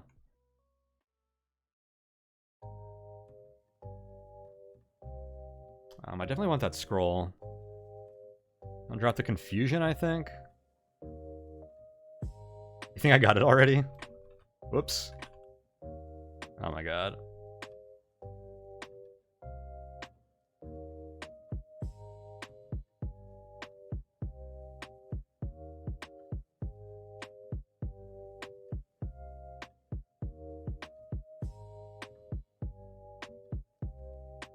I'm not handling this well.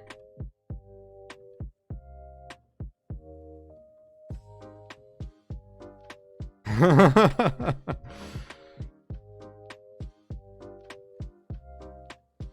don't like this Dart Battle Mage right now. That is deadly.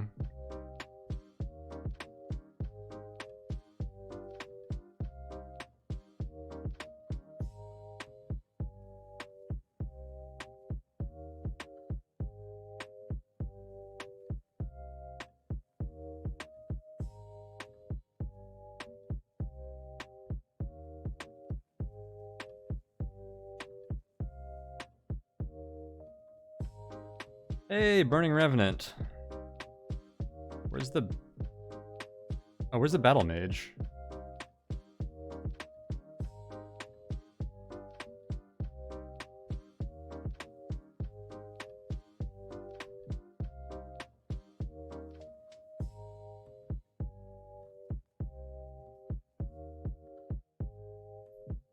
Oh, the Dark Blade Master is hasted? Oh! The blades won't spawn in Brimstone. That's interesting.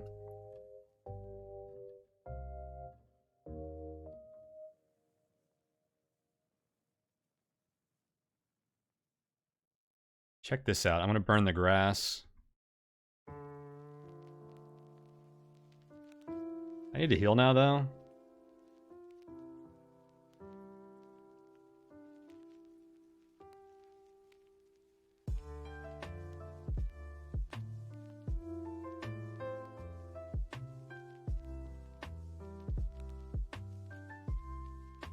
A grappling Blade Master?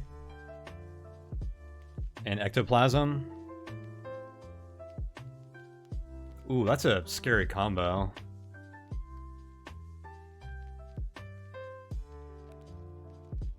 A Warpike. Okay, I need you to be obstructed.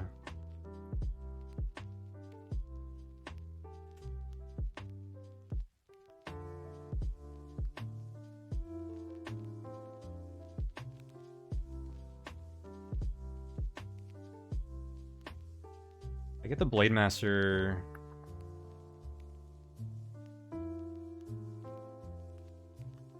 Oh, I found the Phantom.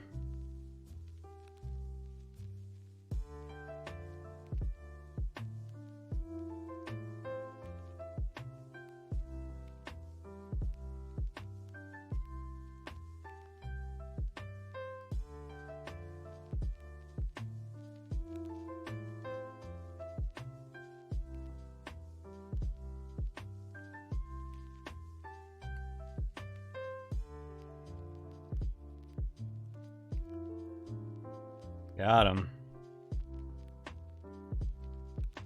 Ooh. Did something kill the battle mage? Like one of my blades, maybe? I guess so, right?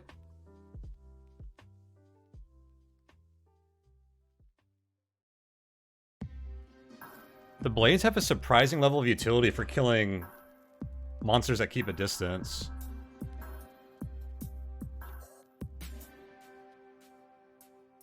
Something missed you.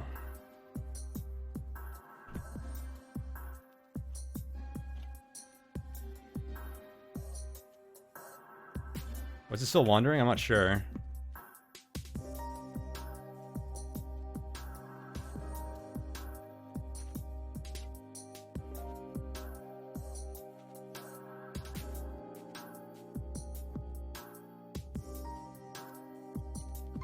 I would love like a ring of light or something. Oh, what a terrible net trap.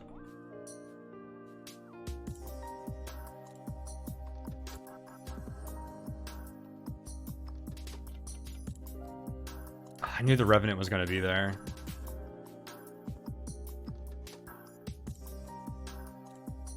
Hey, it's blind.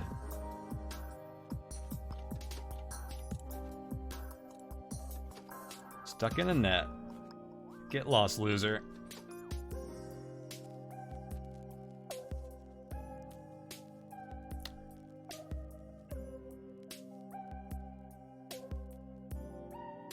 Get burned, nerd.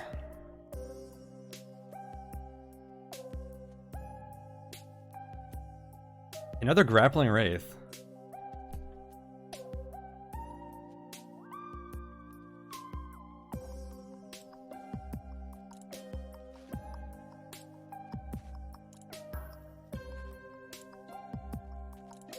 Cool, I think a sword killed the grappling one.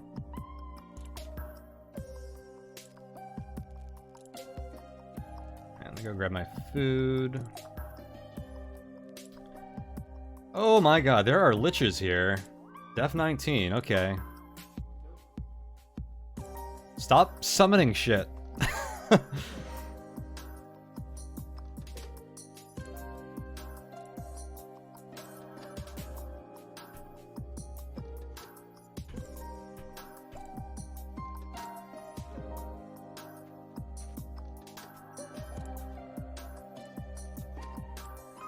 Okay, I think we got all the phantoms. That was a pretty clutch stare, yeah.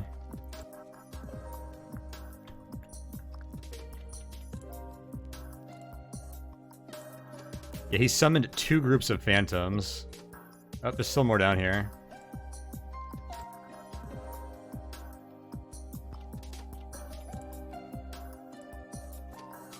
Is this the phantom keyholder too?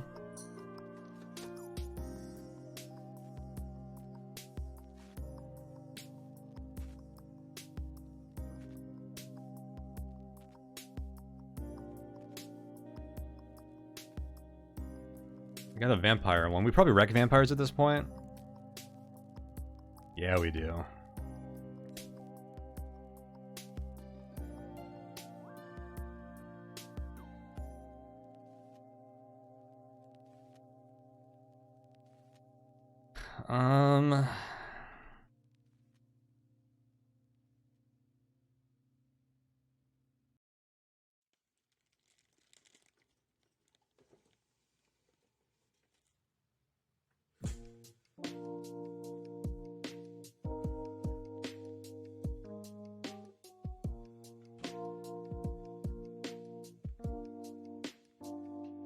This build is really good against summoning enemies.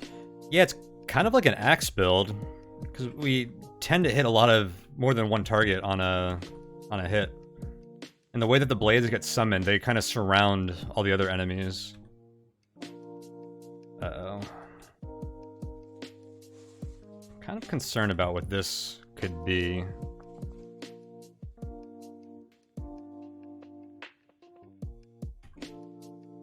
Yep, it's the phantom one. I guess we're not too concerned about phantoms. I could hit one.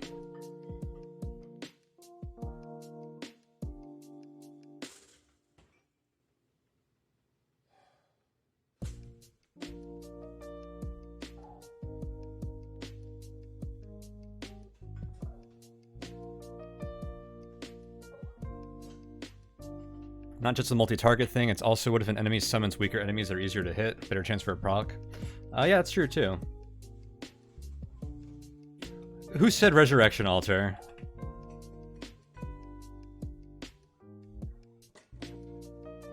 You jinxed us.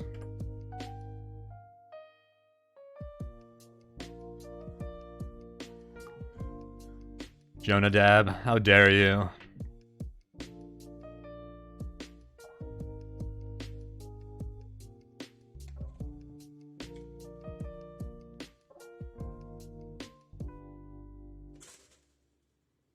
Space, don't you even. Oh my god, look at them all. None of my allies were strong enough to bring back.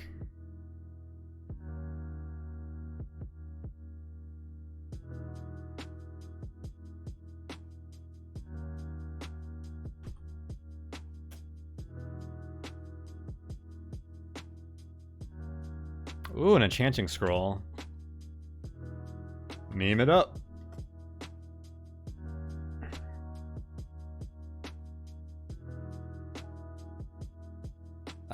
You don't have to have a bond. It always resurrects your last ally to die, I think.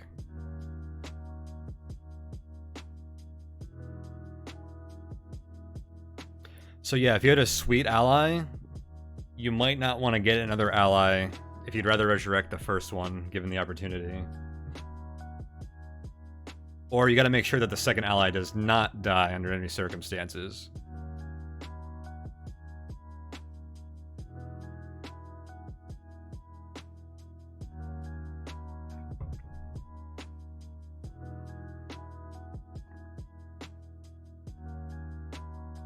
How would you make the ally hostile? Oh, you zap it with a staff, right?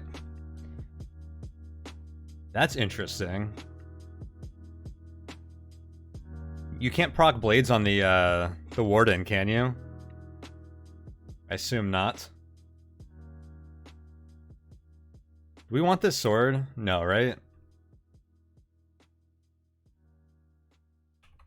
I got steamed for grabbing it. I deserve that, honestly. What if there's gold on this tile?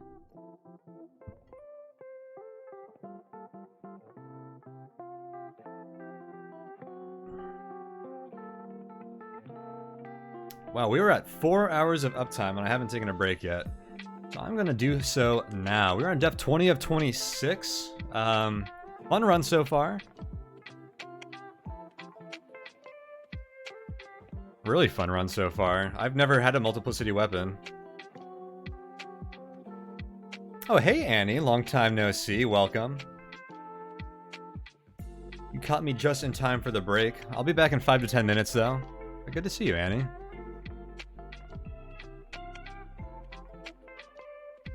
We probably wrap up this run today. Or at least get the Amulet of Yendor. If I had to guess.